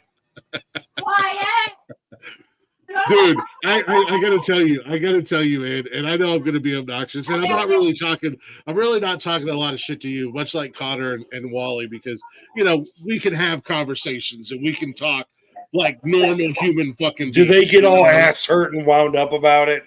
No, they don't. Connor and I were talking the whole game, and I was like, I'm about to talk so much shit, but not to you because you're cool. Yeah. And Connor's like, yeah, we deserve it. But I mean, this year was so much sweeter because it was just like our team's depleted. We got a new coaching staff. We've got basically a whole new team out there, and then two of our biggest stars were out. That one. That's a decoy. And to go in there and not play very good as a team, I'll be honest, Michigan didn't play very good, but they played good enough. It was really it was definitely one of the better games that Michigan's played this season. And probably the worst game Ohio State's played this season. Oh, it was 100% the worst game they played because you guys even played really good against Oregon. Yeah, And I called it at the beginning of the season. I said Oregon's the team this year. Yep. And we were in a fucking dog race with them the whole fucking game. So to go out and lack points against Michigan the way we did, it I don't know, it was weird. It was just a completely different type of game than I expected Kryptonite, to man. see. Kryptonite. Ryan Day's kryptonite. I'm telling you, it's got to be because he can beat anybody else for the most part. Yeah. Except them. Check that box. And I thought the Indiana game was going to be better, and Indiana just shit themselves. Yep. So. Yeah, it was crazy. Gotta love sports, Jeffrey. No. I don't even watch motorsports. Yeah, Unless you don't I'm watch there. But he plays tennis. Yeah, he plays. No, once again, that's the thing. If I'm playing, I'm all in. Like, you know, like when we were in high school and you played baseball or basketball during gym class or recess or whatever when you were a kid. I was in. I'm in. 100%. But to watch it on TV, I'd rather shoot myself in the foot and then stand in line for a beating. Yeah, it just does nothing for me. You know what I mean? Don't shoot that car; it'll blow up and you'll die. Mm-hmm. Why would the car blow Stop up? and listen. Wait, the car blows up if you shoot it? Yeah, if you shoot it too many times, it'll explode. Yeah, sorry, buddy, that's not realistic. Because I can shoot a car a bunch of times and not make it explode. It's just the way the game works, man. Yeah. That's why so many kids nowadays don't know shit about it. Yeah. Yeah. Because if you shoot it, it'll explode. No, it won't! Listen, I'm okay with kids thinking. I'm okay with kids thinking if they shoot a car, it'll blow up. Totally good with that. I'm not okay with that. I'd rather them not shoot my truck to see if it'll blow up. I'd like to see what happens when they do. They'll get shot back. Exactly. That's what I'm saying. You're going to teach them. Teach them a lesson. All right, you're a prop. Let's see what you are. You're the golf bag again. Flip. Triangle. Just trust me. All right, sandbag. I'm not sense about that dude went. Can you get to the other side of those? Right. I just don't have. I can't R1. understand how that game could be that much fun. Move It's over a little literally bit. hide and seek R1. for people that can't leave their mom's basement. And then go to the other back over where the guy was. In R2. And that's basically what she's playing is hide and seek for kids that can't leave their basement. Kind of. Yeah. Like right now, she's a sandbag. I mean, don't get me wrong. I think if I was a kid, 14, 13, 14, stuff like that, I'd play the shit out of that. Oh, yeah. Gentlemen, But at 44 years old, I'm like, yeah, I'm good. What's up, Glick? Gentlemen, I think if we've learned anything, all I heard was something about somebody shooting Rick's truck and seeing if it'll explode and teaching them consequences. If we've learned anything tonight, we have to take from our good friend Untrackable down there, racing away. You must set an example by ripping their limbs off and using them as weapons. Beating them to death with their limbs. Yes. R1. L1. I don't know L1. who was shooting. I don't know who was shooting. No, he told Peyton, don't shoot the car, it'll explode. And I was like, well, that's not very freaking realistic. Well, I mean, I don't know. How many cars have you shot? Not alive. A couple. I think if you shoot a car enough, it would explode. No, it I won't. don't know what this guy is. You don't know that? I don't care. I don't care if you use tracer rounds and shoot at the gas tank. It won't explode. It'll catch fire. But then it's going to explode after it catches fire. No, it won't. Oh, he's How do waiting you for know? her to go away. It's not that hard to figure out. I've shot a couple vehicles. Well, I say we run an experiment. Mythbusters already did that, by the way. You got your wife's Malibu out there, don't you? I got my clips out there too. I didn't say anything about your clips. I said, you got your wife's Malibu out there, right? So number 6 lost today. Actually, number 12 lost today. Georgia had to go to 8 overtimes. 8 overtimes? Yeah. It wasn't 8, was it? Oh, it was? Yeah. 8. Holy shit. Yeah. The game went to overtime at 34-34. In all honesty, with the shift, I wouldn't be mad if somehow, some way, the Gamecocks found a way to hit 12. I don't know. It's not going to happen, but I wouldn't be mad at it. Oh, ball's out. Out of bounds. What do you mean? Got up to position 12 in the rankings. Oh, rankings. Oh. I don't think they will. South Carolina's 15, and they beat Clemson, who's 12. Well, they might. They might rotate. So I'm calling it now. They won't. I think South Carolina has a better record than Clemson. And if anybody knows anything about sports, it must be me because we should take. I'm telling you right now, it's not going to happen. We should take my word for it. As the expert. If you're going to take sporting advice from anybody, you take it from Jeff. You heard it here That's first. That's right. You heard it here first, folks. Miami's gonna take a hit too. Miami's gonna. Yeah, they're gonna take a big hit. Yeah, they are. Yeah, Clemson and South Carolina have the same record, and I would be willing to say that South Carolina has a harder schedule. He's going to. They played 1, 2, 3, 4, 5, 6. Oh my! They played God. 6 ranked opponents. 7 He's ranked gonna opponents. do it. It's only got 10 seconds left. This dude ran around as a mannequin for the last minute of this match, and he's actually made it through the whole last minute. He's gonna make. He wins. Yeah, he just got it. He was the last one left. Clemson played 2 ranked opponents all season and lost to both of them. That being Georgia and South Carolina. Yep. I don't know how they're ranked so high. Because they're fucking overrated. They didn't play my boys. They didn't play my boys out at SMU. Well, no. They should have, though, because they're ACC. SMU, baby. So now who's in the championship against SMU? Because Clemson lost and Miami lost. Ooh, that's a good question. Would it be Syracuse? That's Because I think really Syracuse is 8-4. Hold on a second. Let me take a look at the ACC. What is that? The Atlantic Coast? Yep. Standings. No, it'll be Clemson because Clemson's 7-1 in the conference. Still? Yeah. Miami lost 2 conference games. Duke lost 3. Syracuse lost 3. Louisville and Georgia Tech lost 3. Bro, And this then- Houston BYU game is fucking nuts. These guys are playing. Yeah. So yeah, it will probably still be that's Clemson. what happens when people play sports, Rick. They're playing. You don't shut up, Jeff. Blick knows what I mean. I'm sorry. You Fortnite's say still something down. stupid, I'm going to call you out on it. Yeah. That's pretty dumb. You guys can stay playing here.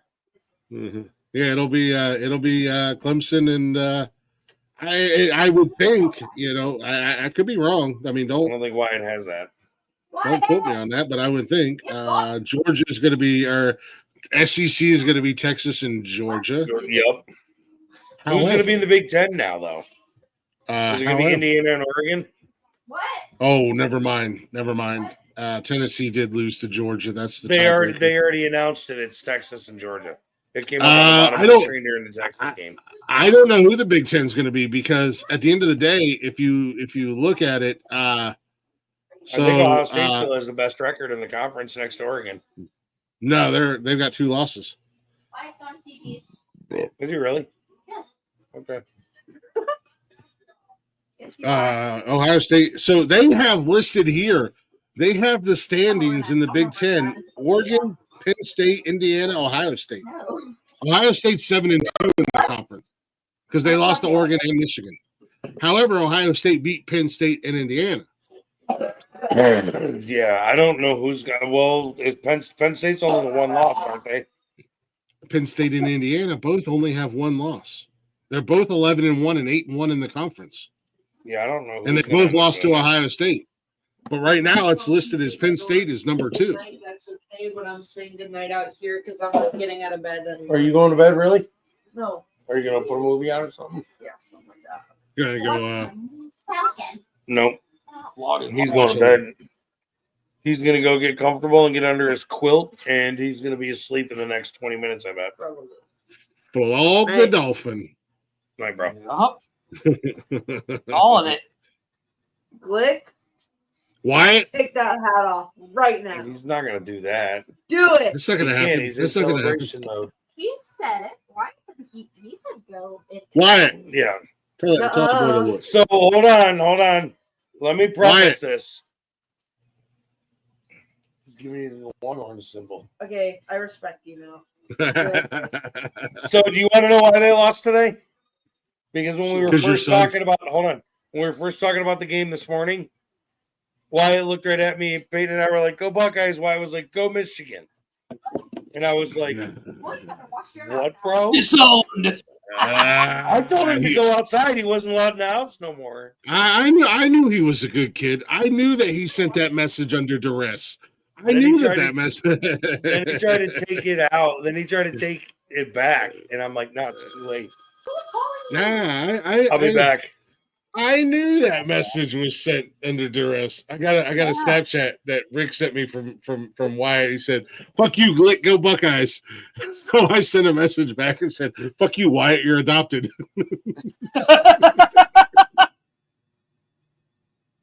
Nice. I was gonna have Cash send a message back, but Cash had already dipped outside. He was like, "Wait." Because I already knew the conversation. I'm not going to say the F word. Dude, say the F word. I don't want to say the F word. You're allowed to say it. I'm giving you permission.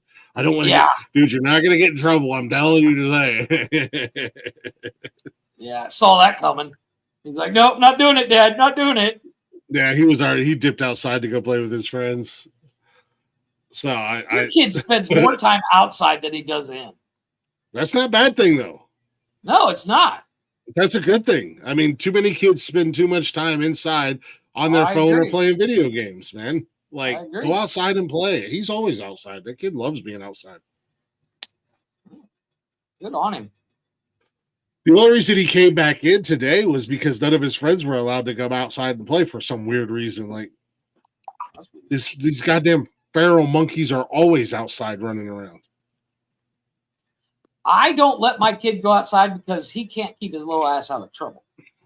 Oh, yeah. These, for the most part, the kids all get along out there, and if they do have a dispute, they take care of it on their own. You know what I mean? And not. No, I'm not talking about dispute. I'm just talking about like they'll end up in somebody's yard they're not supposed to be in. They're messing with stuff. Nobody really complains. End up in about the pool. Yeah. Nobody really, the kids just, that's what I said, they're all feral. They're all like a bunch of little feral spider monkeys running around. They just do their thing. They're not hurting anything. They're not causing any problems. So nobody it's really not like my kids cause problems when they go outside, but like each house, there's nothing separating the houses. I have asshole neighbors, and they're like, "Your kid's in my yard." I'm like, "Yeah. With about 40 other fucking kids. Calm down." Yeah, where here nobody cares. As long as the kids aren't out there killing themselves or exactly. And it's like, and that's what the one lady that was yelling about it, she was like, "Your kids are in my yard." I was like, "Is your yard still there? Is your car okay?" "Yeah." "Okay, then shut the fuck up." Yeah. No, nobody gives the kids any grief around here. They just let them go play, man. And that's what they do. They're just out there playing, man. They run around. They're playing all over the place. They're playing their little games, and they're having fun, man. And they're not hurting anything. Exactly. So, and there's so many fucking kids. The problem is because my neighbors are such assholes that when people start bitching about it, I come outside, and then it becomes a big problem. I don't know why, but because I'm the asshole going, "Let's go 10 toes, and we'll play this fucking game." Every time. Well, that's why you're the asshole. Well, it's not my fault. People can't mind their But own goddamn business. I also understand. I also understand. You're a little guy. You got Napoleon syndrome. Yeah. There's a big difference between you and I walking outside. However, I will say that since I went to jail, I haven't had a single problem with any of my neighbors. Yeah. There's a With big the difference exception I have to between you. pay that one bill. Yeah. There's a big difference between you and I going outside. I go outside and I'm like, hey. And everybody freezes. You go outside. Oh, no. You're like, hey. Actually, that happens now. When I go, hey, outside, everybody's like, ooh. Everybody's like, yeah, whatever. Everybody thinks And then they're you're like, invisible. I'm going to fight somebody. And then they're like, oh, shit, the little guy's going to fight somebody. Again. I've learned the ways of untrackable. I'm tearing somebody's limb off and stabbing somebody with a I femur. didn't tear anything off of anybody. I just broke it. I'm going to rip your femur off and stab you with it, Jorge. Just saying, it worked. I'm going to rip Jorge's femur off and stab Jesus with it. I'm not saying it was the best idea, but it did work. Hey, I am a firm believer, and sometimes you have to go to the extreme to set one an example. Yes, Set one example. Not a problem. Set. See, I'm with our guy. I'm with our guy on Triangle. Sometimes you have to go to the extreme to set an example. You know, maybe in this scenario that we were talking about earlier, and he said he's going to take on 1,000 10-year-olds, the first 10 to 15, he rips limb from limb, and the other 9,990 are like, you know what? Maybe we should just knock ourselves out. Yeah. Just give him the money. They just start screaming, give him the money. We want to live. I will use your bodies against you. If that's the game we're playing, hey, I have no beef. I have no beef. But if that's the game we're playing, think I won't play it to the fullest. You know what I mean? You say it. I came to win, bitches. If it works, it works. You know, I ain't gonna do it, you know? I came to win, bitches. if you ain't first, you're last. Right.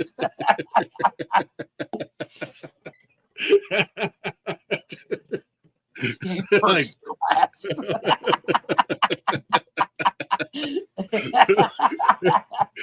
There is no other way to do it. You either abide by the rules of the game, or what the fuck are we doing here? Hey, there was no rules of the game. You just started killing children. As the late great Eddie Guerrero once said, we lie, we cheat, we steal. If you ain't cheating, you ain't winning. That's right. Yeah, I've heard that. If you ain't cheating, you ain't trying. Yeah. Good luck. Good luck to us only all. Cheating if you get caught. Untrackable pulls a full-on Russell Crowe from Gladiator. My name is Maximus Decimus Iridius Untrackable. I can see Untrackable now. He takes out all these kids with the most brutal deaths on the planet. And he's like, are you not entertained? Are you not entertained? I'm going to jail. This was part of the game, wasn't it? No? Gosh. Hey, you guys had no consequences, damn it. This is bullshit. You take the biggest, most bravest one that comes at you, and you turn them into mincemeat, and you just beat the rest of the kids to death with that one kid. Rules. You find the biggest, baddest one, and you kill him, and then nobody will mess with you. Oh Jesus! Hey, your daddy did you right. Hey, your daddy did you right. And he taught you to stand up and be the big and the brave. But when you stand up to the biggest, baddest thing you've ever stepped up to before? You the biggest. He said when you stand up to the biggest, baddest thing you've ever stood up to before. Mind you, we're talking about 10-year-olds. Yeah, they're 10-year-olds. If the biggest, baddest thing you've ever had to stand up to was a 10-year-old, you've lived a pretty good life, sir. I just have to say, I'm so happy that I played that video because it's gone so much better than I thought it would.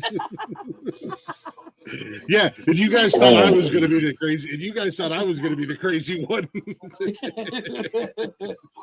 Hey, just saying, if your son or daughter stepped up to you in the way that we're talking about stepping up to somebody, how are you going to teach them? Fictional scenario. I'm going to say this: if my 11-year-old son stepped up to me like that, the last thing I might punch him in the face. I'm not going to tear him limb from limb, though.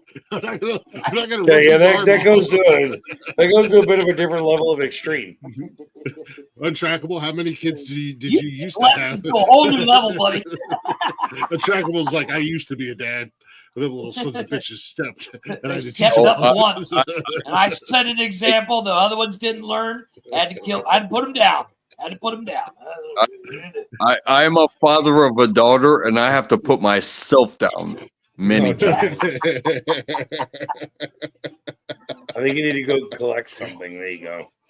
I don't know what you can do with it. I don't know how old your daughter is. She's gonna get a little bit older, and you're gonna be like, let me tell you a little story. Here, watch this clip from this podcast with my friends that I was on one time. If you ever get frozen, little girl, just know.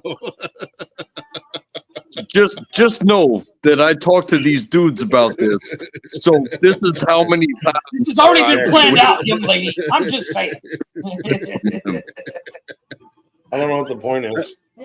I'm capable of heinous things. You don't want to do that, though. Yes, don't want to play this game. I would much rather teach her about playing video games. But you know what? You want to talk shit? You want to cost me money that I didn't deserve to spend? Hey, how about we just go hand to hand and solve it this way? I'm just saying, I feel bad for your daughter's boyfriends.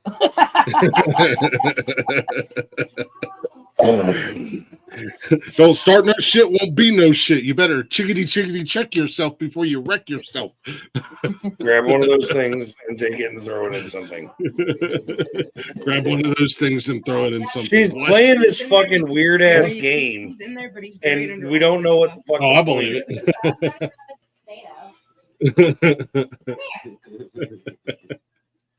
Oh, Fumblerooski. Oh, wait, that's a replay. Never mind. God, I hate Coach Reed. God, I hate Andy Reid. I'm still.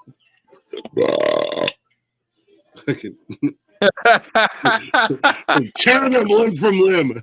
You're just supposed to knock them out, bro. All you got to do is knock it out. No, I must dominate and kill them all. They're all gonna die.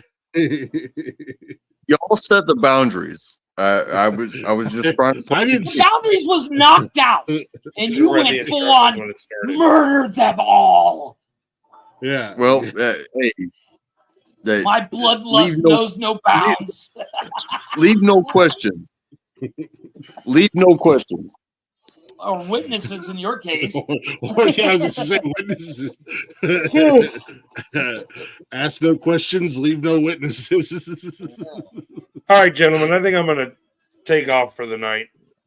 You just want to go show up your daughter on that game. Don't lie. No, she's playing some potato game. She runs around as a potato with arms. I don't fucking know. I've heard about that. It's called Fall Guy or some shit. Yeah, my kid was talking to me about that. That's about on her intelligence level. She's a potato. Peyton the potato. Yes, Peyton the potato. That's correct. Well, peace to you, sir. Take care of your business. We'll see you tomorrow. Catch y'all later. Yep. Hey, buddy. Noon tomorrow, right, Glick? Yeah, noon. Yeah, I'll be there. All right. We'll see y'all tomorrow. See you All later, right, buddy. Or will I? Depends on it. Untrackable just kills us all because he's got a whim in his head.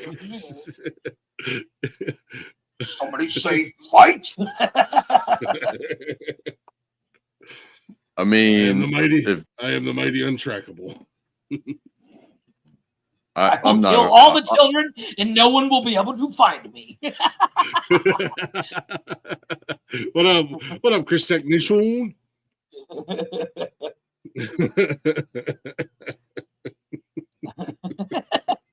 God, you're a great addition, Untrackable. We're so glad we're so glad you come in all the time. You're a goddamn awesome what the hell? Addition. There we go. God, words are hard. Yeah. No, I wipe my feet at the door, and I am thankful for you guys. How about that? Whatever you say, just don't murder us in our sleep. Just don't stab me with Jeff's femur. Whatever you do.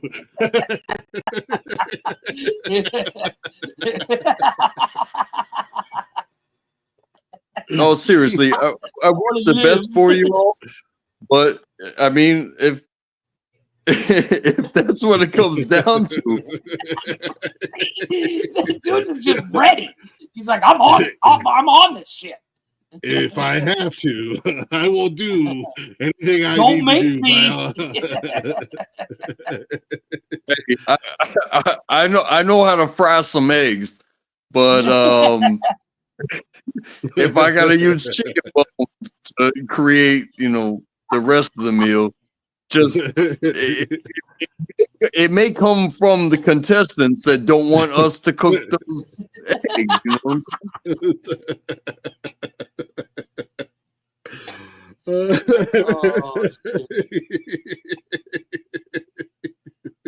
It's good times, but everybody should eat. Everybody, you're not wrong. Everybody should eat. This is for sure.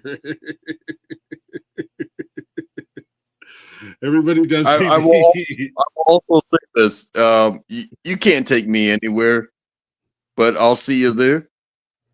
Right. Hey, you can't take us anywhere either. Trust me. we are kindred spirits, my friend. We've been banned. Banned for life. Yeah. But hey, happy Saturday evening, night. I think we're pushing. I'm on the East Coast, and we're pushing Monday morning. But yeah, man, I'm down right for around the corner. You guys are doing your thing, and we still got another hour and a half. Yeah. Oh well, don't threaten me with a good time. No, we every Saturday we do minimum 6 hours. We can't do more than 6 hours in a single episode because we have to cut it up to put it up on Spotify and all that fun stuff. So, what's up, Chris? What up, Chris? Nico? No, you're not late to the party. Yeah, trust me. If we've learned anything tonight, the last thing we're going to do is threaten you. Right. Got a couple 11-year-olds that are thinking about it. 10-year-olds are like, no, we're good.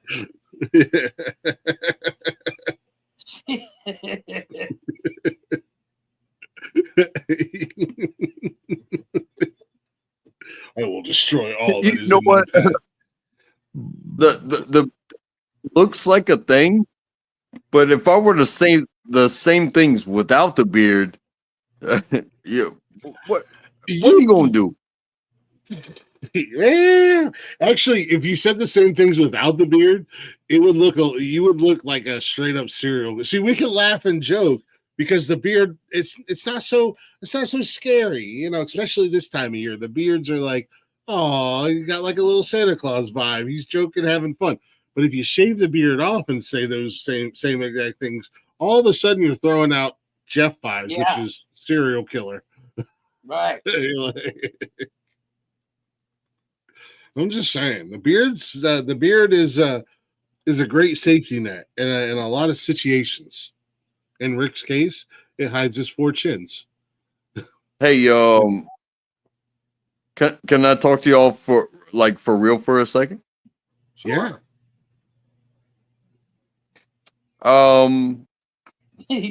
Don't tell us you just I murdered a don't. couple kids on the way to the store. I'm just saying. No, I don't want anything from it. Okay. But I would next Saturday, because you guys do the Saturday thing. Mm-hmm. I will say goodbye to this beard. Oh, you're gonna cut your beard off? But it'll be a I threatened to thing. cut off Glick's beard, but Nikki threatened to kill me. She threatened to kill both of us. You know what? I'm not down Same for back, anybody same that's not down for what they don't want to do. But I've had enough of this thing. Really? And trust me, I've had some conversations with some people, and if it is worth your while, y'all don't have to do nothing for me, but I want your people to next Saturday, when it's free and fun like this, to participate, if you will, because the last time I shaved my beard was it was Look last at your February. Nice. It will always grow back. That's the Deadpool. Yeah. That's the Deadpool realm. It will always grow back. I don't give a damn. No, But, that's you you know, murdering children. It's right there. If somebody Yeah, your beard will always grow back. Oh yeah. Agreed. Are you going to do it live on the show? Or are you just going to show up without a beard? No, I think that's what I'm suggesting is that if people want to see it, then maybe throughout the week. I know you guys do your shows. Mm-hmm. I don't have to be there throughout the week for the suggestions to come about. And that's why I'm saying this now, is because if you and I can come up to some sort of, hey, what if I can help your channel, or the directions in which you're going, Right.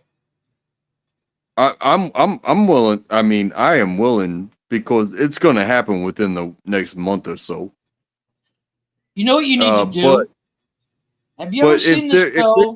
If there can be a suggestion that, hey, somebody with a bunch of hair on their face they're going to take it off.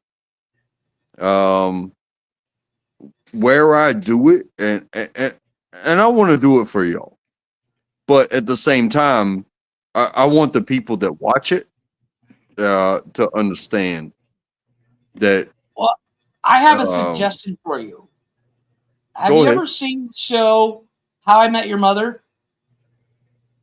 Yes. In one of the episodes, one of the last seasons, the main character Ted gets dumped and he grows a beard, and then he's having a conversation while shaving his beard, and each time he comes back, he's only shaved a portion of it, and he comes back with like mutton chops, and then he comes back with just the mustache. You should totally do that. Just slowly take off parts of the beard so that like you have mutton chops and the Fu Manchu, and then, you know, work your way down to the Hitler mustache and then nothing. Well, that's kind of how it. Hitler's not a good look. No, it's not. Spontaneous. We call it Charlie Chaplin. That's kind of how it went when it was spontaneous, but it was also live.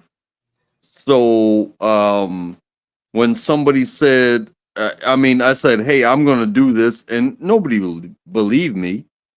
But then when I brought out that razor and I took that first chop off, they were like, "Oh, you could do the Wolverine, you could do this," right? But at the same time, you can only request things as they are possible. So the first ones are the ones that are going to be, the more applicable or available. You know what I mean? You know what you need to do?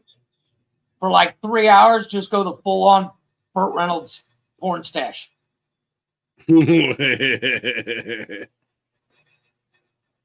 Well, to just have a mustache would mean to get rid of a whole bunch that is.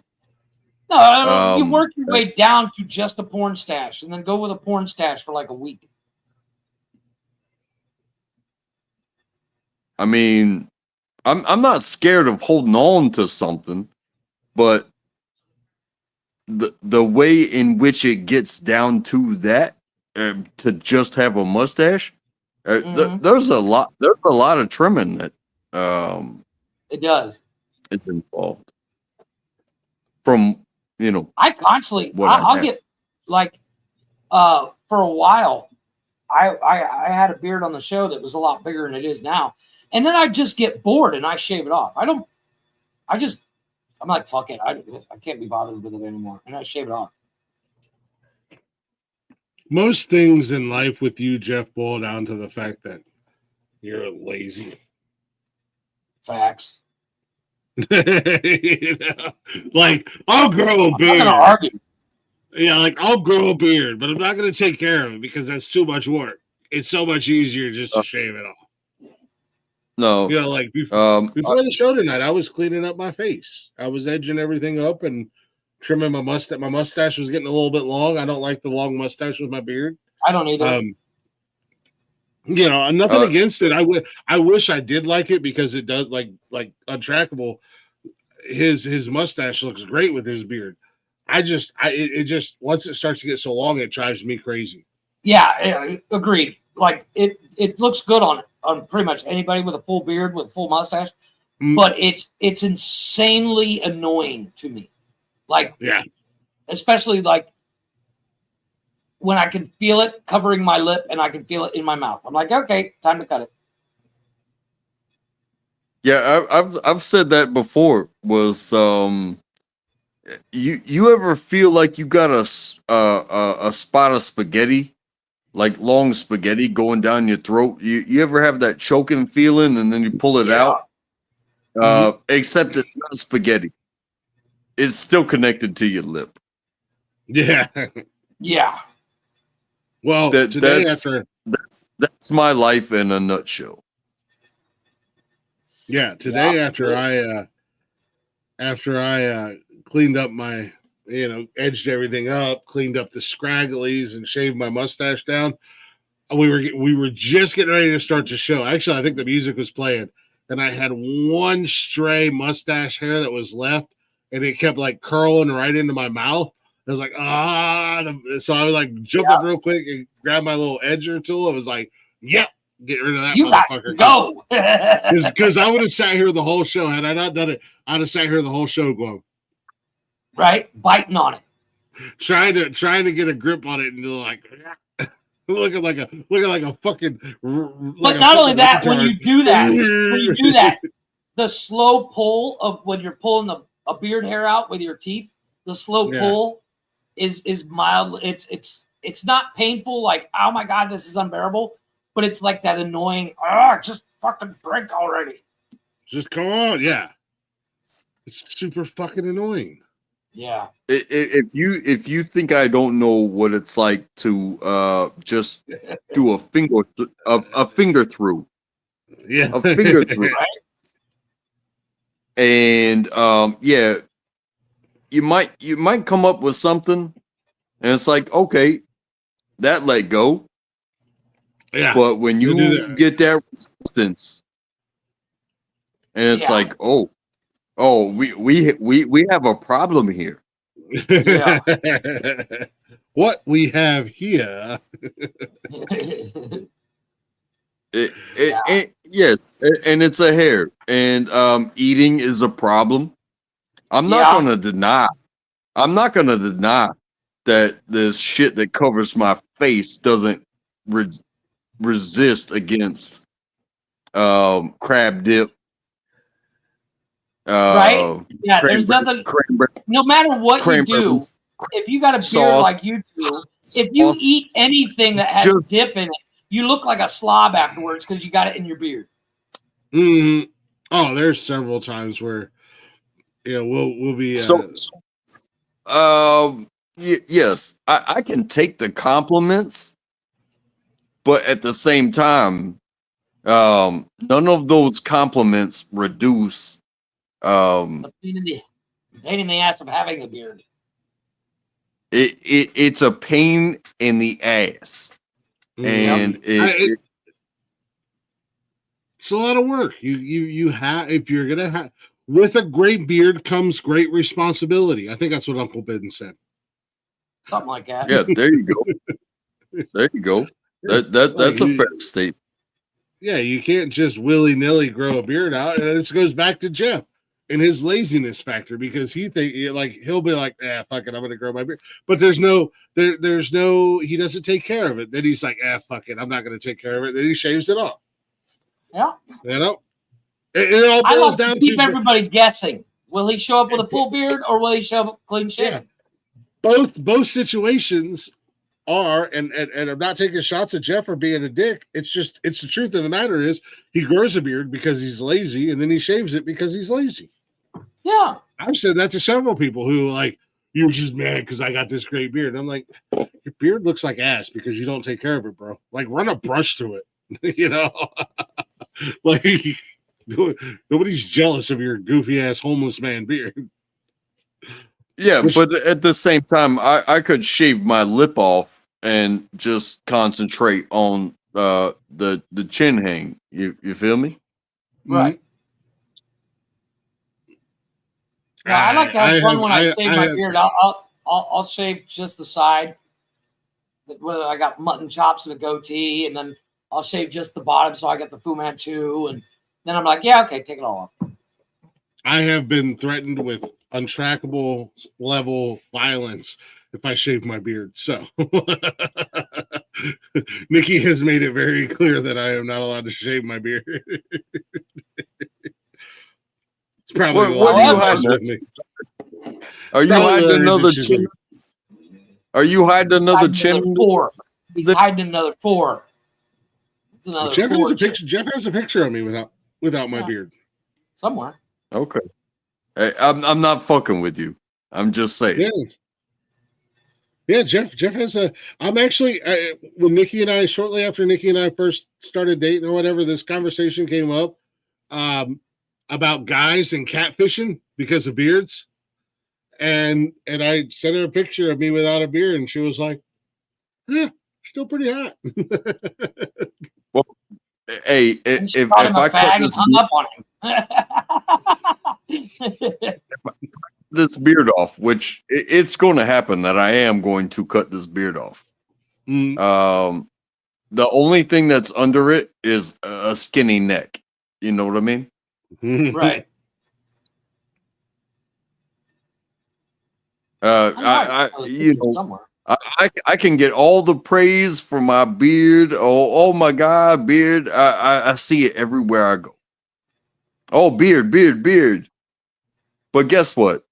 What's under this beard is just a skinny neck that's ready to grow another. Ready to grow another beard. Yeah. Well, we want to do a charity thing down, and we talked about doing it this year. You know, shave or don't shave, and what you do is you donate money to whether you want me to shave my beard or keep my beard. And we're going to donate that money to a local charity, whether it be something to do with kids or veterans, one of the two. But Nikki was like, not until after we're married. Because I have to have the beard at the wedding. And I'm like we're talking about starting it in like November or like October, so we can get the donations in, and then like December announce whether I'm shaving or not shaving, and then I'll do it on the show, and we'll be able to post it on social media and stuff like that as well. I was like, even if we shave my beard today, it would be back by next October. Like she's like, I'm not taking any chances. Not until after we get married. And if you need an example of somebody that's willing to do it before you're willing to do the thing that you like want to portray it as, he's willing to do it. His girlfriend / fiance won't let him do it. Oh, okay. Yeah, no, I have no problem after the wedding. But as far as a channel is concerned, if you guys want to watch somebody do something like that, I'm not asking y'all for anything. I'm asking your viewers. They're like, hey, you want to watch? You want to watch somebody go from 8 inches to 0? I'll let your boy.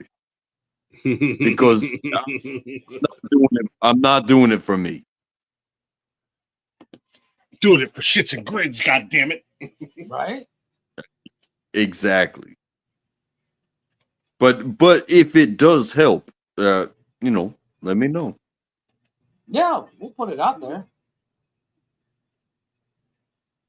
I was doing something. I forgot what I was doing. I'm working on like 14 things here. No, I found I was looking up different beard styles and trying to find a good one. Hey, but I will say this, because I have done it before, is once a cut's made, you can't go back. It can. It just takes a long time. And that's why every slice is deserving of what somebody's willing to give. You know what I mean? Right. Sorry, it just slipped out. It slipped out my bag. Yeah. You farted in her face, didn't you? She's in the bath, and I went in there and took a piss.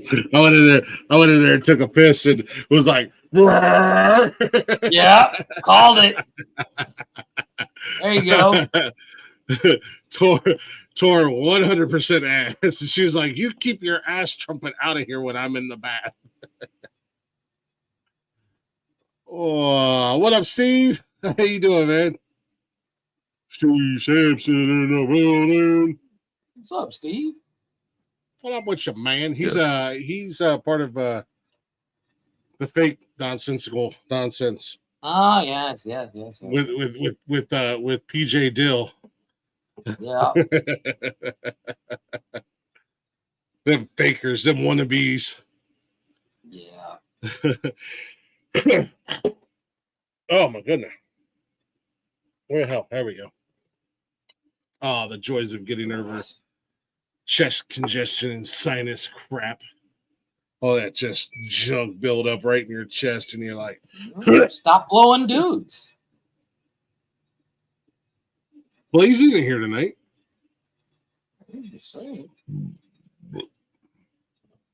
Him and Connor, I will say this.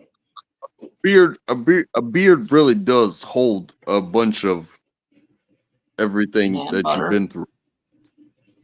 Man butter. So I get that. you can just blame it. When you have a beard, you can just blame it on that. But when you don't, it's like, yeah. Hey man, it's ranch dressing. I swear. Sometimes the kids are always yelling at me because when we like eat dinner, like there's crumbs in your beard. I'm like, yeah, I'm saving it for later. Leave me alone. Yeah. Hey, this is a to-go beard. Take this all to go. This is my snack tray. See, I just take it. Nom. Yep. Oh, macaroni and cheese. I love it, but at the same time, I hate it. It's not your friend, right? Mashed potatoes or my coveted baked potatoes that I enjoy on Saturday nights after the show. I don't have that problem. Well, and I still technically have a beard. I'm just saying. Yeah, you have facial hair. You don't have a beard. it's not just the beard. It's not just the beard. It's that overhanging lip hair.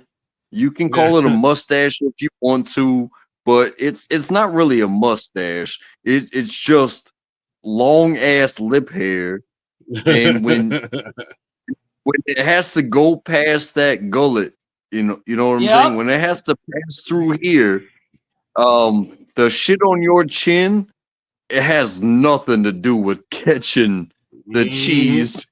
Yeah. No, that's the worst part about having long, beard mustache is like everything you eat, you're going to taste it again in about 10 minutes because you're going to, go to clean your face. Like, God damn it. I think that's the other thing that drives me crazy. If you get droplets and they hit down your chin, that okay, yeah, your beard may have some flavor to it, but if you got lip curtains, yeah, your beard, you're gonna have cheese and whatever you're eating all over. Lip curtains. It doesn't matter how much you open your mouth, you will have mac and cheese. Wait, what?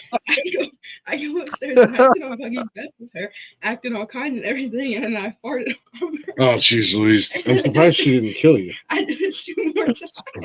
That's all right. I just want to never go pee, and Nikki's in the bathroom, and I just farted, and she yelled at me. Anyways, I'm gonna go poop.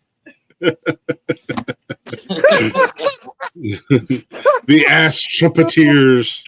Yeah. Y'all need to stop eating at Taco Bell. I'm just saying. I ain't had Taco Bell in like a week. I'm just saying. Hey, look. Yeah. As Shrek once said, better out than in. Bet. I'm just saying. I'm not mad at it. I'm just saying. Hey, out is poop. Sometimes you just gotta do what you gotta do. Right. I was gonna just gotta do what you gotta do. It is what it is.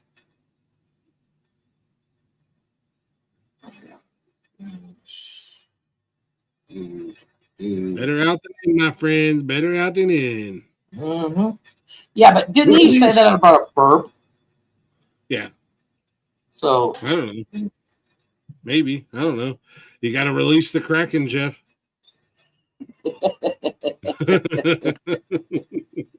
Release the Kraken. I'm just saying. Don't act like you don't know. We've all been there before. Oh, don't get me wrong. I have no problem releasing the Kraken. But if you release the Kraken, you have to be ready for the consequences. Getting yelled at. That you might shit your pants. Well, that too. Because as we get older, one thing we know as older gentlemen, you cannot always trust the fart. You cannot trust the fart. You just can't. There's a lot of things in life you can trust. Benedict Arnold, Adolf Hitler. A fart, not one of them. Not a fart. Adolf Hitler. Did you know? So there's a guy. Well, all I'm going to say is the man literally wrote a book and said exactly what he was going to do, and then did it. If anybody was about doing it and not saying it, he was that guy. And everybody was like, "Oh, crazy Adolf over there." Yeah, okay. Sure you are, buddy. As bad as he was, at least he was a man of his word. Yeah. That's kind of contradictory because He if you're had gonna a friend trust like that- Glick that just said, "Stop talking about it and be about it, bitch." Millions of Jews died because of somebody like Glick. I'm just saying.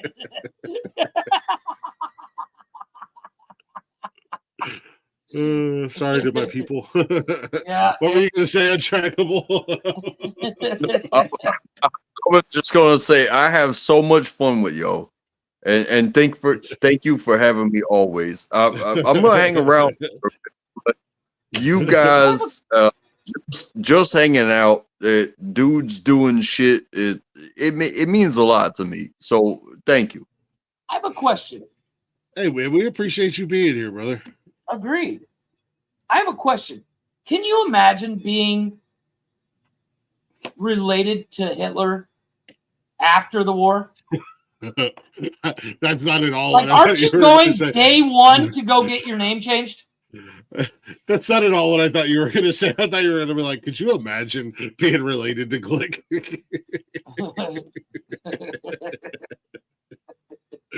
No, but you know what I mean?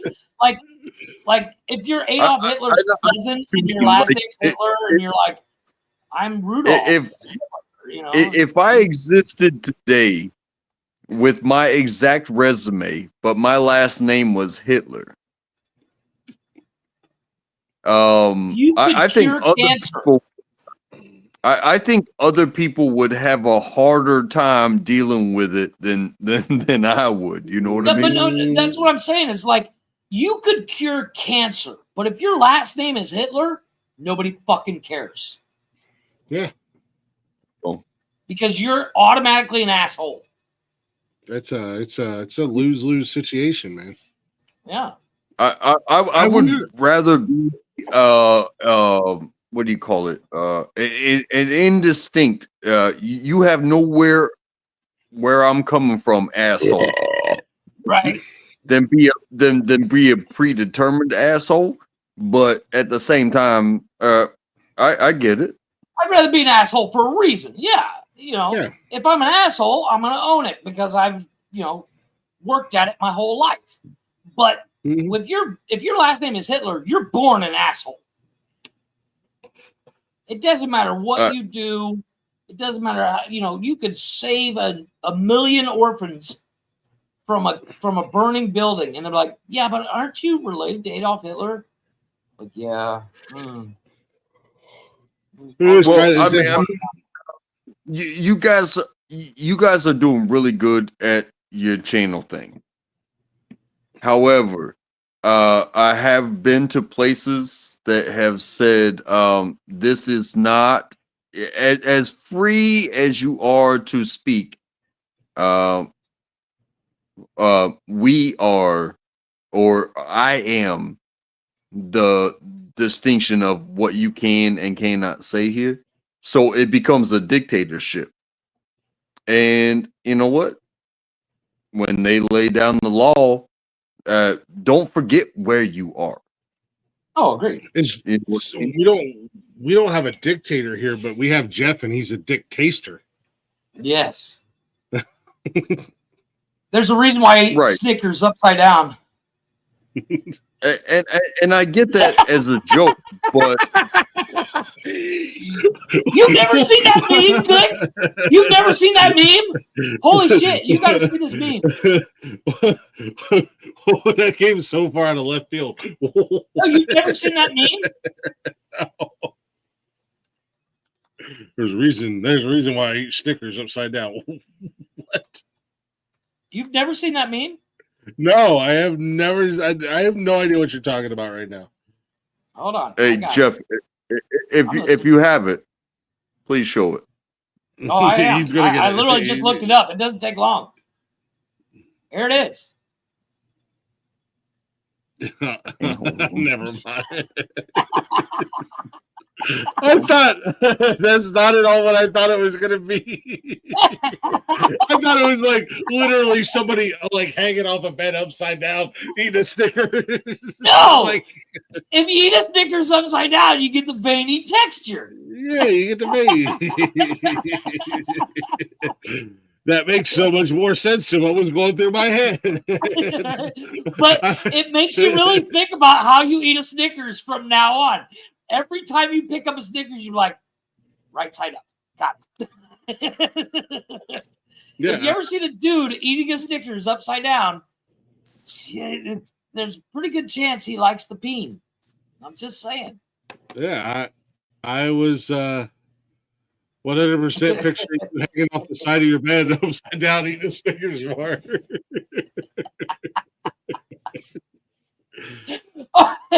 Like you're eating it right side up, but you're hanging upside down? Yeah.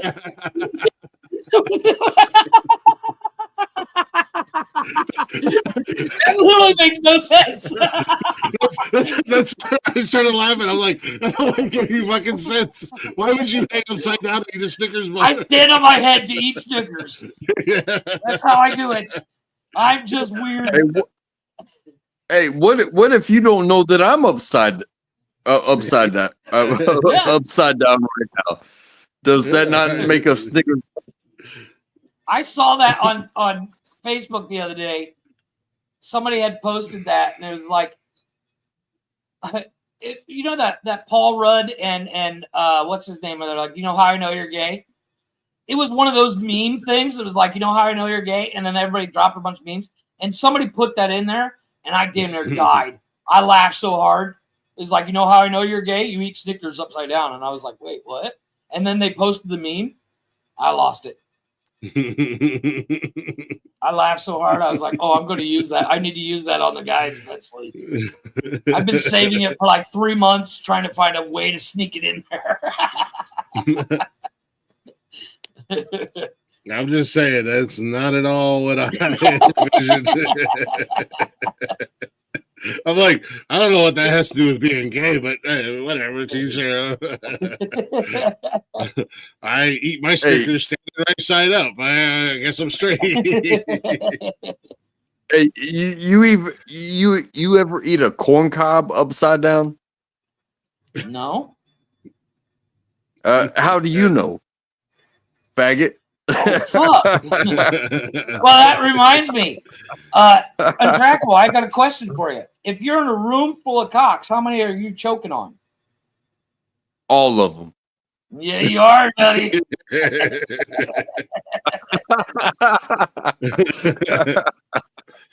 All of them, you some bitches. And the one I used to do a lot on here is like, if I clean my dick really good, will you suck it? Well, of course. Well, okay, because you don't like the dirty cocksucking. I get it.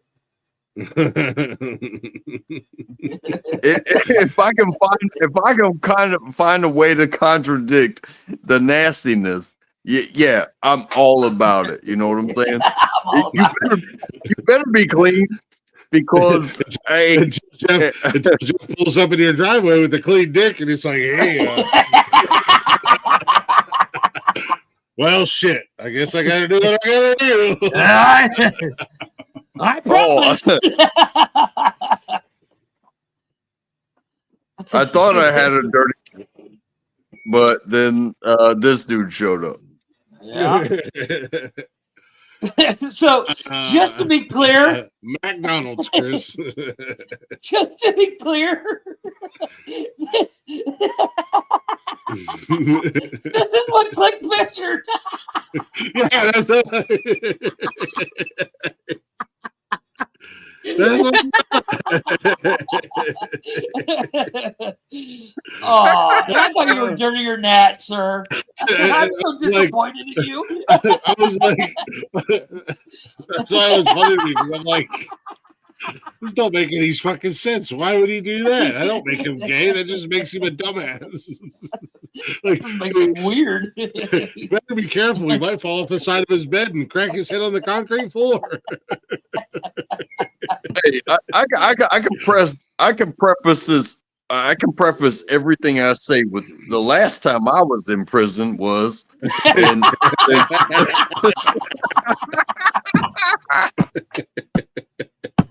That's a different kind of Snickers bar, buddy. Yeah, that's it rhymes with Snickers. Yeah, it does. Hey, you thought an upside down Snickers was tough?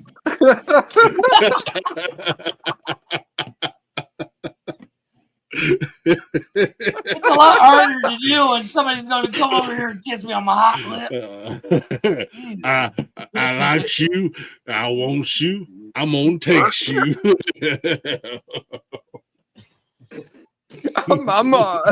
You ever seen that movie Big Stan? I'm not even going to clip this, but this is clippable if you don't know what I mean. I need to go back and see the moment when I told Click about eating Snickers upside down. I want to see his face when he's like, what? Just the complete confusion on his head.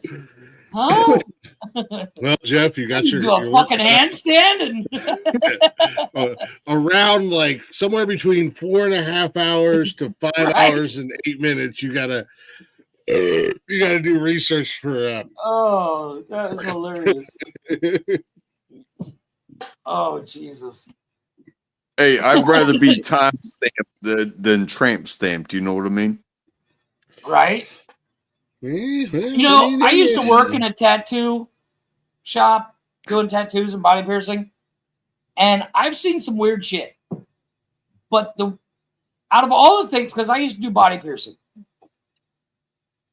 the weirdest thing I've ever had a guy come in and want pierced is his belly button. That's the weirdest? No, I mean, like, I've pierced every part of the body that can be pierced. But for a dude to pierce his belly button, that's like, what the fuck, man? That's just weird. Like, you know, Glick and I have talked about the friend we had in high school that had a Jacob's ladder. And we've talked about, I've had both my ears pierced and had them stretched out and all that. I had 10 piercings on my face. Normal shit. I pierced my nipples, the normal shit. But a dude to pierce their belly button is just fucking weird. It's like it doesn't compute. I had a girlfriend that had I don't know what you call it. Maybe you do. The little pinchables on the on their back. Oh yeah. There's a name for it. On the face, it's called a snake bite, but on the back, it's I forget what it's called off the top of my head. It was on the top of their I don't know what that bone's called, but when you have your pelvis turned back, it creates that muscle pinch, and well, she had those. I actually had the back of my neck pierced. So like the fat behind your neck, I actually had a flexible. It's a piece of PVC rod. It's flexible. I will also tell you. I will also tell you I have never had anything, but I'm cool with it. Well, it's one of those things. Like when I first started doing body piercing, the first thing I ever had pierced, not counting my ear, because we all did that in high school at least once. I had my eyebrow pierced, and then I got a job doing body piercing and tattoos. And then you get slow days where nothing happens, so you just get bored and like, I'm gonna pierce my eyebrow, or I'm gonna pierce my ear again. I'm gonna, pierce my tongue. I'm gonna, I never pierced my nose because, once again, on a dude, kind of weird. I got my ears pierced. Both of my ears are done twice. Right. Hey, but don't say everybody had their stuff pierced, because I had my eyebrows split before, and it happened twice, and I never once put a piercing in. Well, thank you. Second shell, but nonetheless, the cold shell. No, they're fine. It's all the same. Okay, stop crying then. I'm not crying. I just forget that you Mexicans don't speak English. Just say gracias. Gracias, señorita. There we go. Grassy ass. I thought you went to bed like 3 hours ago. No, I literally just told you I farted on her. Well, there's that. Yeah. Then she walked away and she said she had to poop. And she's messing with the wrong one. That's the middle one. That's Buggy. We've had the discussions. We know Buggy's going to be my serial Play killer. that game. We know Buggy's going to be my serial killer, and that might be her first victim. I'm just saying. She's on that untrackable level. Let's be honest. Yeah. There is no box on the second Huh? shelf. There's no box on the second shelf. Yes, there is. No, there isn't. The hell if there's not. There isn't. Look again. Right below that one. Do what my wife does. Take a picture of your phone and show me. Hold on a second. No, on the porch.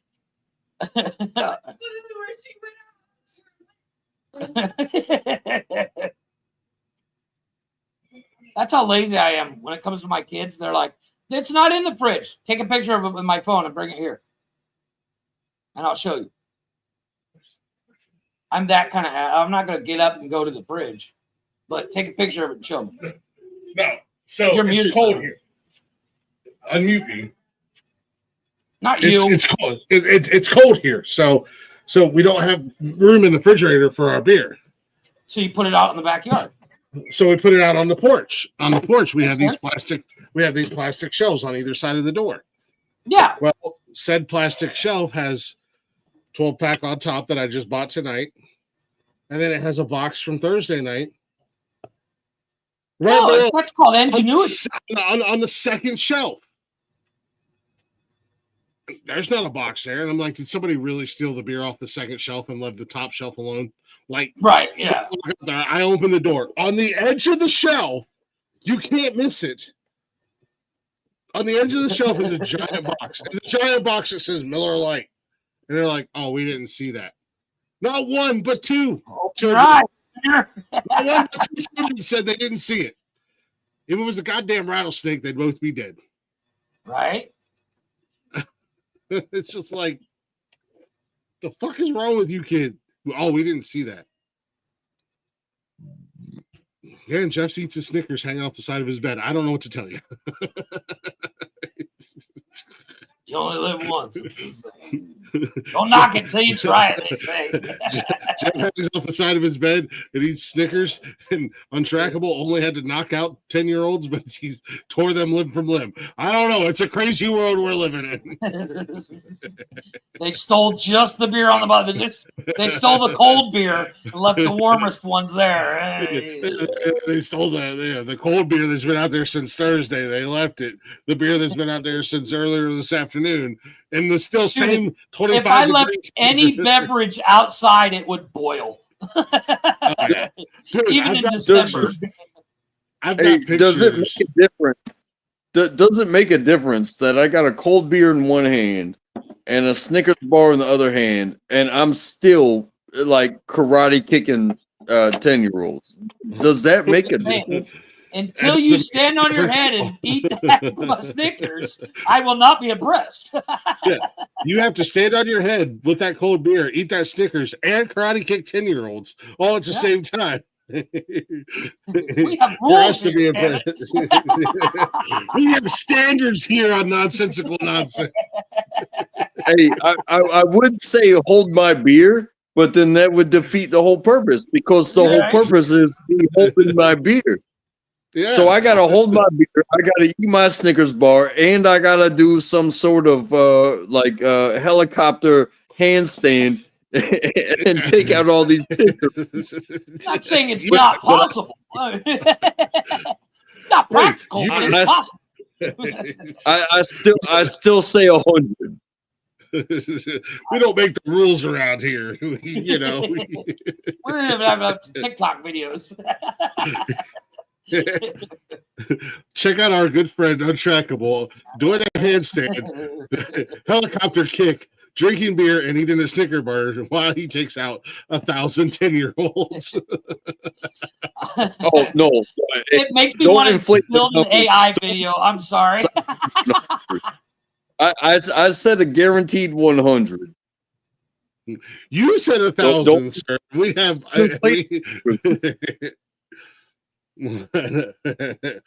Somebody's not feeling so confident in himself. Hey, I drew a line somewhere, just like y'all did. I drew a line in the sand. God damn it! Wait, so that's a line?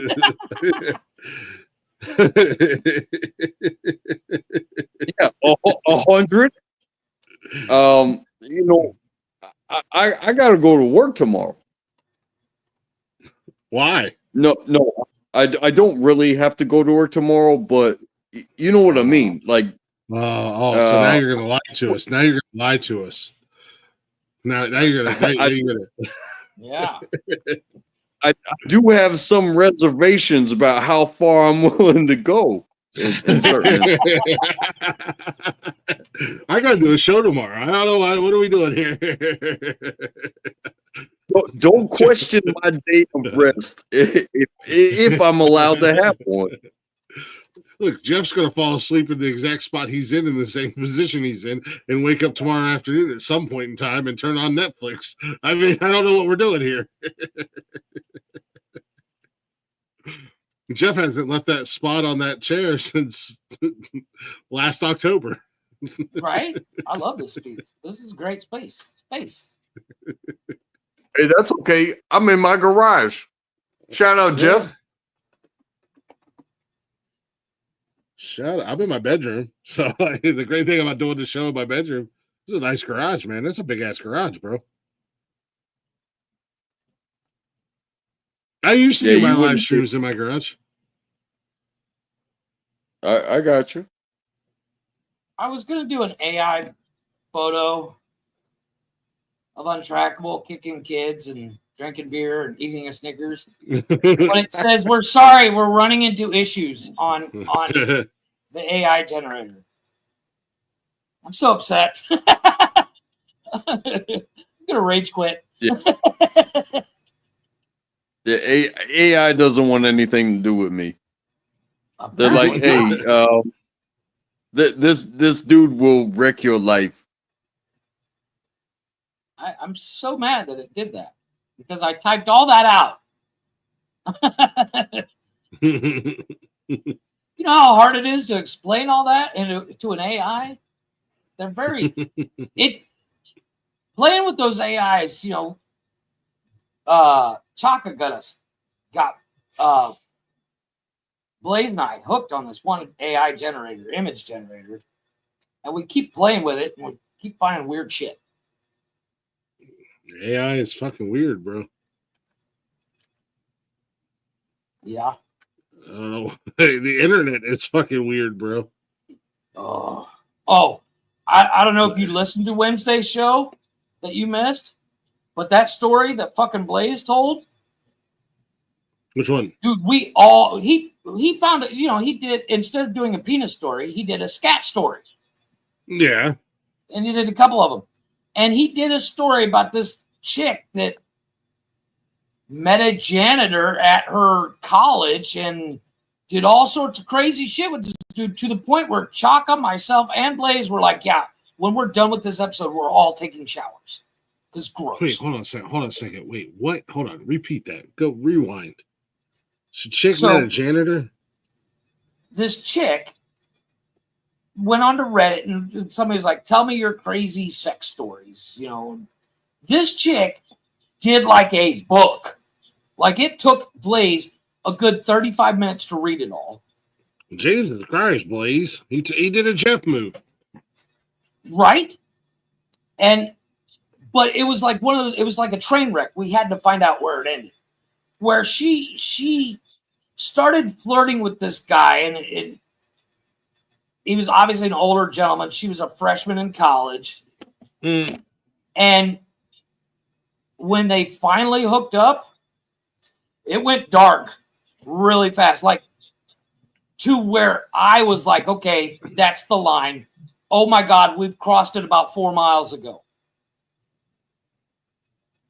Like, you guys are not allowed to call me depraved and ever again after hearing that story, because like to the point where this chick was licking this guy's worm-infested ass. Jeff, I've known you for almost 30 years. I will, No, and there's I'm no telling you, stopping me. I'm telling you, go back and listen to the last 45 minutes of that episode of What the Fuck News, and you will literally get done and go shower. But that was somebody talking to you. That wasn't just a story that popped up, right? It was a story that Blaze found, because on Wednesdays Glick does penis stories or yes, penis lists. Respectable. I do respectable stories. Agreed. And Blaze, in Blaze's defense, when he found it, he only read like the first paragraph, and he's like, "Oh, this is interesting." And then on the show, unbeknownst to himself, of knowing how bad it would go, read the entire thing, to the point where the comments, Chaka was like, I'll be right back. I have to go get my computer. I just threw it out the window. That is a quote. It was so disgusting that I was like, I'm not the guy to watch that super weird porn. But this was like on a whole other level of Two Girls, One Cup. Like Two Girls, One Cup is tame. Comparatively speaking. Yeah, a little frigid there, Christopher. It's like 20 something here. Hey, It is 85 here. Hey, because I recognize how you guys do what you do, but was this in chat that you guys discussed? No. So what happened was because Glick goes on Wednesdays, we do weird fucked up news stories, and Glick couldn't make it because he had a date night that ended up falling through, whatever, and he pouted. So Blaze, being our resident scatologist, went onto Reddit and found stories that people had submitted on Reddit about their dealings with scat sex, as in sex with shit in it. And he found a couple of stories. The first two weren't so bad, but that last 45 minutes of the episode, I was like almost throwing up. It was so detailed and so gross that I was like, and then Blaze was like, hold on, it's not done. And I was like, are you fucking kidding me? Like, it was gross, dude. Wednesday's show was the grossest thing we've ever aired that didn't show anything, Hey, but if you can say that it was a joke. When I'm saying that, it's bad.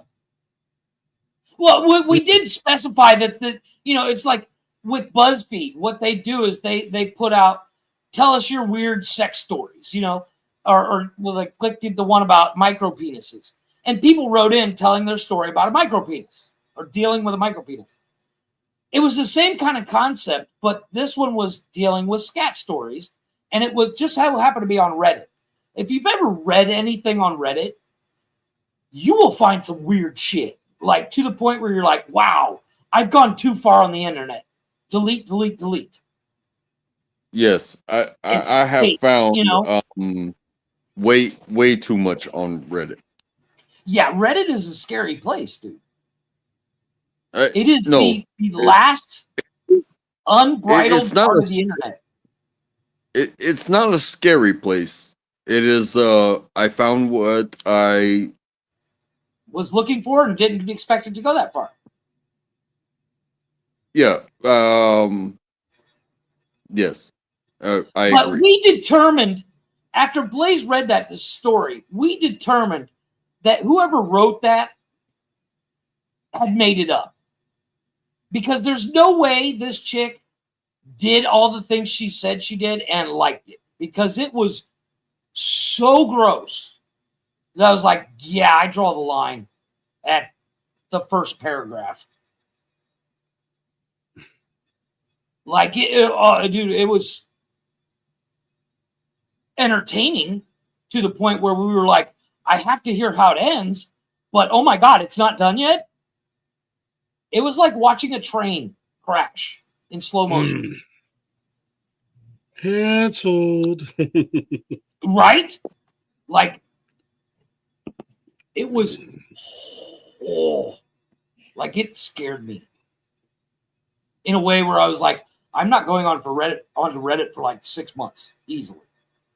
And I told Blaze he needs to burn his computer because his Reddit searches are fucked now. Like if he goes onto Reddit, he's going to get nothing but those stories for like 6 months. Well, he is our resident scatologist, so maybe we'll. All I know is it was. If you listen to the last 45 minutes of Wednesday's show, this is the first time of 4 years of streaming onto the internet that I went, I feel dirty. I seriously was like, all right, I'm going to go take a shower. Just as I put myself out to y'all, I visit other places, and I'm no stranger to Reddit, but I would say, conduct yourself as you will always. Some people go to places for witness, and some people go to their places to think that they're gonna make a difference. Well, so you know, and witness, like I said, this story was so outrageous that I was like, even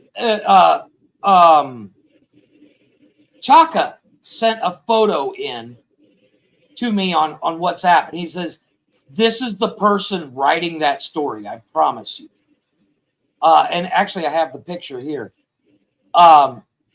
He said, "This is the person actually writing that story. Let's be honest. You know, just a big fat guy that's in his mom's basement, you know, covered in food." Because it was, and I describe it as, I've talked about this before. There is a whole series of stories that people have written. They're called sex stories, where it's like, you know, dear penthouse, once a cheerleading bus broke down in front of my house and I ended up sleeping with them all. But they go into major detail. This was like one of those stories times like 50. It was so unbelievable that if that chick does exist, I hope to God she doesn't breed. Well, yeah, that's one of them But things. it ended with the guy Kurt Cobaining himself when she left him. Well, I mean, at the end of the day, he knew he wasn't ever going to find somebody to do the things that she did. Well, he at one point he's whoring her out at truck stops, and dudes are sitting on her face and shitting in her mouth, and I was like, dude, whoa, you're going a bit far here, Blaze. But he's like, no, wait, there's more. I'm like, dude, stop. You're scaring me. But wait, there's more. Yeah. I was like, dude, if this doesn't cancel us, nothing will. We could drop 50 N-bombs tomorrow and talk about Hitler for days as our personal hero and not get canceled after this. I have said it a million times. At the end of the day, this far into the game, we are Teflon, baby. Right? We are bulletproof, and we are Teflon. Do you know one thing that Hitler did good that nobody else can claim? He killed Hitler. I mean, yeah, X on X. Well, I'll tell you what. I'll tell you talk about a redeeming factor. what Hitler didn't have was Hitler couldn't blame it on me. You know what I'm saying? Right. He didn't have somebody to blame it on. If y'all need a scapegoat, just holler at your boy. Just make sure it's about me. Do whatever you got to do. Don't take heat for anything. Just have deniability. Just put it all on me. It'll be okay. Cat Williams said it best. If you don't have anybody to hate on, be free to hate on me. it's a very good statement from people that are very comfortable. You know what I mean? Yeah. Oh, I I'll would take blame for anything. I don't care. I don't have no some clue. people want the attention, and some people are like, hey, I'd rather burn in hell before I let somebody that's just talking about shit. I'm about that shit. I will murder take heat. 100 children and use their rib cages as shield. Hey, I am a nobody, and I'll be a nobody. So if you need somebody to burn at the stake, you can put it all on me. And that's what 50 Cent said. Oh, but no, seriously, that story that he read, like it went on forever. And I was like, dude, you're killing me because I'm going to have nightmares for a month. Like it was so fucked up. Yeah, there's some sick shit like, that people but do. you've heard those stories like guys sitting around like, yeah, I banged this chick and she did this and that. And you're like, yeah, okay, calm down. Where it's like, okay, that's believable, but did it really happen to you or did you make that up? There's no way in hell this story could actually be true. Dude, it's 100% true. You think? I didn't even hear it, and I have no doubt in my mind. I promise you, if you listen, if you don't listen to anything from that show on Wednesday, that last 45 minutes. Yeah, oh my God. just from the highlights. And I say this because I know how fucked up this world is that we live in. I would if I was a betting man, I would put money on it. That is 100% true. All I can say is I hope not, because I think even Lazy Jedi said she needs to skip the prophylactic and go straight to a IV drip of penicillin, because it was like, dude, I've seen some weird fucked up shit on the internet. This was the weirdest, craziest thing I've ever heard. And if it's true, what's odd is this chick claims, it was anonymous, obviously, but she claims that she's now married. And I'm like, God, I hope you don't have kids. That makes a whole lot of fucking sense. I mean, like it was, and apparently it went on for 4 years, the entire time she was in college. But it did say it took place we determined it took place in Europe because she didn't say college, she said university. And I'm just saying, had there not, I mean, a lot of people, had there not been video evidence, would have probably said 2 Girls, 1 Cup never existed. Because it's so far-fetched. Right. No, okay, I see where you're going. Yeah, that makes sense. But this was just like, seriously, this makes 2 Girls, 1 Cup look like a Mickey Mouse movie. I mean, saying that, that's a vivid picture right there. It makes it seem like a far-fetched thing because I feel like that was a pretty extreme of, hey, look at me. Right? Like, if that story was what you would call the worst thing you've ever written, 2 Girls, 1 Cup would be on Disney Junior tomorrow. Yeah, I'm just saying, don't I mean, we live in a mad world. All I know is don't discredit I anything. I got done here and I instantly got in the shower and like Brillo pad scrubbed myself clean. I'm just saying that when it comes to the things that people can do, aside from snuff, can be done has been done. aside from a snuff film, if you can understand that, Yeah. is I saw 8 is that millimeter. yeah. Well, that was a movie. Well, no, but no, it's true. I'm sure snuff films exist.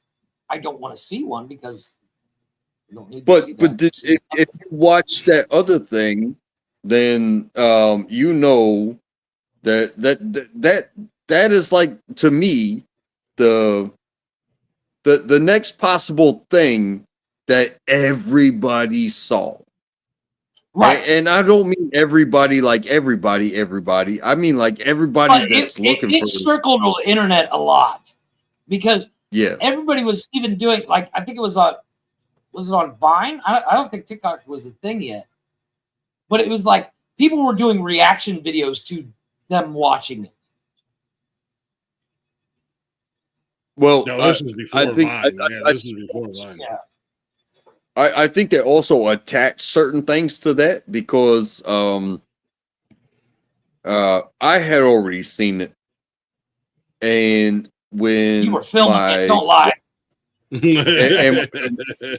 no, I'm not a multimedia guy type like that, but when we pulled it up on an older laptop, but it was like the first time my wife saw it. My sister-in-law saw it. My brother-in-law saw it.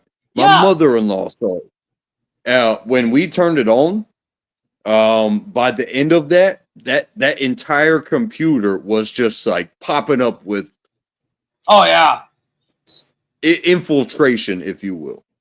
Mm-hmm. Yeah, it was. It would have cost. It probably would have cost $1,000 to make that computer usable again. By the time we watched it, it's one of those things. It's like, you know, there was a couple websites that had it. Like you could download it, which would definitely fuck your shit up because of the simple fact it probably had some malware in it. But there was a couple websites that showed it. I think it was like 3. But I remember when I first heard about it, I was like, "There's no way in hell this is true.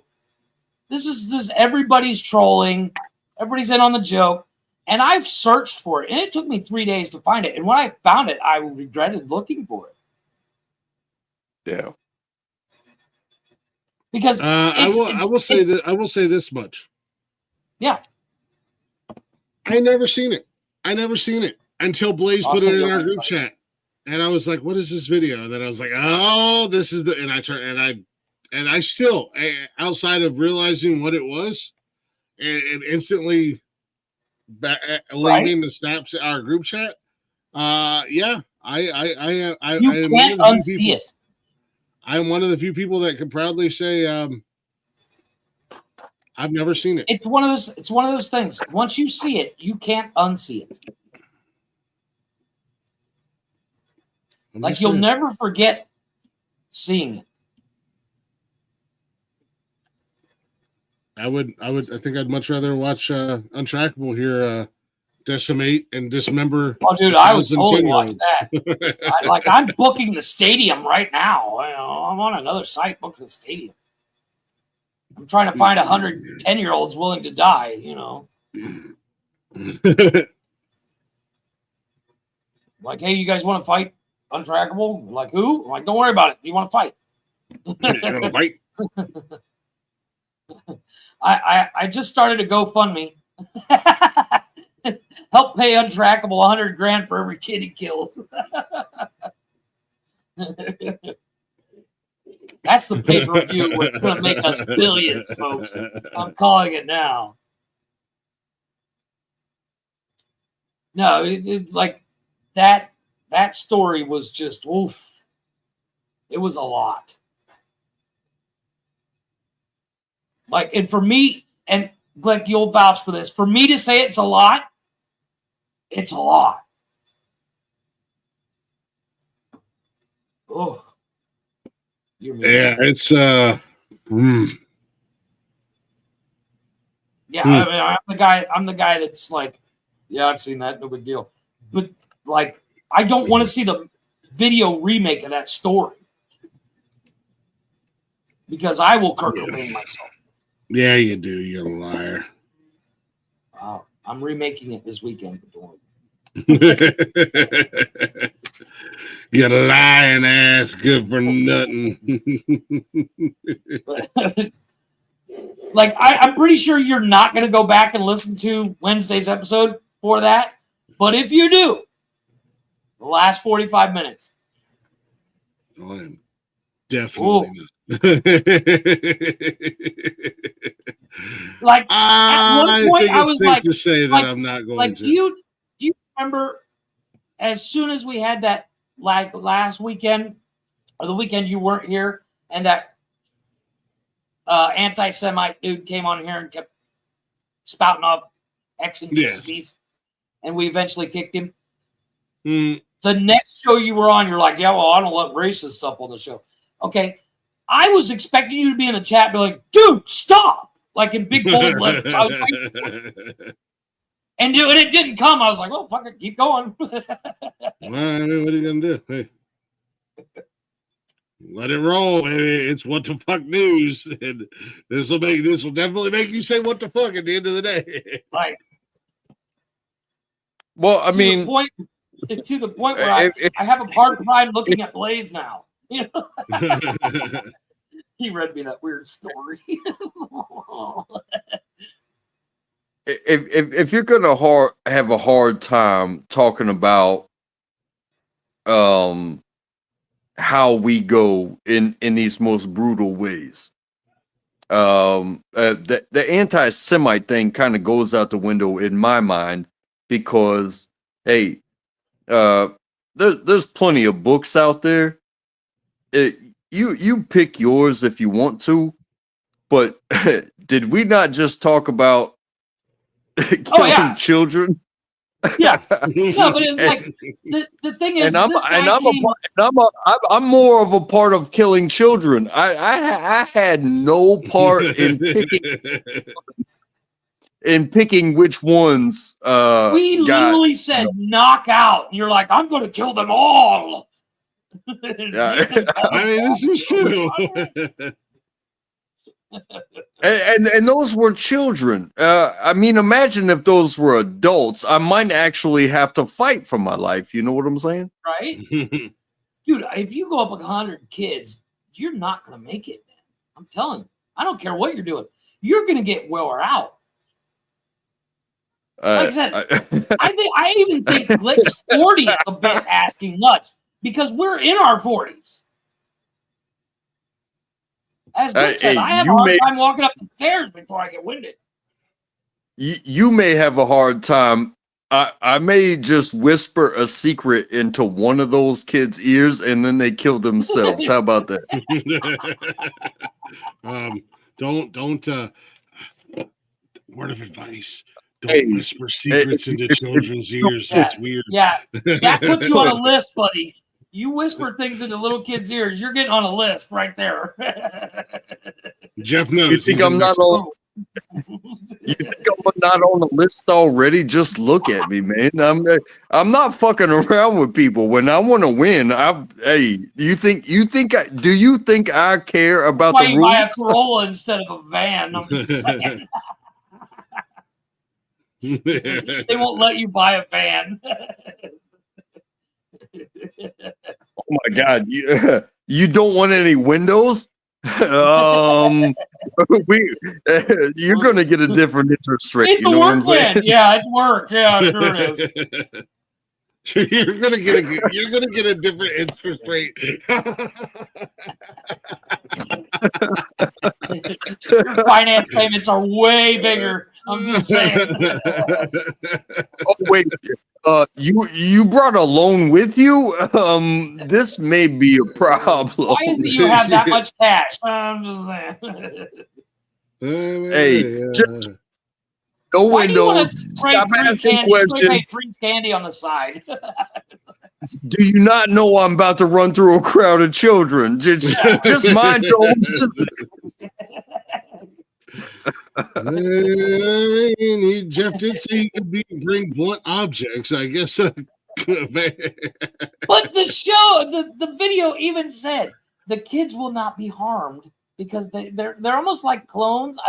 Like it's a weird concept of what the video said, but it said once the kid is knocked out, it will disappear.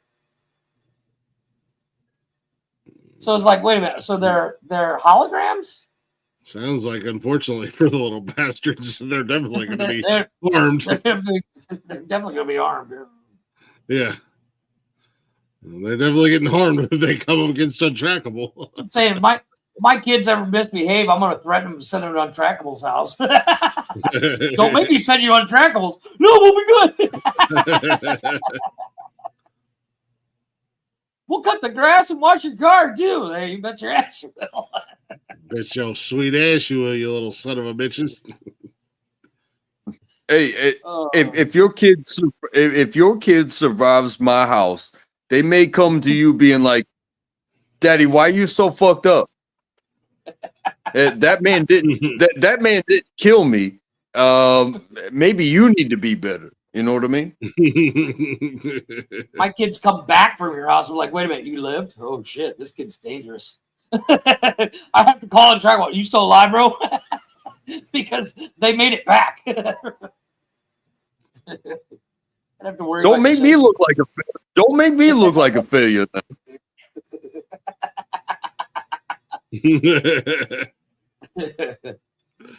Don't you dare make me look like a son of a bitch. Survive? Hey, no. Now the mission has changed. Yeah. Oh shit. No.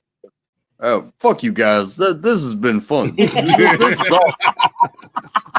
You may be a weird serial killer, but I had fun. Damn it. Fuck all you guys. This has been fun. Fuck you, Glick. Fuck you, Jeff. I'm Untrackable, bitches. I'm ripping kids apart. What? Throwing them.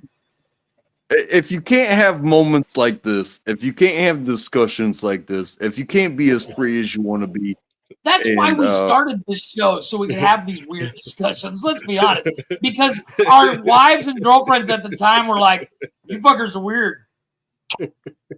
And I quote from the legendary Untrackable, "Fuck your 10-year-old."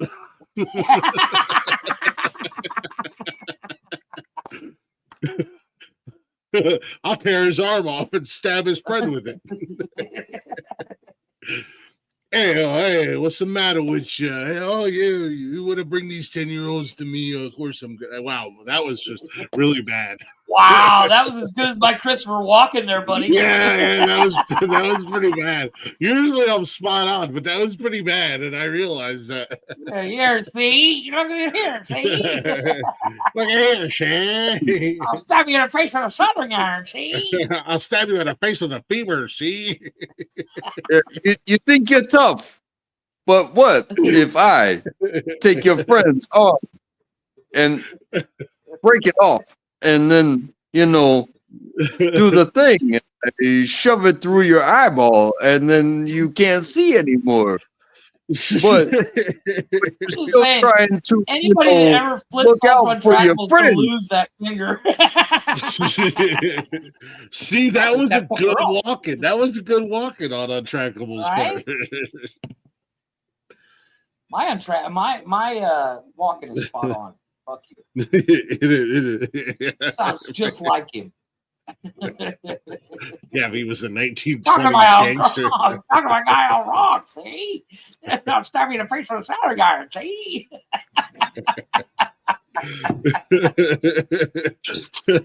I was like, what the fuck are you doing, Jeff? It's my walking.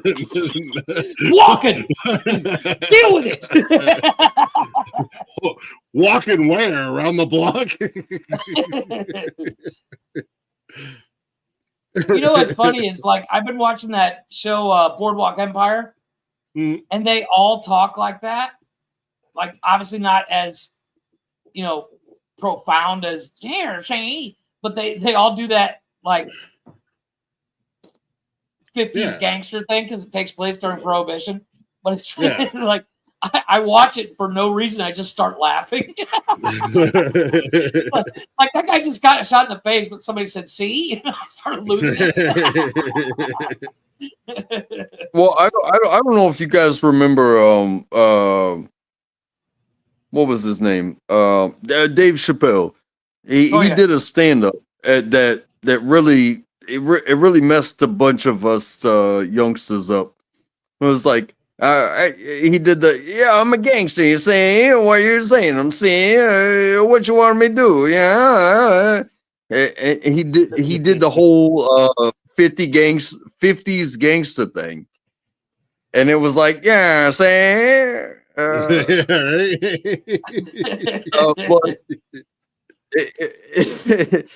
it took effect considering we never watched any of that as far as like the movies. We were never part of that. But no, we all got it. I think most of us got that whole. We got it from cartoons. I got it from Dick Scooby-Doo Tracy. had well, Dick Tracy, and then there was a Scooby-Doo cartoon where one of the bad guys was this weird 50s gangster, the Ghost, and he would talk like that. But the one day we were trying to do impersonations of Christopher Walken, and I did that as a joke, and it became a thing that's my Christopher Walken. And because we were doing the Christopher Walken from Joe Dirt at the end of the movie where he's telling Chris Rock he's going to stab him. Not Chris Rock, Kid Rock. Well, he was but Christopher Walken was the janitor. Yeah. Yeah. But at the end of the movie, he's like, "You're talking to my guy all wrong. Do it again, I'll stab you in the face with a soldering iron." There you go. And I embellished it, and I was like, "You're talking to my guy all wrong, see? Stab you in the face with a soldering iron, see?" Because there's a fine line between Walken and that. See, it's like if you get Walken in that zone and you throw C at the end of anything he says, you can get that 50s gangster out of it. At least that's I mean, I can say I've been plenty of places. Nobody asked you. No.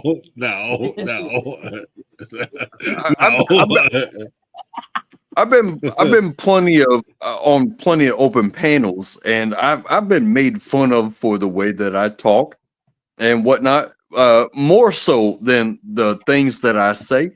And hey, have at it as you will.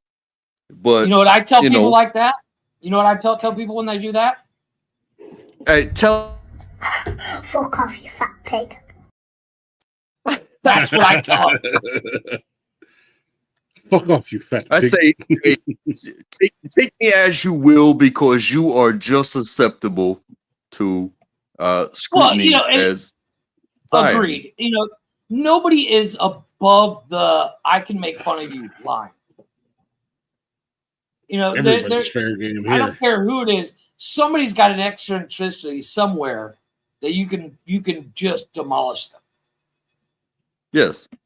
And to that, we always say this: "You're sexy, and I want to fuck you. Let me ride that dick." Whoa, hey, buy me dinner first, goddamn. No, let me ride that dick. Give me your Snickers bar upside down. I'm gonna do a handstand. Give me your Snickers bar. Wait, what the hell? You gotta buy me dinner first, you son of a bitch. I wish I could see a visual in your head while you're trying to figure out that. Hey, that's why I always say good time. We'll be best friends. Just threaten me with good time. Yeah, I love a Snickers bar, man. I'll eat it upside down. I'll eat it right side up. I don't care. Yeah, trust me. The visual was walking in and seeing you hanging off the side of the bed eating a Snickers bar, going, seen him do worse. So it's Tuesday, I guess. Not the worst thing I've walked in on him doing. Hey, wait, did you just say walk?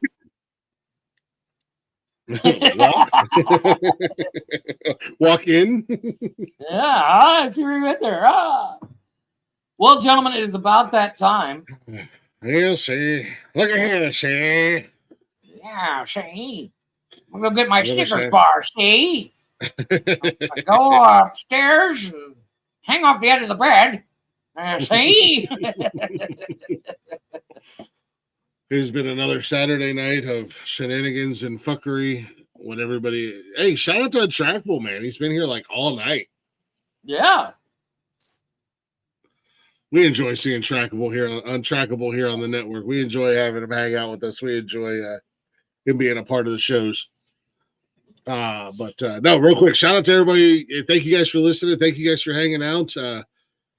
Shout out to we had brand new music tonight from our boy James Luker. We had brand new music from our boy Derek Wayne Douglas. He'll be live with us tomorrow in 11 short hours. Derek Wayne Douglas will be on Unnecessary Roughness with myself and Big Rick, who was here earlier. Shout out to the panel. Shout out to the Chatters Box. You guys are awesome as always. And everybody listening on the replay, we appreciate you guys. And if you're not already, go ahead and give us a follow. A Nonsensical Network. We are everywhere. Facebook, Instagram, X, and TikTok. Shows are live Monday through Sunday on YouTube. Get in the Chatters Box. It's always open. And we will see you next time. Hit the button.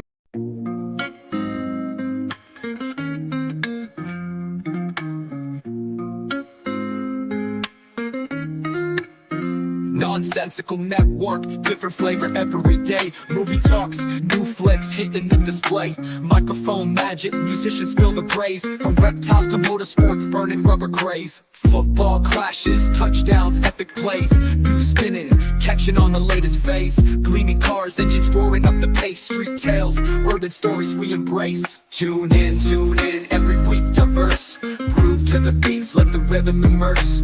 Lyrics flowing, ciphers full of verse. Nonsensical network, feel the universe. Interviews buzzing, stars in the circuit. Worlds of tapestry, pieces we interpret. Hip-hop to rap, the flow never stagnant. Reptilian tales, nature's arrangement. Cars with muscle, engines with might. Motorsports roaring, speed in the night. Discussions heated, always a delight. Network of nonsense, but the vibe's just right. Tune in, wait for that beat. Flow so seamless, feeling so sweet. Urban grooves, rhythm from the street. Nonsensical network, always on repeat.